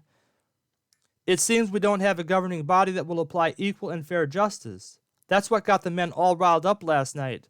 They all know Sheriff Johnson will back Lutz no matter what the evidence shows. Eli was surprised that Winters connected Sheriff Johnson to Lutz. What's going on between Sheriff Johnson and Lutz? He inquired casually, careful not to give away the fact he knew something about it. I'm not quite sure, Winters replied. All I know is some of the men have been having problems with Lutz, and it appears whenever they get Sheriff Johnson involved, he always sides with Lutz even when Lutz is clearly in the wrong. Seems to me those two are up to no good. Do you think the horse race would put an end to all this? Doc asked, looking to Winters for an answer. It was obvious the news of the horse race was circulating through the community quickly, and Eli looked at Winters intently, curious what his thoughts were. I don't rightly know, Winters answered. The wager was made in the heat of the moment, and most of the men are now glad the gunfight didn't take place. But Lutz is a hard-nosed man who will get ahead by any means possible, and if he figures Eli could win, who knows if he'll go through with it. And not just that, if Eli wins, who knows if he would honor the details of the arrangement. Frankly, I'm not sure he would actually leave this part of the country. Winters looked at Eli. Do you figure that Lightning can beat his young horse? Eli shook his head. I don't know. Lightning isn't what he used to be. He's gotten old the past year living the good life and doesn't seem to have the will to run like he used to. Moreover, he doesn't have the stamina. It was all he could do to get me home last night. I mean, I did run him pretty hard, but there was a time when it seemed he couldn't get tired. Fact is, he's getting old. Doc rubbed his chin as he looked at Winters and Eli. So what's in this for Lutz? I mean, sure, he gets to stay, but what does he gain? It seems to me, with the homesteaders getting cold feet about a war, he might decide he's going to stay regardless, and that there's no point in racing if he doesn't stand to gain anything. I thought about that on the ride over here this morning, Winters replied. I think you're onto something. Winters looked off to the side as he considered the dilemma. Finally he looked up, a serious look on his face. If Lutz stays in the area, there is sure to be ongoing trouble that will eventually escalate into violence. And frankly, I'm not on board with that. Nor am I willing to live in a community where justice doesn't mean anything. Lutz has to go, or I'm packing up and moving on. Really? Eli asked, amazement etched across his face. After working so hard to get established? That's right, Eli, Winters answered. Fact is, I've done well and I can afford to move on. I'd hate to because my life is here and it would be hard on my wife, but there are some fights not worth fighting. A dark look came across Winters' face. The truth of the matter is that Lutz has been eyeing my place. He's never said anything because he knows I won't sell, but he'll have it in a heartbeat if he thinks he can get it. That's why I'm willing to wager my place in the race if Lutz starts thinking about backing down. That should keep him motivated to stay in the race. Winters paused and looked at Eli intently. Sure hope you can win that race if it comes to that. Winters' voice trailed off, and Eli felt shock run through his body. Jeff, you can't do that. There's no guarantee I'll win that race. Like I said, Lightning is getting up in age. He's not the horse he used to be. Winters shook his head. If Lutz stays, I move on. It's that simple. And win or lose, I'll always respect you for who you are, Eli. And besides, I'm not counting Lightning out just yet. He might be acting old and worn out, but when race day comes, I'm betting he'll be up to the challenge. Horses like that can't stand to lose. Winters smiled as he added, and neither can men like you. Eli shook his head. Well, there's nothing I can do but try to go win that race. Hopefully, You won't need to stake your place on the race, but if that's what it comes to, so be it. I'm in the race solely to stop a war. The rest of it is none of my business. I'm not a betting man. All I want is peace. And if I can't have peace, then I'm packing up my family and we're moving on. It's that simple. Violence is not the answer. Chapter 18. Amanda Taylor.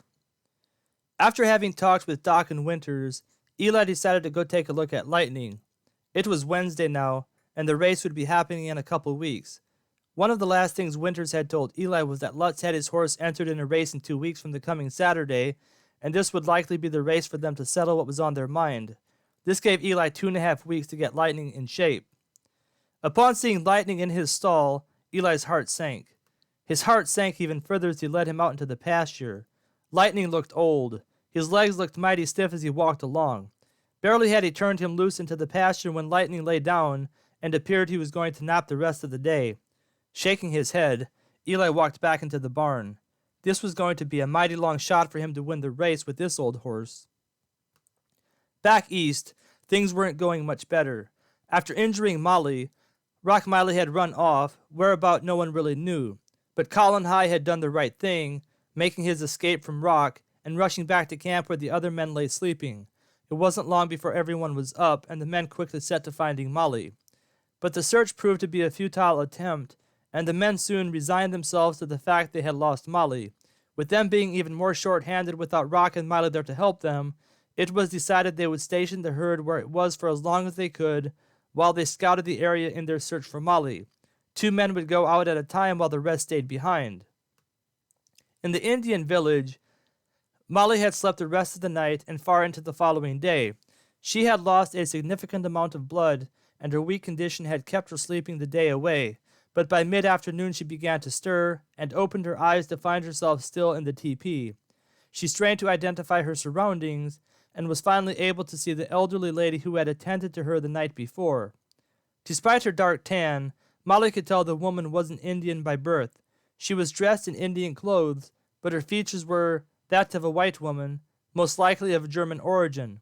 She had sparkling blue eyes, and Molly knew the instant she gazed into them that she was in good hands. "Good afternoon, dear," the woman greeted her cheerfully as she stood up from her mat and walked over to Molly, slowly easing herself on the ground next to her. Molly tried to smile, but the pain from her shoulder made her grimace as she moved to get into a better position from where to see the woman. Now, the woman said gently, as she tenderly laid her hand on Molly's disheveled hair. "Just lay still. I don't aim to hurt you. You need to rest. That injury you received will take some time to heal, and rest will be the best medicine." "Where am I?" Molly asked, finally having the wherewithal to do so. Her voice was hoarse, and the woman quickly arose, walking out of the teepee and returning with a cup of cool water in her hand. Walking over to Molly, she proceeded to sit down again, and then slowly raised the cup to her lips. Molly slowly drank the cool, refreshing water as it trickled down her parched throat. The water tasted about as good as it ever had, and she gratefully smiled at the older woman. "I'm Amanda Taylor," the old woman offered as she smiled at Molly. "And who might you be?" "Molly Birkemeyer," Molly answered, her voice strong and steady, thanks to the water her kind captor had given her. "Nice to meet you, Molly," Amanda said, but before she could say anything else, Molly interrupted her. "What are you planning to do with me?" Amanda chuckled. "You've never been around Indians before, have you?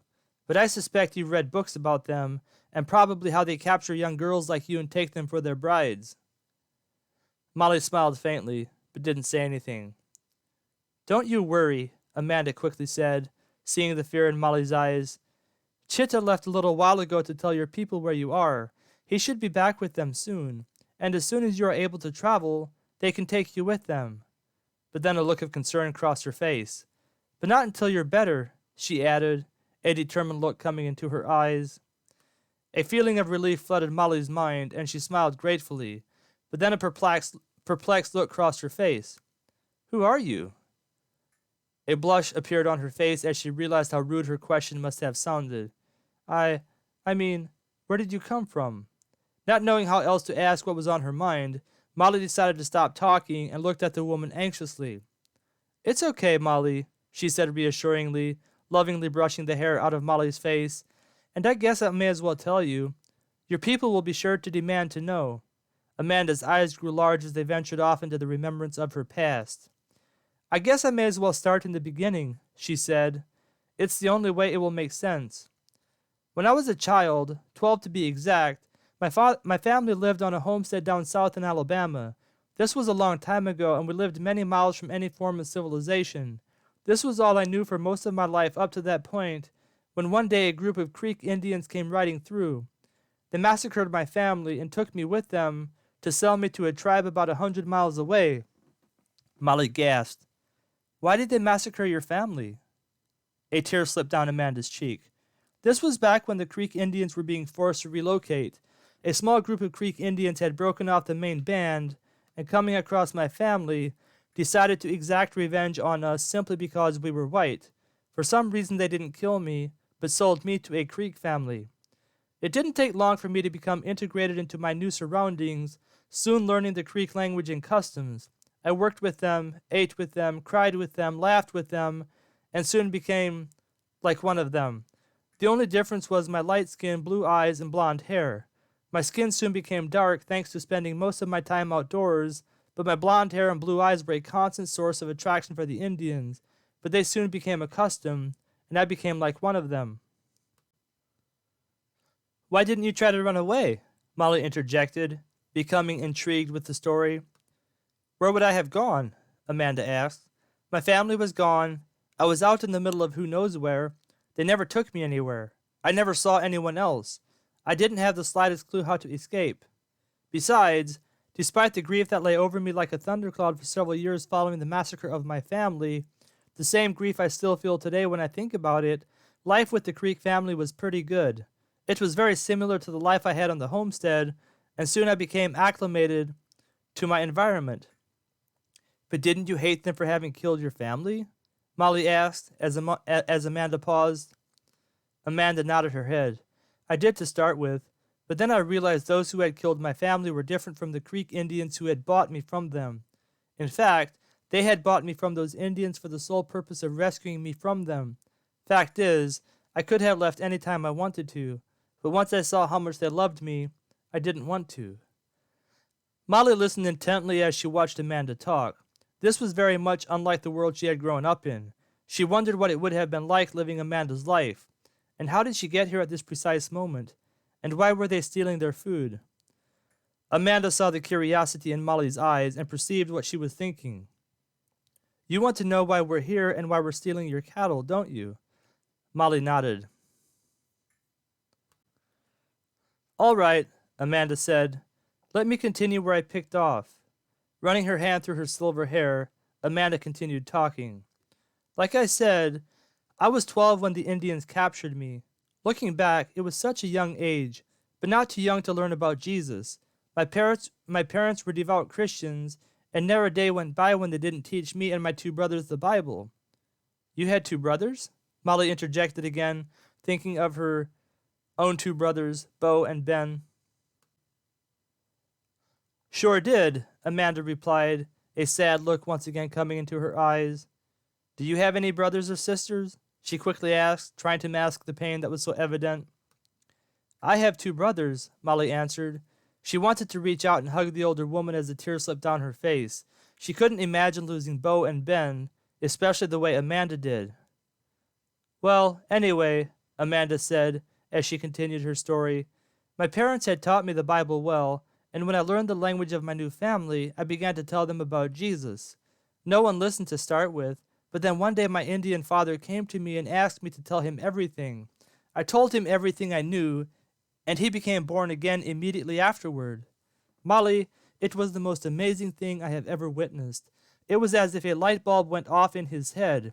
He understood everything I told him, and then he preached to his family, and they became Christians. And before long, the whole village was listening to him preach, and many more people became Christians. Amanda stopped talking as a thought entered her mind. Are you a Christian, Molly? Molly nodded her head. Yes, I am. I was born again when I was 11 years old. Molly, Amanda exclaimed. That's great. I'm so glad. Molly smiled. How old are you now? Amanda inquired. 17, Molly replied. Wow, Amanda exclaimed. I can hardly remember what it was like to be 17. It seems so long ago. Amanda paused as she added up the years. That was almost 70 years ago, she finally said, a faraway look coming into her eyes as she thought about her past. Anyway, Amanda finally continued, many of the village people became Christians, and when I was 18 I married a fine young Indian man. He had also converted, and we had an amazing 5 years together, having 3 children during that time. Another tear slipped down her face. But then he was in a hunting accident and died before I could say goodbye. Molly felt her eyes welling up with tears as she reached out and touched Amanda. Amanda grasped her hand and squeezed it gently before continuing her story. But I managed to get along, and before I knew it, our 3 children were growing up and were having children of their own. Life was going well, and little did I know how fast things would deteriorate over just a short period in time. In fact, things had been deteriorating, but I just failed to see it. You see, Christianity in the village had begun to deteriorate into nothing more than rules and rituals, and then one day an old Creek Indian had come into the village and began persuading the Creek Indians that it was the Christian religion that had forced them off their land and made them live in their current conditions. We were living in Tennessee at that time, and many of the Indians were becoming unhappy, and when this old Creek Indian came into camp, he brought with him a new way of life that promised an escape from the current conditions. Many of the people abandoned Christianity and turned to the old Creek religion. But then things took a turn for the worst, and those who stayed the course in their Christian faith began to be persecuted, and things got worse until finally, earlier this year, all the people in the village were forced to adhere to the Creek religion or leave the village. Many of those who still practiced Christianity left the faith to survive, and the rest of us were escorted out of the village. Having nowhere else to go, we began to roam the countryside, trying to survive. It was cold when we were booted out, and several members of our little group died. But as it began to warm up, we decided to head north toward the Dakotas, where we hoped to find a permanent place to live. This is when we ran into your people, and desperately needing food to survive, Chitta began going out at night and taking 1 cow from your herd each night. Amanda shook her head. I never should have gone along with that. The Bible teaches us not to steal. And now, look at what happened to you.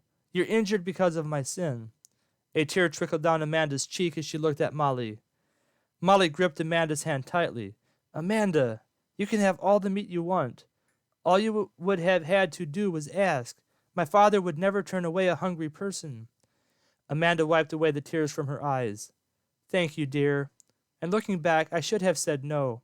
I guess when I heard the crying children tell me their empty stomachs were hurting them, I couldn't say no, but it was still wrong, and I hope you can forgive me for my part in this. Molly nodded her head as tears streamed down her face. How could I ever not forgive you, she asked. After everything Jesus did for me, a wretched sinner, how could I not forgive anyone else? And besides, you haven't done anything to me. Amanda pointed to Molly's shoulder. Molly shook her head furiously. That wasn't your fault, she insisted. The man who shot me was a bad man who was about to kill your grandson. And I couldn't let him, even if your grandson was stealing cows. And now that I know why, that's even more reason not to harm him, but to help him, and help you, and help your village. Amanda reached out and hugged Molly as best she could without hurting her injured shoulder. Thank you so much for saving my grandson's life. He is the most precious thing I have in this world. Losing him would be unbearable. I don't think I could go on without him. And the village, well, he's our only provider. All the other men abandoned their wives and children who wouldn't abandon Christ. We're out here all alone with no one else to help us. Everyone is depending on him. Barely had Amanda's last words exited her mouth when the 2 women heard voices headed their way. Molly strained with her ears to hear who it was. Soon she recognized several of the voices. One of them was John. They had found her. Everything was going to be okay. Chapter 19. The Race is Off. Several days passed by, and soon the weekend had arrived. Eli caught up with his duties around the homestead as best he could, but his right leg still bothered him pretty badly. It was healing slowly and would only take longer the more he used it. And so he spent more of his time in his little study in the cabin than he did outside. He had acquired a few books over the years that he hadn't gotten around to reading yet, and seeing he had nothing better to do while his leg mended, he set to reading. But by the time Monday morning rolled around, Eli was tired of waiting. It had become official the race between himself and Lutz would be run on the Saturday in 2 weeks, and after letting Lightning rest up for a couple days after the grueling night when he rode him all the way to Lutz's ranch, Eli decided it was time to saddle him up again and see just how fast he was. Thinking about the upcoming race as he walked toward the barn, Eli couldn't help but begin to feel excited. He recalled the previous races and the thrill that came with riding a horse in a race. And then there was the overwhelmingly good feeling of winning. He had always had a knack for winning and never got tired of it. But as Eli walked through the barn door, he shook his head. Now was not the time to be thinking about winning. Now was the time to focus on inspecting and assessing Lightning. Besides, the upcoming race wasn't just about winning. It was about settling an old score the honest way without violence. There was a lot riding on the line, and the direction of people's lives would be altered forever. Eli was soon at the other end of the barn and slid the large barn door open, revealing the pasture on the other side. Lightning was all the way on the other end of the pasture, and it took Eli some time to retrieve him. But soon he had him saddled up, and leading him outside, he mounted him and nudged him toward the road. He wasn't sure where he was going to ride him, but as he reached the end of the Wilson Lane, the thought of riding him through the northeast trail entered his mind. Better grab my rifle and pistols, he thought to himself, having decided this was exactly what he was going to do. After retrieving his guns and plenty of ammunition, Eli once again pointed Lightning west. Soon they were at Black Creek Corner, where Eli turned him left. Letting him canter along slowly, Eli didn't push Lightning, but let him set the pace. The couple days' rest had seemed to do Lightning some good, and his steady canter indicated he was ready to run if necessary. As they approached the south end of the northeast trail, Eli quickly inspected his weapons, making sure they were all fully loaded. It never seemed to fail that he ran into some kind of trouble along this route and wanted to make sure he was ready. Satisfied he was, Eli nudged Lightning, and they slowly entered the trail. It was another hot summer day, with no breeze once they entered the trail. Thanks to the dry summer, the track was dry and dusty, with very few weeds on the path. It was usually overgrown with weeds this time of the year, but the trail portrayed much of the surrounding landscape. Dry, dusty, and little vegetation. The wooded area around him had some life to it, but instead of vibrant green color stretching through the forest, there was a drab brown color permeating through it.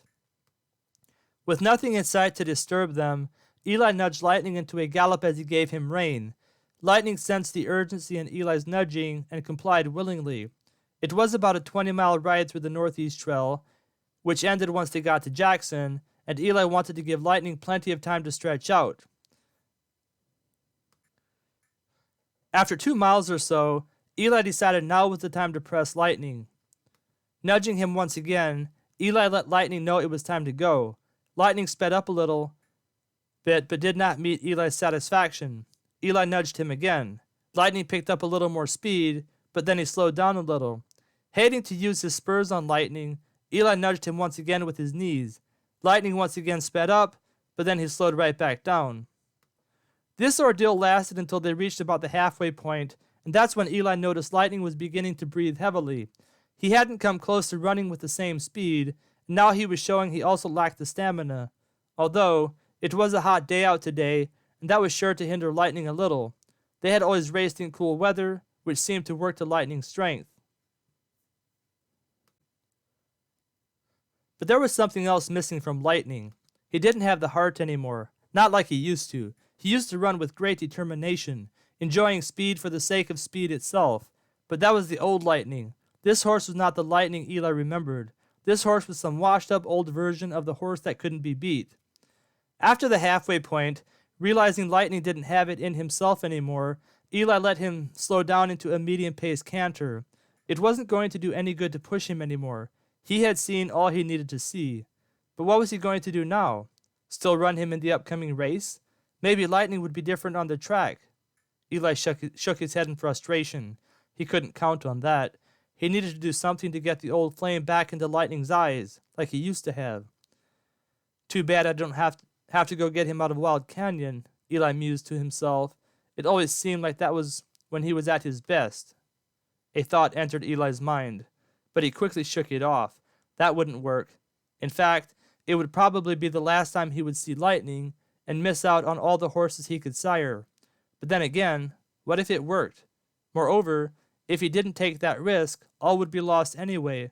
Lutz would stay in the area, war would probably break out, and Eli would have to pack up his family and leave.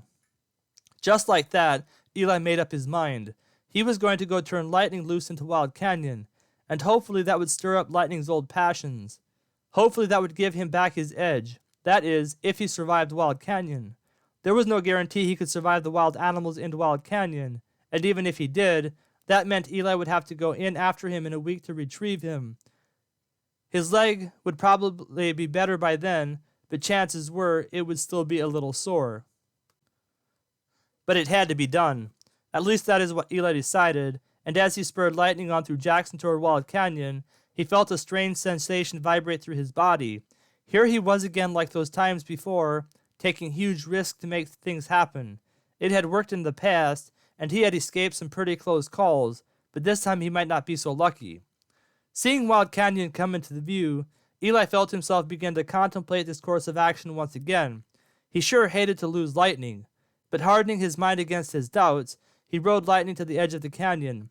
Quickly dismounting, Eli pulled off the saddle along with the saddlebags and laid them on the ground. Leading Lightning with the bridle, Eli slowly led him into the canyon.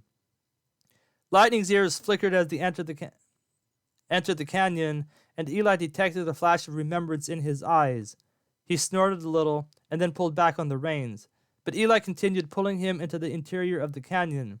After a half mile or so into the interior of the canyon, Eli reached up and slowly pulled the bridle off Lightning's head. Lightning was now free. "Go on, old boy," Eli said quietly as he stepped back from Lightning. Lightning looked at Eli and took a step into his direction. Eli continued backing away, letting Lightning make up his own mind. Lightning took another step toward Eli, but then his ears flickered northwest, as if he heard something. Then he took a step into that direction, and then he took another step, and then he was running, and then he was gone. Eli watched sadly as Lightning disappeared into the wooded area to the northwest of where he stood. He wanted to run after Lightning and bring him back before it was too late, but stifling his emotions, he turned around and began to trek back to Jackson. It would be getting dark soon, and it was about a 5-mile walk. If he hurried, he could be in Jackson before dark. From there, he could rent a horse from the stable and ride on home. The trek back to Jackson proved to be more difficult than Eli had expected, the saddle soon feeling like it weighed a ton. It wouldn't have been half as bad if it hadn't been for his bum leg. It was soon causing him immense pain, and he had to stop every couple minutes to rest. But alas, he finally saw Jackson come into view just as he realized how hungry he was getting. Deciding to get a bite to eat, Eli made his way toward the saloon where he was accustomed to eating whenever he was in Jackson and of a mind to eat at the same time. Thad was an excellent cook, and his food never failed to satisfy his customers. After ordering a steak, a bowl of chili, and some bread, Eli leaned back and tipped his hat over his head. A little rest would feel good right now. "Here's your food, mister." The sound of the waitress' voice jolted Eli awake, and he quickly sat back up, swiftly setting his hat back atop his head. Grinning sheepishly at the waitress, he said, "Thanks, ma'am. Much obliged." The steak was delicious, and the chili was as good as ever, and Eli was about halfway through his meal when the saloon door swung open. He casually lifted his eyes, his heart sinking when he saw who it was.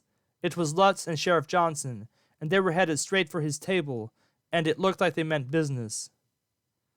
"Mind if we sit down?"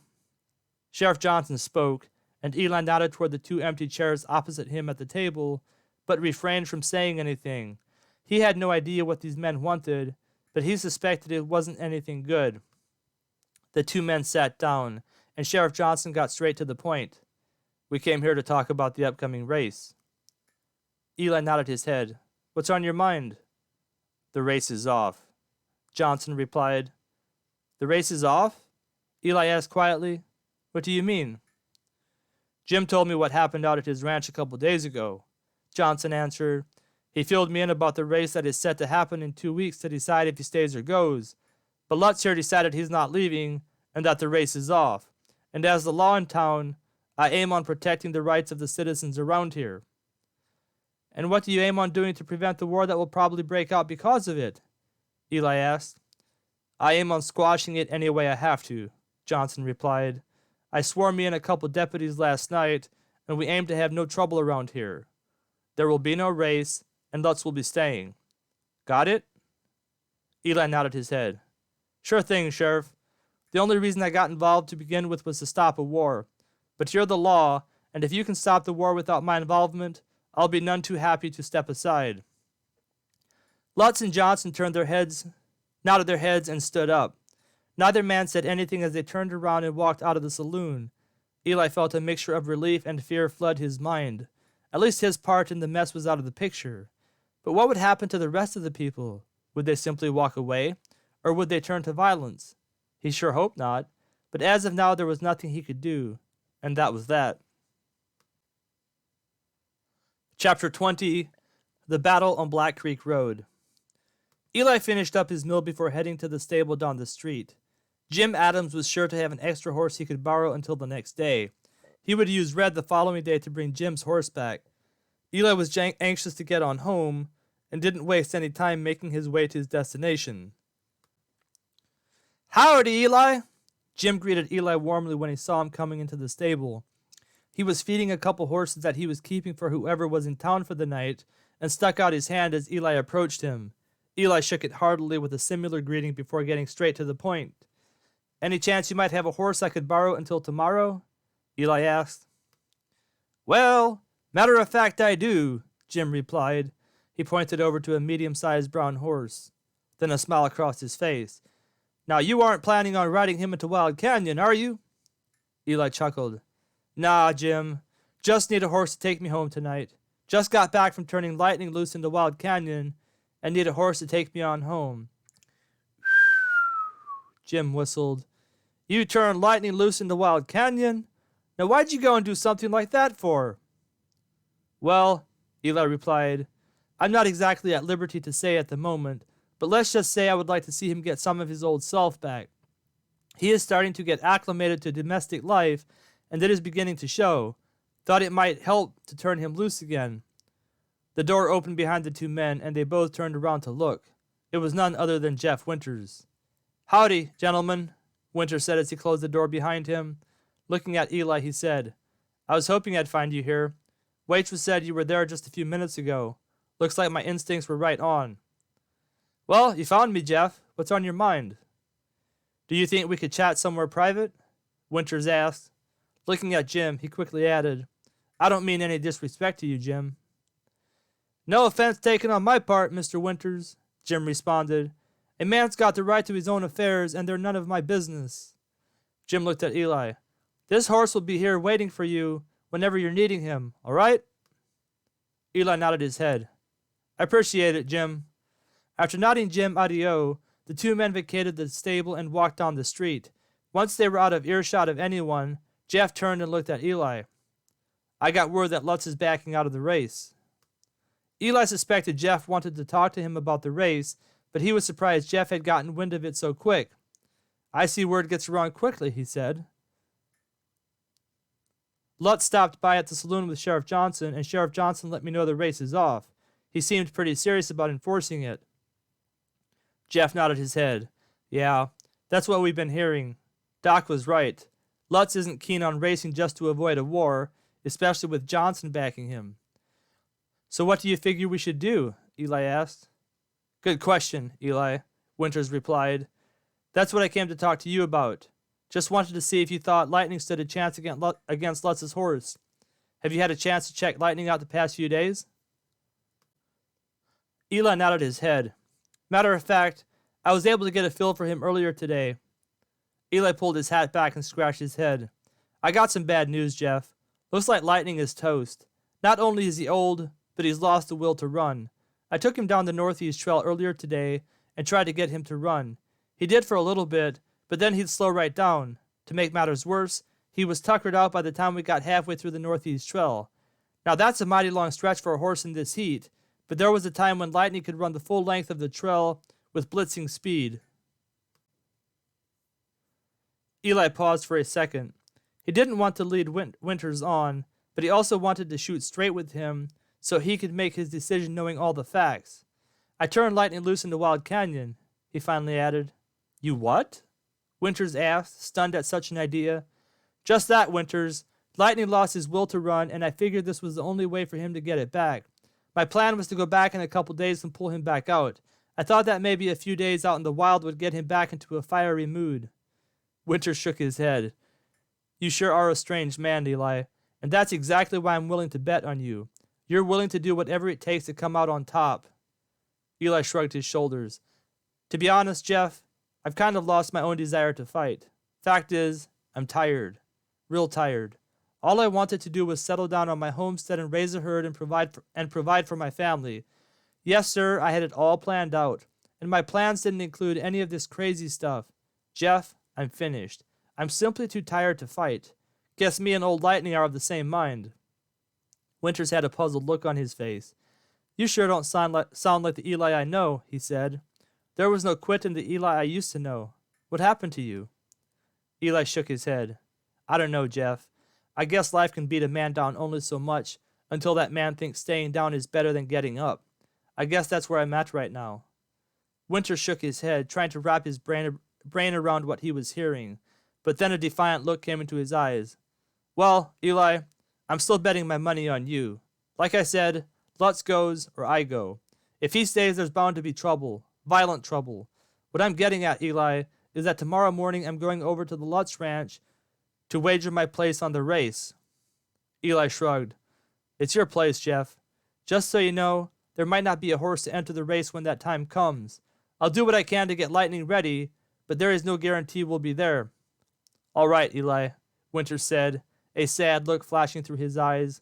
It's your call. Whatever you decide is fine with me. After Winters turned around and walked away, Eli once again made his way to the stable. After grabbing the horse from Jim and bidding him goodbye, Eli mounted the brown horse and started for home.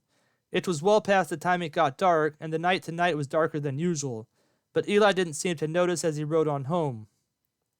While the brown horse cantered toward the Wilson homestead, Eli's mind remained depressed. He wasn't sure what had come over him the past couple days, but he just wasn't in the mood to fight anymore. Maybe that's why Lightning didn't respond to him earlier. Deep in thought, Eli never saw them coming and wasn't prepared for the brown horse's reaction. One minute Eli was cantering along on the brown horse, and the next minute he was flying through the air. The brown horse screamed as it reared its front legs high into the air before taking off on all fours into the direction they had come from. Eli moaned as he hit the ground, his head slamming into the hard ground beneath him. Stunned for a moment, Eli couldn't see the creatures that were coming from the south, but as his eyes began to clear, he saw a few blurs moving his way. Then he saw them more clearly. Eli gasped. Wolves, and about 10 of them from what he could see. Eli's first instinct was to go for his pistol, but his right hand came up empty. Fear swept over him. For some reason he had deposited his Colt Peacemaker into the saddlebags, and the rifle was in the scabbard aboard the brown horse. Wait, he still had the 5-shot revolver. Eli stabbed at his left side. Sure enough, there it was. He whipped out the Smith & Wesson as the wolves moved in.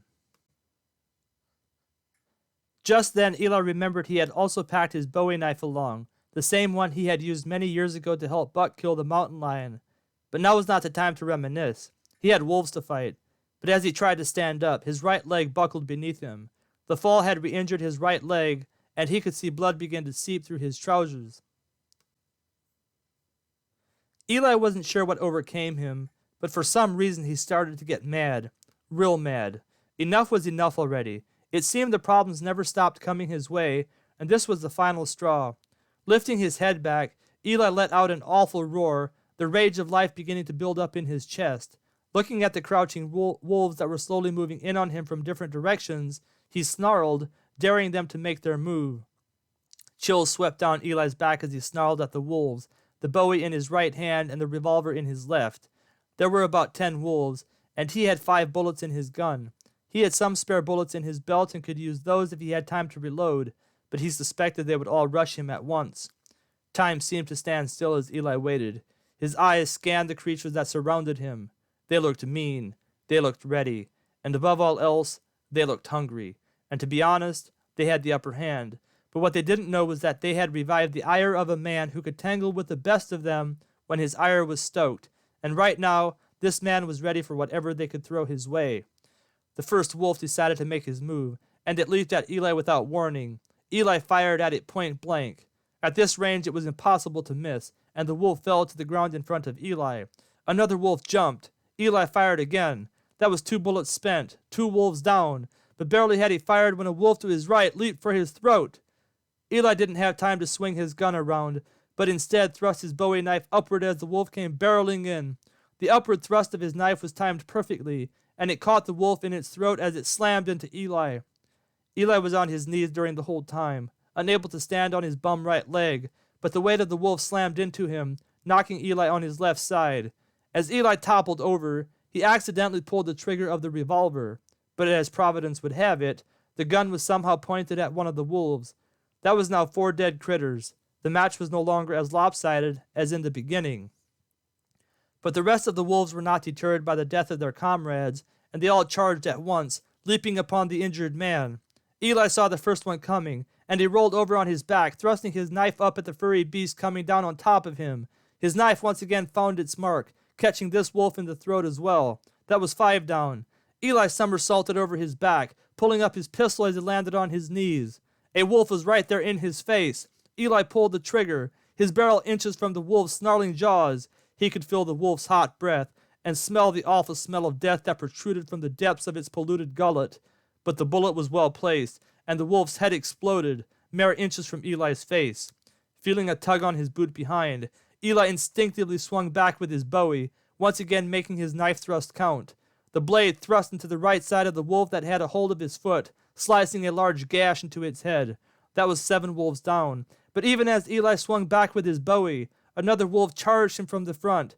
But as he swung back with his Bowie, Eli pointed the revolver at the incoming beast and fired. The bullet slammed into the wolf just below its head, slamming it headfirst into the ground, mere inches from Eli's face. Eli fired again, and that made 8 dead wolves. And then it was over. There had been 10 wolves. He had killed 8. 2 lost the will to fight and ran off. Not wanting to take any chances, Eli frantically reloaded his revolver. Quickly scanning the area, he saw he was all alone, at least for the moment. Spotting a stick nearby, Eli dragged himself over to it. Using it to balance himself on his left leg, Eli began the slow trek home. It was a long walk home, and it was all Eli could do to keep going. He was still exhausted from the previous walk from Wild Canyon to Jackson, not to mention the rough week he had had not too long ago. His life was throbbing with immense pain, and he couldn't use it at all to walk, and so he hobbled toward home as best he could, dragging his bum leg along. But as Eli walked home, the rage that was revived back at the scene of the wolf fight began to develop into a hot, controlled determination. Not like the Eli from years ago when he tried to make things happen on his own, but the determined Eli from the previous year who had fought to keep his enemy alive. And as he hobbled along, Eli resolved to win the race in 2 weeks, whatever it took. He could have stopped in Madsen, but the Wilson homestead was not that much further east, and Eli decided to hoof it on home on foot. By the time he had reached Madsen, with no explanation how, his right leg had stopped throbbing as much as it did to begin with, and he was able to use it a little bit. It still hurt immensely, but it wasn't unbearable. It was near sunrise when Eli finally stumbled into the Birkemeyer cabin and fell upon the floor, finally overcome by sheer exhaustion. Rose heard him tumble to the ground, and quickly coming to his aid, hurried down and retrieved Doc Wilson. Doc Wilson soon had him in bed with a new bandage on his leg and a little ether in his nostrils to ease the pain. But Eli wouldn't have needed the ether. Not tonight. All he could think about was how tired he was. He had been in the fight of his life, even by his own standards, and the ordeal had sucked out whatever life there still was left in him. And thus, the poor man fell asleep without much trouble, with a worried pair looking upon him, his doctor and his wife. But Eli was far from being whipped. In fact, the very thing that had threatened to rob him of his life had revived in him the spirit of the Birkemeyers, the Birkemeyer spirit that pushed onward and upward, unwilling and unable to be defeated without a fight. And it was this spirit that was now revived within this Birkemeyer man, the spirit that would be riding upon a spirited horse in just a couple days, in the race of their lifetime. But that all depended on one thing. Could Lightning be retrieved from Wild Canyon? And if so, would he be the Lightning of old? And if he was the Lightning of old, could he physically do what he once was capable of doing? After all, he was going up against a younger horse, and not just a younger horse, but he and Eli were going up against a rider who was willing to do whatever needed to be done to win the race. But for now, this man needed to get his rest. And while he rested, his horse was out in a wild canyon, trying to survive the elements where only the strong survive. A lot was riding on this man. A lot was riding on this horse. But for now, it needed to be seen if they could survive all the elements set against them. If they could pull through their immediate conditions, then chances were their competition in the race would have their hands full. Chapter 21, A Time to Rest. Eli slept most of the day, finally waking up as the sun was beginning to set in the west. Rose was at his side when he awoke, and she lovingly laid her hand upon his shoulder as he opened his groggy eyes. "How are you feeling?" she asked him quietly, relief flooding her soul at seeing her dear husband begin to stir. Eli tried to get his bearings straight before he answered, and finally remembering what he had endured the night before, he smiled feebly. "Just glad to be alive," he said. "What happened last night?" Rose inquired. "Doc came over this afternoon and said he saw a number of dead wolves on Black Creek Road. Was that you?" Eli nodded his head. "Sure was, Rose. I was just riding along last night when they came out of nowhere and spooked the horse I was riding. Next thing I knew, I was on the ground with only my revolver and bowie knife." Eli grinned sheepishly. "Not sure how I did it, but I took them on and lived to talk about it." After a pause, he added, "By the providence of God, of course. Those wolves had me beat every which way. One mismove and it would have been all over for me." Rose's eyes filled with gratefulness that God had spared her husband once again. He had had many close calls in his life, and she was beginning to worry his luck was going to run out one of these days. Not that she believed in luck, she believed in God and his providence, but Eli took an awful lot of chances, and the day could be coming when God might not be so gracious. "What happened to Lightning?" Rose asked. "I turned him loose into Wild Canyon," Eli answered. Rose's eyes returned a blank stare. "Why?" "He's lost the will to run, Rose, and I thought that maybe if he's out in Wild Canyon a few days, he might get his old spirit back." Rose's eyes looked worried. "That means you're going in after him?" Eli nodded his head, but didn't say anything. Rose shook her head. "Eli, I wish you didn't take so many chances.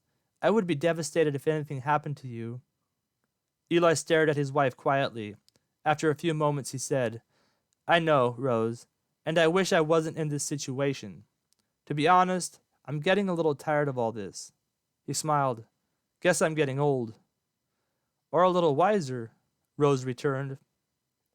Eli nodded his head. "Maybe so. The problem is that right now I might be the only man standing between lunacy and sanity in the community.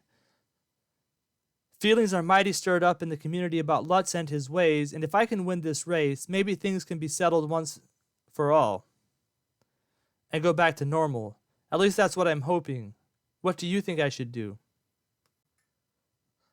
Rose shook her head. "I don't know, Eli. I guess you need to do what you think is right. Just try to be careful." A knock sounded on the door, and Rose quickly arose to go answer it. Eli heard the door open and could hear the sound of Doc's voice. Doc had soon made his way into the bedroom where Eli lay, and he greeted him with a cheerful smile. "Eli, welcome to the land of the living." Doc sat down, and soon the two men were engaged in conversation. Rose came back into the bedroom a few minutes later with a bowl of soup and some bread. Eli eased himself up into a sitting position, his leg causing him a lot of pain, but he managed, and soon he was eating the delicious soup Rose had set before him. Rose exited the room, and Eli and Doc resumed their conversation. "Anyway, as I was saying," Doc continued, "Winter stopped by earlier today looking for you. He said to tell you that Lutz accepted his proposal, and the race is on. That is, if you're willing and able." Eli stared off into space as he considered Doc's words. Finally, he looked over at Doc. "Doc," he said, "what do you think of all this?" Doc tilted his head up and rubbed his chin. "Well, Eli, I can't say I rightly know what to think. I think what you're doing is being done with the right intention. I'm not an advocate of gambling, but I'm not sure what Winters is doing should be considered gambling per se. He was pretty much resigned to leaving the area if Lutz stays. He's not making this wager to get rich. With Sheriff Johnson backing Lutz, things are only going to get worse if Lutz stays. Doc shook his head. I don't know, Eli. When things like this come up, it's hard to know what to do. You got involved to stop a war from breaking out, and in the end you saved lives. At least for now. And there is a possibility it can be permanent if you win the race. Winter said everything was put in writing so that no one can back out after the race.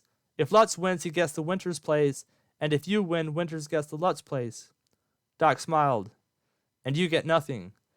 A chuckle escaped Eli as he thought about it, and now that he thought about it, it really didn't seem fair. But that was life, and life often proves itself unfair. You know what, Doc? Eli said. I suddenly feel better about the whole thing.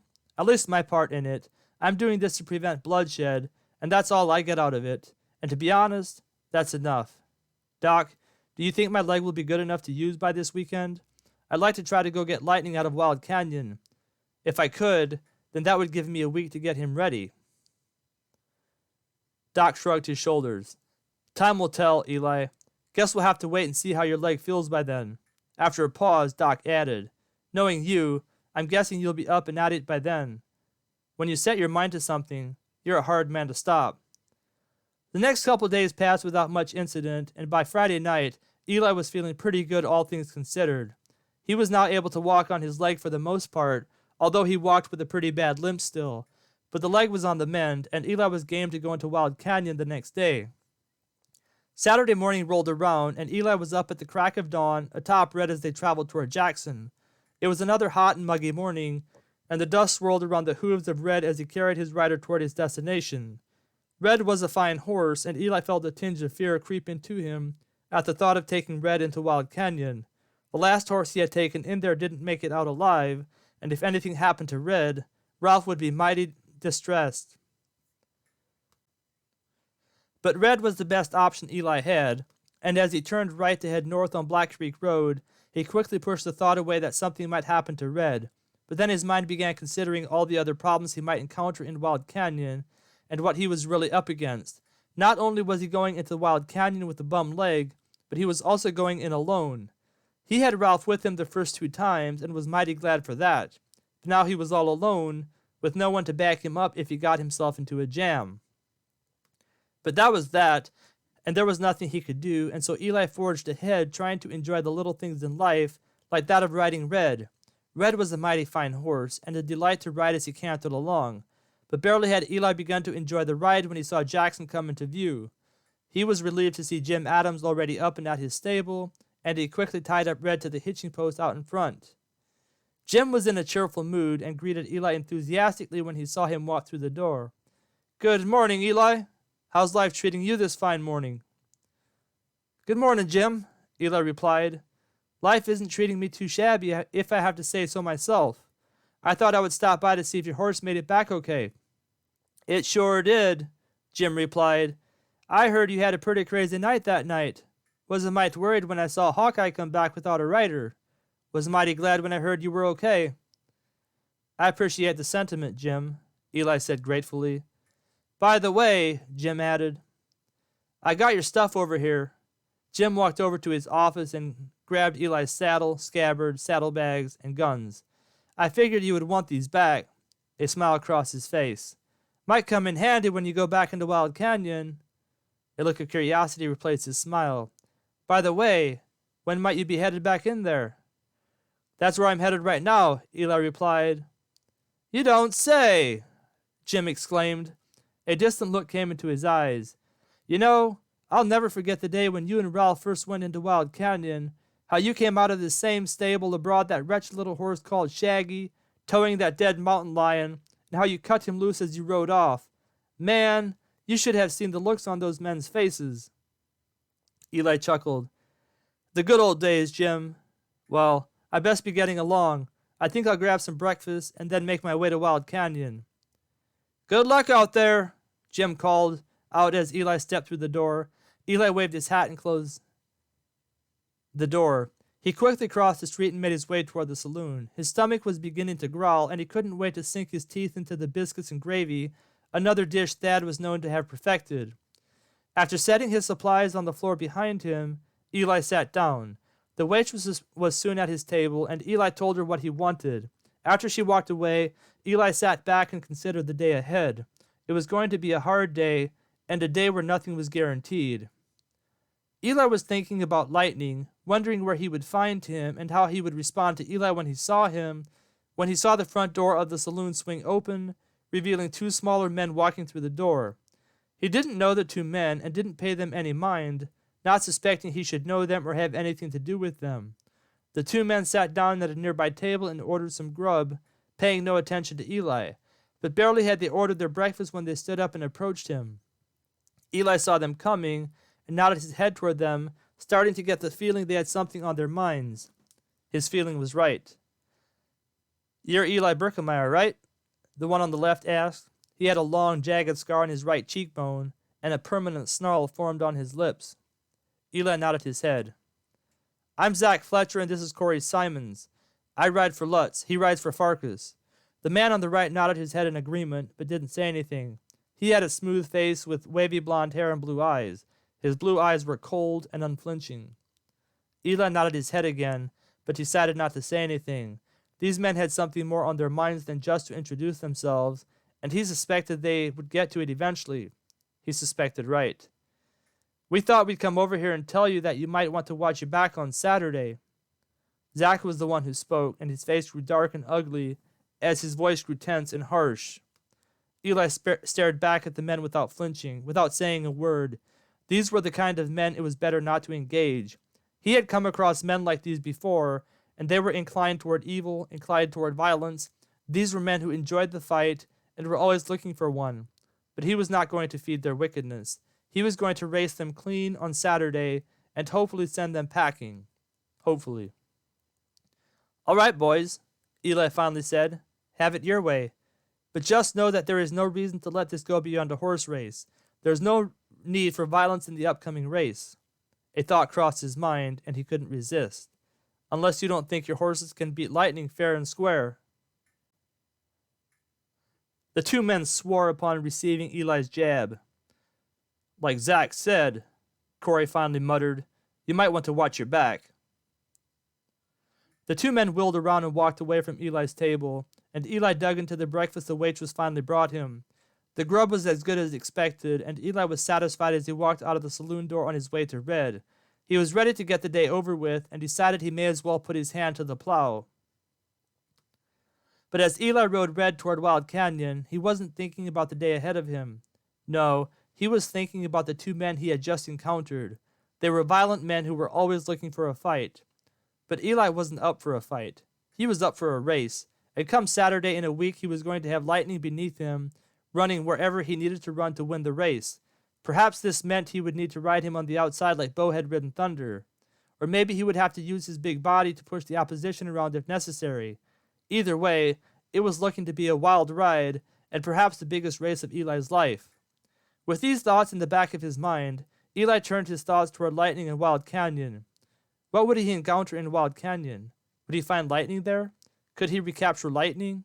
And if he did, would Lightning be like the old Lightning, full of spirit and ready to run? Chapter 22. Wild Canyon. The hot summer sun was well on its way overhead when Eli entered Wild Canyon atop Red. It was an especially muggy day, and once he entered the canyon, it was even hotter without any breeze whatsoever. And it was deathly quiet, almost too quiet. But Eli knew there were beasts watching him as he rode along. There always were. And they were most prone to attack when they thought their prey wasn't paying attention. But Eli wasn't taking any chances today, and he kept Red reined in pretty tight as he rode along, his Winchester rifle out and ready. He had decided to leave the saddle behind, thinking it might become a hindrance if he had to make a run for it.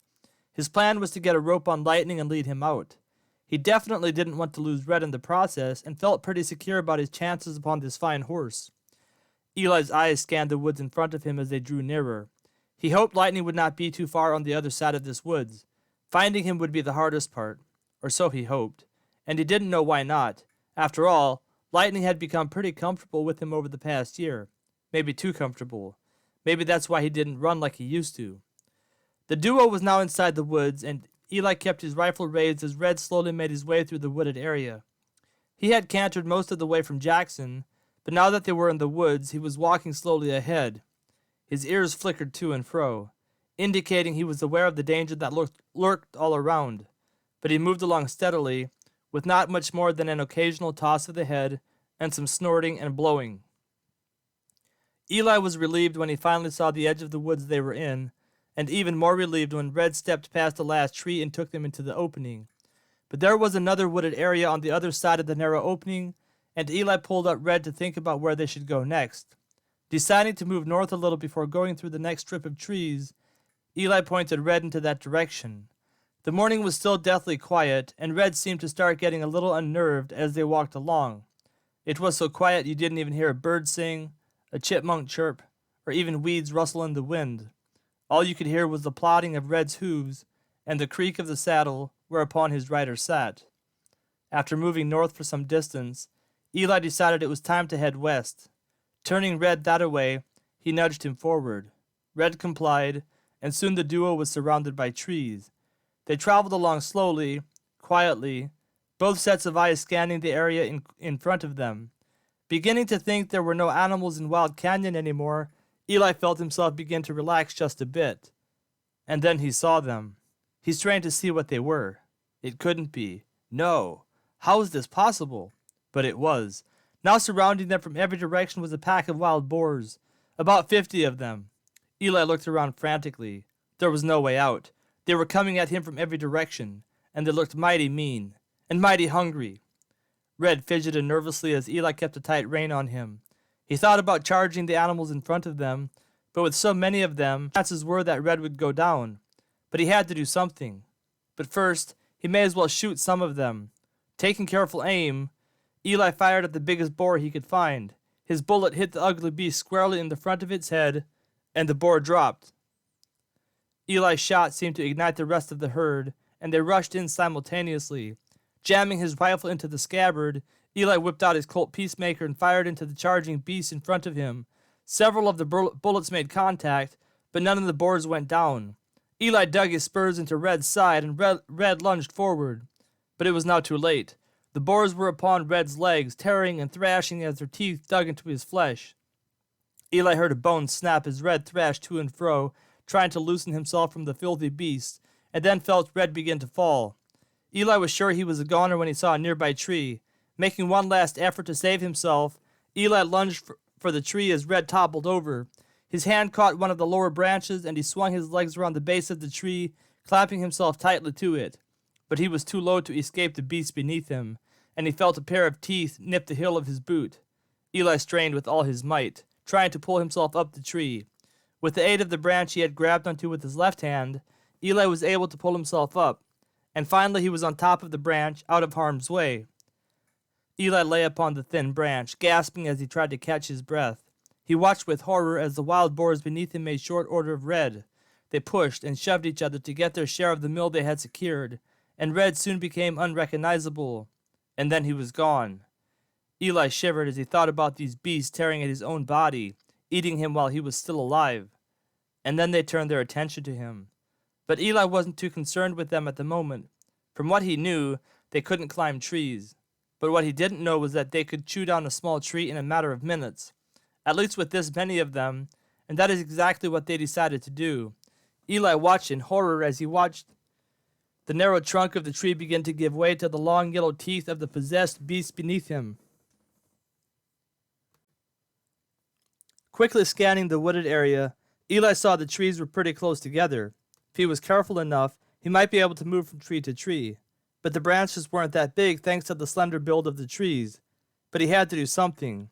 Slithering his way across the branch whereupon he was perched, he soon found himself teetering on the edge, the other branch within reach. Slowly reaching across, Eli continued to slither to the other side. The branch cracked, and Eli froze. It felt like it was going to give way, but the cracking stopped, and Eli once again resumed his crawl. And then he was over to the next tree, but the close call he had just encountered set him to thinking of other options, like shooting his way out.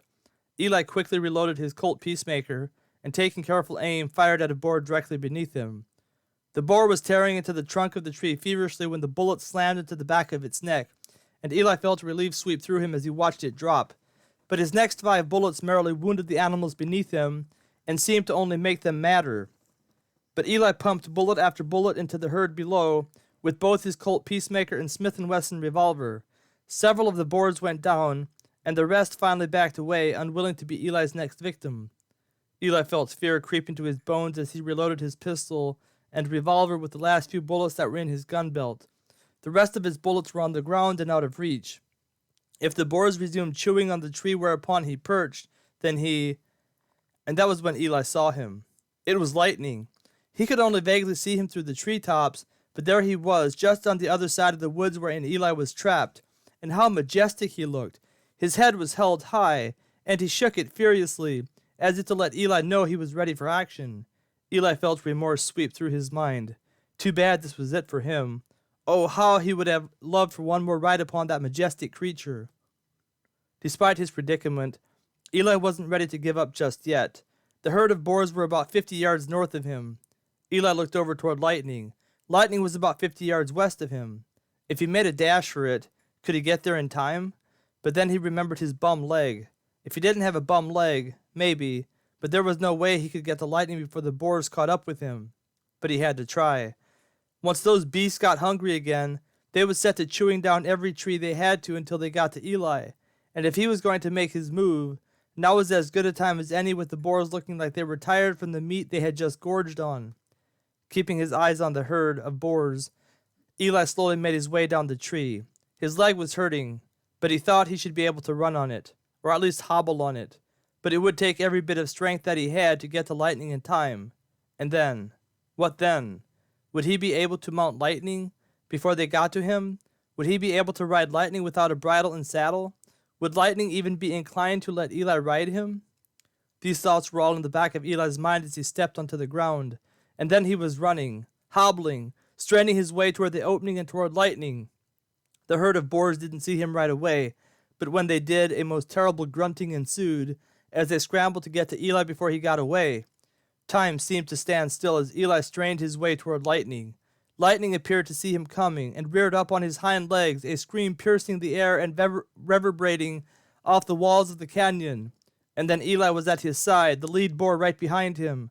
Lightning had lowered himself to all fours and stood patiently for his master. Eli reached for Lightning's mane as he came within reach, and without breaking stride, he pushed as hard as he could with his left leg, launching himself onto Lightning's back. Lightning was ready for him, and barely had Eli launched himself upon his back when he took off. Eli clamped his legs around Lightning's belly and clung to his mane with a death-like grip. Lightning charged ahead, just out of reach of the herd of wild boars coming after them. And then they were running over the open desert, putting a sizable distance between themselves and the boars with every step Lightning took. And then they were dashing through the first set of trees, and then through the second set of trees, and then they were in the opening, with the south side exit of the canyon now in view. Eli gasped as Lightning plunged forward, his hooves pounding the hard ground beneath them, picking up speed with every plunge forward. His strength was incredible. His big body strained with every movement, his strides synchronizing in perfect harmony. And then they were out of the canyon, with Lightning picking up even more speed. Eli wanted to scream as he felt the power of his horse surge beneath him, but all he could do was bury his head in Lightning's mane and grip it with all his might. The wind whipped around Eli's head as he looked up to see where they were. Jackson was now in view, and it looked like the townsfolk were out on the street scurrying to and fro. He had to stop Lightning somehow, but there was no stopping Lightning now. Eli yelled as they drew close, waving his hands desperately, motioning the folks to clear the streets. As Lightning came barreling into Jackson, the folks began scrambling, some of them just in time. One man was in the middle of the street with a wheelbarrow, and only had time to jump to the side as Lightning gathered himself perfectly and cleared the entire wheelbarrow. Eli lost his seat for a moment, and thought he was a goner, but he managed to land on Lightning's back as he continued blitzing his way through town. The last thing Eli saw as he looked to his side was the sight of a man with his mouth wide open, his half-smoked cigar suspended in mid-air. And then they were on the northeast trail.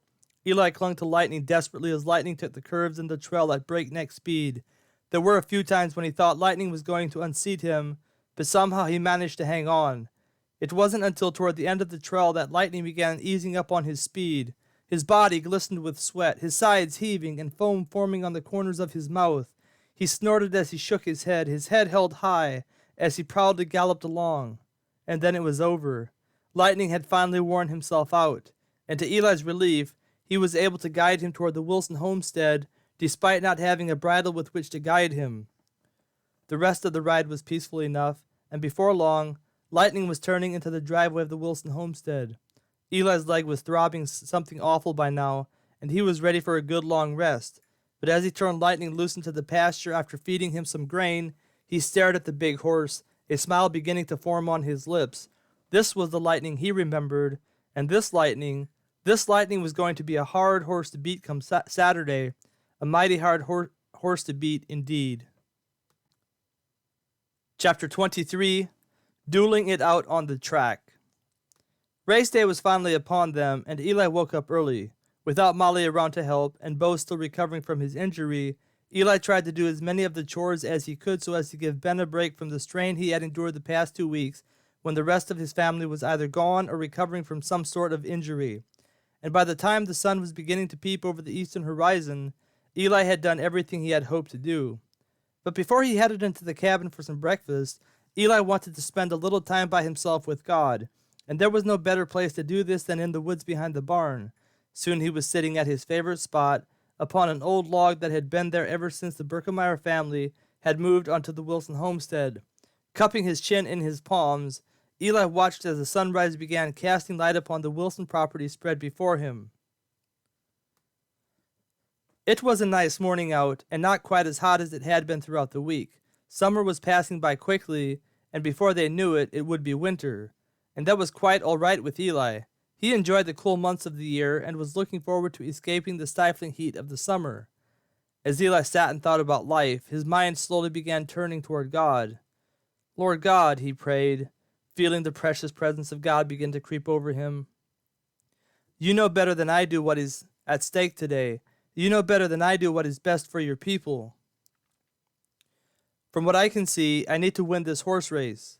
Not just to win, but to give the people of this community a decent chance at life. Eli leaned back on the log and stared up into the sky, his fingers locked together as his hands cradled the back of his head. He wondered what God was thinking at the moment. And as if God were giving him an answer, Romans 8:28 came into his mind.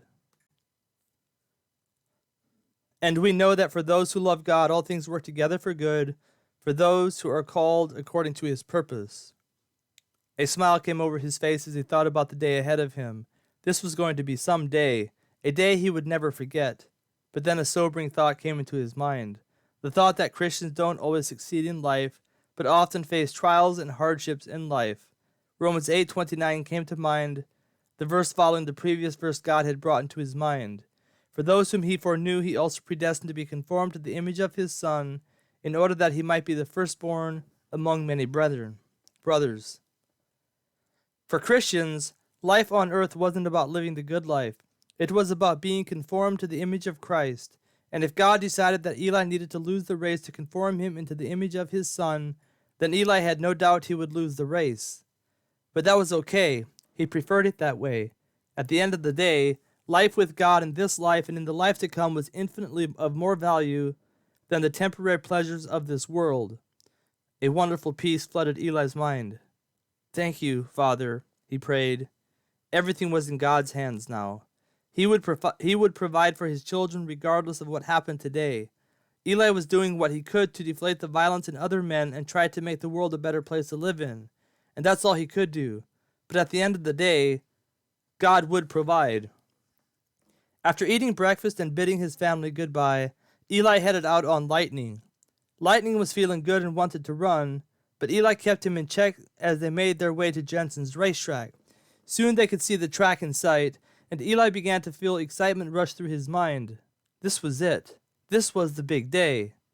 Getting his excitement in check, Eli put on his business face as he turned into the driveway of Jensen's racetrack. He had arrived a couple hours early and wanting to give Lightning time to rest up before the race. Other riders were already arriving, and before long the audience was filling the stands beside the track, and before he knew it, it was time to warm up Lightning. While he rode Lightning onto the track to get him warmed up, Eli studied the competition. It was a young group of horses he was racing against, and some of them looked mighty fast. These were the horses of the future in this part of the country. Gone were the days of Smooth as Silk and Boxy Baby. The day had come for horses like Iscariot and Brutus. These were the horses to beat. Iscariot and Brutus. Iscariot was the red horse that belonged to Lutz, and Brutus was the brown horse that belonged to Farkas. And they were looking good, ready to run. Their sleek, well-groomed bodies gave off every indication they had been given every advantage a horse could be given. Good bloodline, good food, and good training. Yes, sir, these horses were going to be the horses to beat for years to come. Eli scanned the rest of the field. There were 10 horses in all that would be racing today, and although they looked like fine horses, it didn't look like they would be able to compete with Iscariot and Brutus. But they could pose a problem if Eli got jammed up by any one of them. But other than that, they shouldn't be a cause for concern. With the starting positions determined, the horses and their riders began making their way to the starting gate. Eli's hands grew clammy as he rode Lightning that away. The big moment was here. This was it. The future of his family and the future of the community depended upon him, and he was going to do whatever he could to win this race. Eli was toward the back of the line of horses, and he watched as Iscariot stepped into the number 3 starting gate, and Brutus stepped into the number 7 starting gate.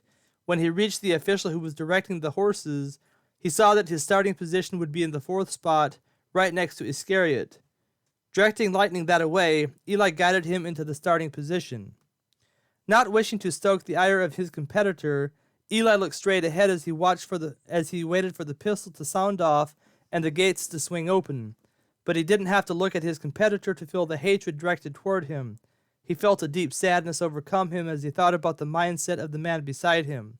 For men like him, this was probably the only thing they ever knew, and for men like that for every man, the only hope was that God would perform a miracle in their hearts, turning their hearts from hearts of stone to hearts of flesh. Otherwise they would continually strive against all good things as they strove in the godlessness of their own flesh. Eli's mind had become preoccupied with the heart and mind of the man beside him, and he wasn't ready for the sound of the pistol. But Lightning was, and Eli grabbed for his mane as Lightning shot forward. Lightning's takeoff was faster than Eli expected, and he was a half length ahead of the horse to his right by the time his tail cleared the starting gate. But Iscariot and Brutus had also gotten fast starts, and Eli found himself between the two riders as they closed their horses in on Lightning.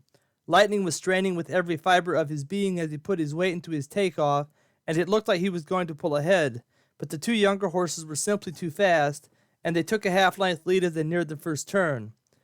Seeing their advantage, Zach Fletcher, who was riding for Lutz aboard Iscariot, and Corey Simons, who was riding for Farkas aboard Brutus, began to close the gap between them. Lightning had nowhere to go as the gap closed up, and Eli began to pull him back so as to go around, but he didn't pull him up fast enough and felt the sting of Simon's whip as it flashed across his face. As Simon's whip flashed across Eli's face, he felt Lightning falter and begin to pitch forward. Fletcher had cracked his whip right across Lightning's face, causing him to stumble. As Lightning stumbled, Eli's body pitched forward, and he was sure they were going down. The sting of the whip across his face had involuntarily brought tears to his eyes, and he couldn't see much of anything as he clung to Lightning, fearing the worst. But Lightning somehow caught himself as the rest of the horses raced past him, and by the time Eli's eyes cleared enough to see the field in front of him, he saw they were in last place. Most horses would have lost heart with what had just happened, but not Lightning. He lunged forward recklessly, finally getting his feet beneath him, rapidly picking up speed. And then the race was underway. Lightning shook his head angrily as Eli tried to keep him calm. He wanted to save him for the far turn in the final stretch when he would need his speed the most. But Lightning had other plans. He was wanting to run, and Eli decided to let him run. By this time they were now around the first turn. The riders ahead of Eli began moving their horses into position, and Eli didn't see a way through the pack. Moving Lightning to the far outside, he gave him rein. Lightning once again shook his head as he picked up more speed, and then he put it into another gear as he leaned into his stride. Eli clung to him tightly, synchronizing his own movements with Lightning's. and then they were halfway down the backstretch. The crowd roared as Lightning stretched out. What once was a 20-length lead by Iscariot and Brutus was now only a 10-length lead, and then 9 lengths, and then 8 lengths.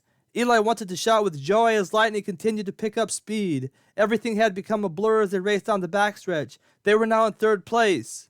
The 2 riders in the lead must have seen Eli come racing up behind them on the far outside because their whips came out for the first time, and they began pounding away at their horses.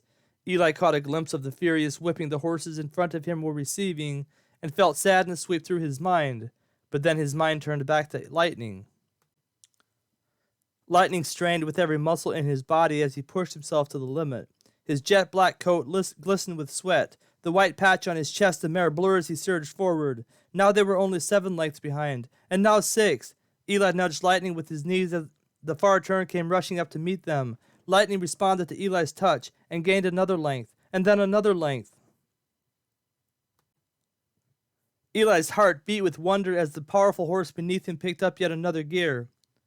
This had to be his finest moment yet. The younger horses in front of him appeared to be slowing down, gasped by the fast start, but not Lightning. As they leaned into the final turn, Lightning didn't slow down. Instead, he shook his head with determination as he strained even harder. By this time they reached the final turn. Lightning was a mere 2 lengths behind the leaders, but he was gaining on them fast despite running far to the outside, and then he was only a length behind.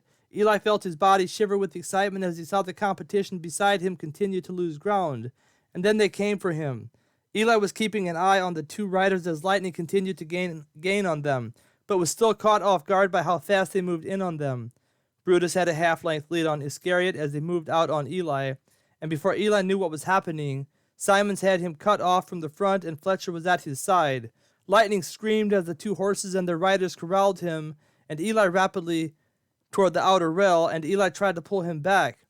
Lightning's head twisted to his left as Eli strained with all his might to try to pull him back, but Lightning was going too fast, and as Iscariot plowed into Lightning, Lightning lowered his head, jammed it beneath Iscariot's head, and lifted it again as he plunged forward. Lightning was a big, strong horse like he was when Eli had first pulled him out of Wild Canyon, and his front shoulders slammed into the right side of Brutus's hindquarters.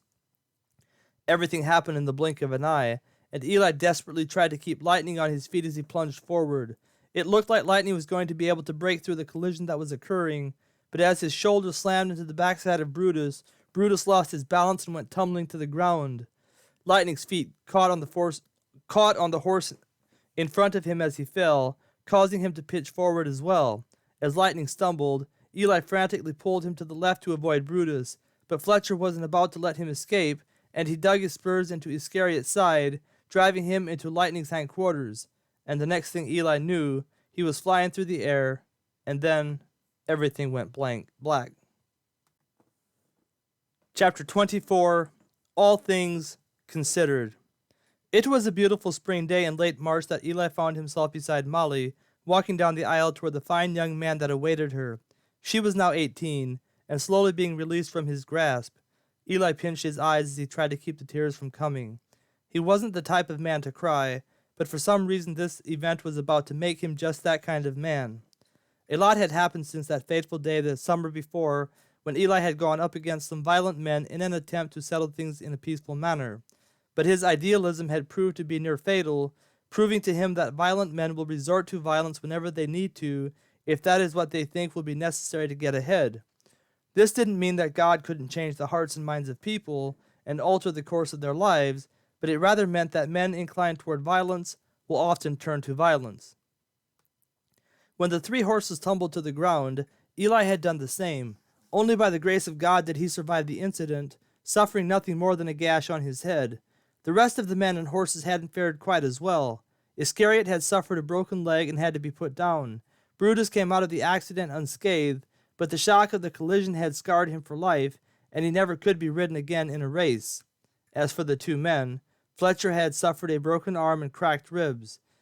Simon suffered a serious head injury when it slammed up against the rail, and even though he survived, he never was the same again. He became a quiet, brooding man who often just sat and blindly stared into space without giving ne'er a clue what he was thinking. As for Lightning, well, Lightning came out of the accident just fine. The worst injury done to him was a win that was taken away from him because of the violent hatred of men. It was unfortunate that this should have ended this way, but as it were, it did, and there was nothing anyone could do to change the course of the past. Eli and Lightning lived in the real world, not in a fairy tale land where everything always ended up with a glorious victory and a happy ever after ending. At least not in the eyes of the world, a world that cannot perceive that all things work together for good for those who love God, and that God works all things according to the counsel of his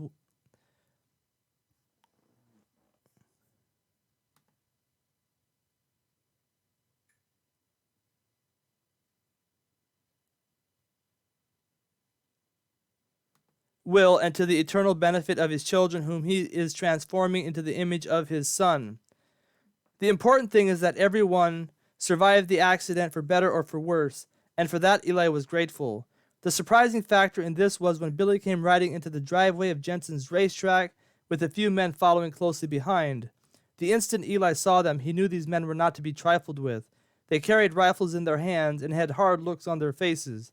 Fact is, they were Texas Rangers, and they had come looking for Jim Lutz and Sheriff Johnson. Lutz and Johnson were wanted for murder down Texas way. While Eli was busy getting Lightning ready for the race, Billy had run off to Texas to follow up on the story he had regarding Lutz and Johnson. Sure enough, the story panned out, and come to find out there was much more to the story than anyone had imagined. It was discovered that Lutz really was a cattle rustler who had acquired himself a sizable herd in Texas. When folks began finding out he was a rustler, Lutz had first blustered his way through his dealings with the help of Sheriff Johnson, but then things got a little too dicey for the two men, and they sold out and moved to the Midwest. They used that money to make a go of it in the Jackson area. Lutz did the ranching, and Johnson did the sheriffing. Everything was fine to begin with, but like back in Texas, they got greedy and folks started noticing. Long story short, the Texas Rangers were mighty glad to find out where Lutz and Johnson were, and had come with Billy to arrest them. They found both men at Jensen's racetrack and arrested them on the spot. Then there was Farkas. He wasn't wanted by the Texas Rangers, but he did get charged as an accessory to 2 counts of attempted murder, for that of Bo and Eli. He was sent off to prison, along with his 2 riders, who were charged with the more serious crime of attempted murder itself, and not just conspiracy. That was the end of those problems, and folks couldn't have been happier to see them go. What really made the folks happy was that it all ended without any bloodshed. Eli was heralded as a true agent of peace, and folks around Madison and Jackson threw the biggest shindig you ever did see to give him their own version of the Medal of Honor. Eli tried to brush off the praise, but folks wouldn't hear of it, and so he bore it as best he could, trying to keep pride from entering his heart. And then there was Molly, Eli's precious little Molly, except she wasn't so little anymore. He knew the day was coming when she would leave and go off to start a family of her own, and that day had arrived. But what was so interesting about everything was how it had come about. It all started back on the trail when Molly had saved the life of the Indian. When John finally found her the next day, he had taken the plight of the Christian Indians upon himself, and they had moved with the herd all the way to the place where they sold the cattle. And then he invited the whole lot of them to come on back to Madison and Jackson and try to make a life for themselves there.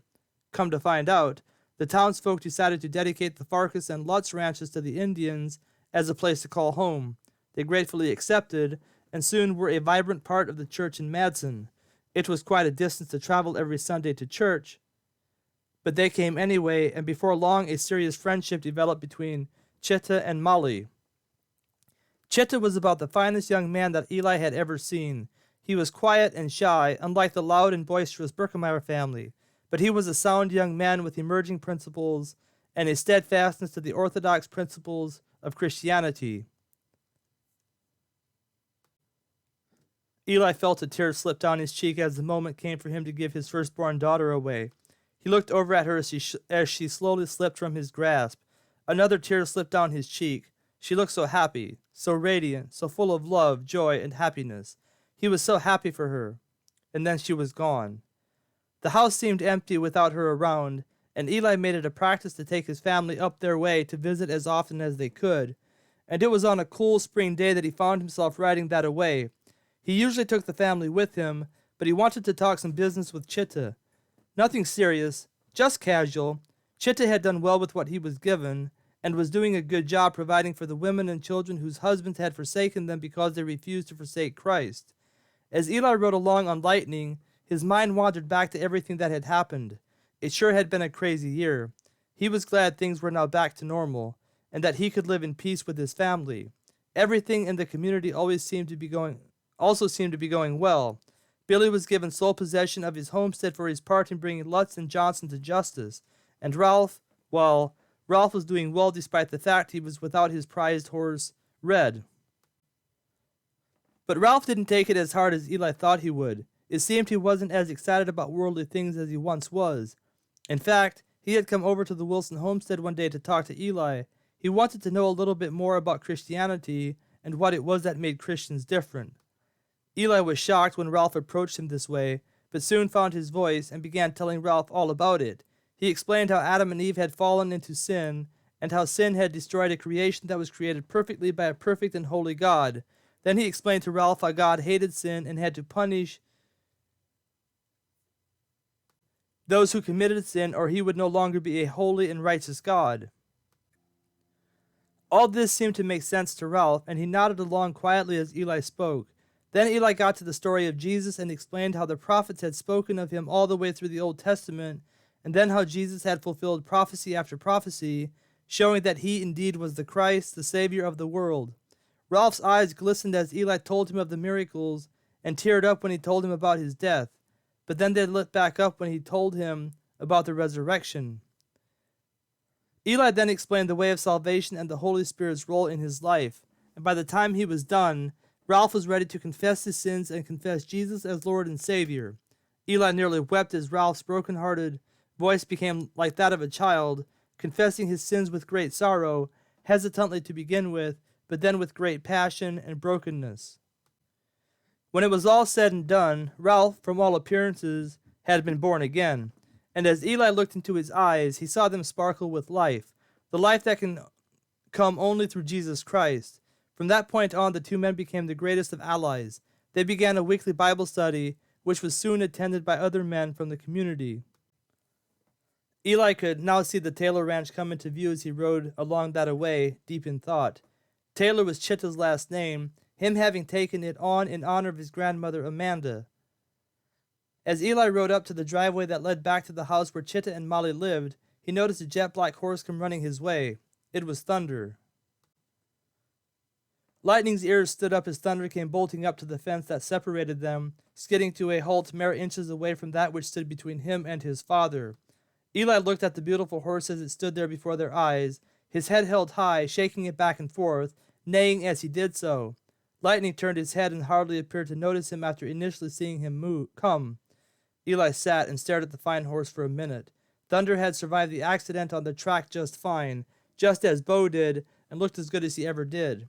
He wondered if Thunder was still as fast as he was a year ago.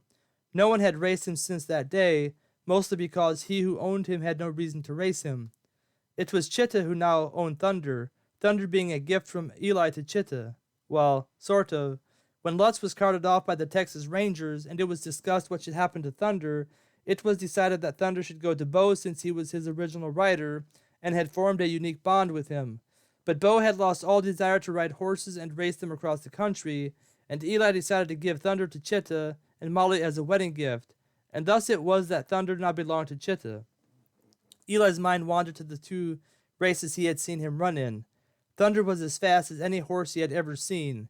It seemed he always got a bad start, but his speed down the backstretch couldn't be matched. A thought came into Eli's mind and he chuckled out loud. Looking down at Lightning, he reached out and rubbed his ears. Except for you, of course, Lightning. Lightning's ears flickered up, but then they fell back into position. He wasn't up for any more racing if that's what Eli was thinking. He had had his fill of the racetrack. Now was the time for him to retire and live out his life living the good life. Racing was for the younger horses, but for him, those days were over. But Eli couldn't get the thought out of his mind as he nudged Lightning up the driveway toward the Taylor house. Wouldn't that be something? He thought to himself, a faint smile crossing his face. Old against young, father against son, lightning against thunder. Now that would be the race of a lifetime.